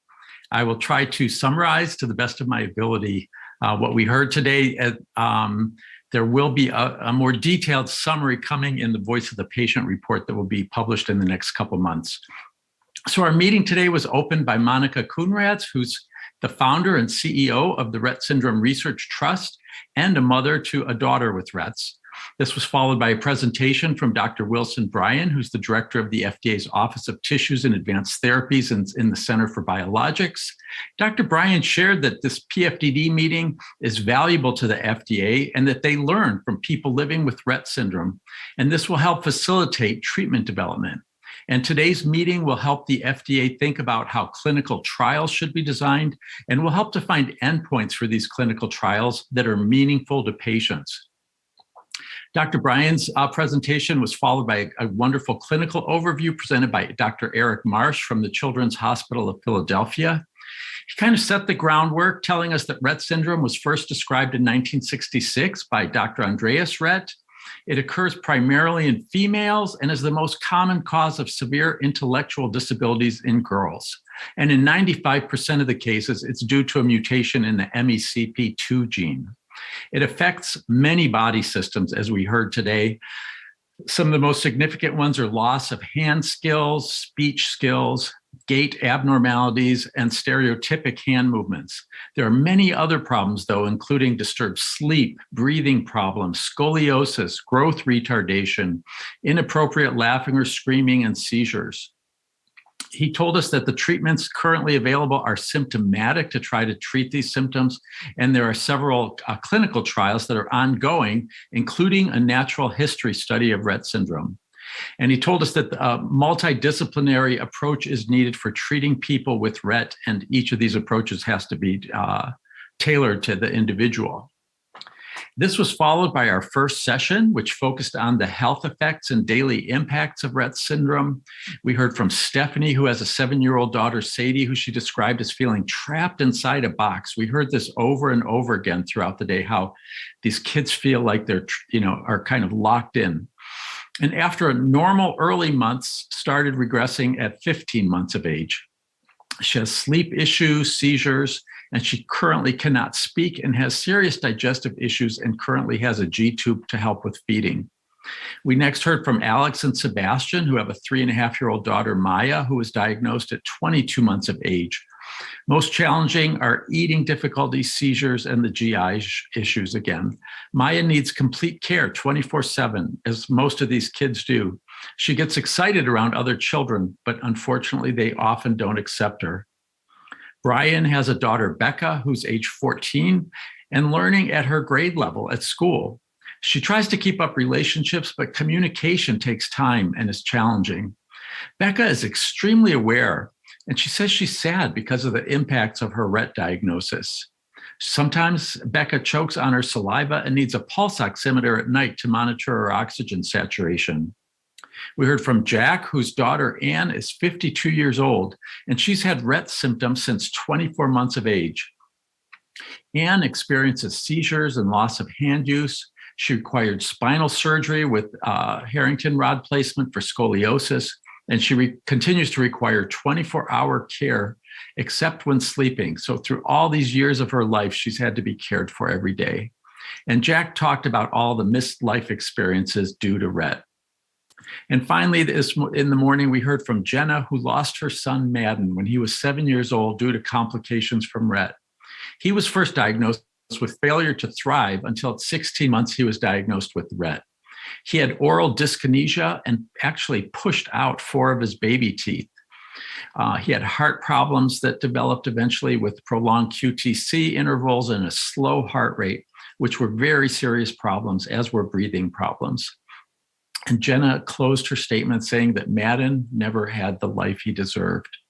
So during the morning, people identified many different problems related to communication and also all these neurologic symptoms of Rett. Breathing difficulties was a big challenge. And Becca, who I talked about just a minute ago, she called in actually and said, "My body doesn't listen very well." I thought that was an astute description of what it feels like to have Rett. And most reported, once again, that dealing with Rett syndrome is a 24/7 battle. In the afternoon, we shifted gears to listening to perspectives on Rett syndrome treatments. The treatments are for symptoms, and they need to come from many different places. We heard from Leslie, who spoke about her daughter, Heather. She gets in-home PT and OT to help her walk. She takes seizures meds, but they make her sleepy during the day, restless at night, and they don't fully help. She had a VNS device implanted, and even with that and the seizure meds, still has 2 to 3 seizures per day. She uses a modified wheelchair and had multiple kinds of therapies, and her parents would most like to see Heather become more alert. AJ is a dad to Magnolia, who's age 11. They tried a variety of therapies, including prism glasses and many over-the-counter remedies. Seizure meds all come with side effects, he said. She takes neurotropic drugs for seizure control, and she tried Lexapro for anxiety in social situations. They would be willing to try almost anything if there was a prospect of getting benefits for Magnolia. We heard from Heidi, who has a daughter, Hannah, age 16. She spoke at age 2, similar to her peers, but subsequently was diagnosed with Rett at age 3.5. She had a very poor response to trying Lexapro and Risperidol. She took an antibiotic to treat small intestine bacterial overgrowth syndrome with good results. And she had a good response to ketamine and spoke more words than she had been, and was able to follow 2-step directions and was more able to feed herself, which was great. And they would most like to see Hannah regain speech to communicate her wants and needs. And we heard from Jen, who's mom to Emma, who's age 15 and a sophomore in high school. She had spinal correction surgery in 2018, which was just grueling. Emma uses a Tobii eye gaze computer and is part of a group of Rett girls that meet remotely. I thought that was great. She participated in a clinical trial and started having better hand use after that. And finally, in the afternoon, we heard from Leslie, who lost her daughter, Brooke, to Rett syndrome at age 5, dying from Rett complications. Brooke used multiple types of assistive devices and a CPAP machine. She also used the Tobii eye gaze device for communication, and it was helpful, but it tired her out a lot. Brooke died in her sleep, sadly, during a nap one day. So we've heard consistently that there continues to be a great unmet need for people living with Rett syndrome. People identify different symptoms that they would like to see treatments for. I think one of the overarching thing that people would like to see is to help these kids become, and adults become more independent through communication, through hand use, through being able to breathe better, have seizure control. And regarding research, people overall sound like they'd be willing to participate in research, and they'd all like more effective treatments. So at this point, I'd like to turn the meeting back over to Dominique Pichard in the studio, and Dominique's from the International Rett Syndrome Foundation. So thank you very much. Thank you for that summary, Larry. This has been an incredible day of hearing personal insights to help us all better understand Rett syndrome and its impacts.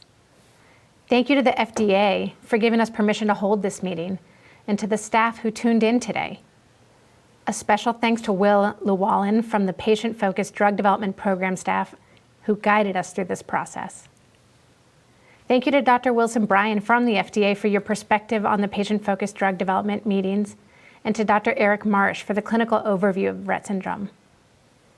I want to thank the Dudley Digital Works media team, especially John, Kyle, and Eric, for their help with the technical preparation for the meeting. And to James Valentine, Larry Bauer, and to the other planning committee, including staff from IRSF and RSRT, who worked hard to organize this meeting. Thank you to our supporters, especially our gold sponsor, Shape Therapeutics, and our silver sponsors, Acadia, Anavex, Novartis, Taysha, and Viant Bio. You can find out more about each of them at rettpfdd.org.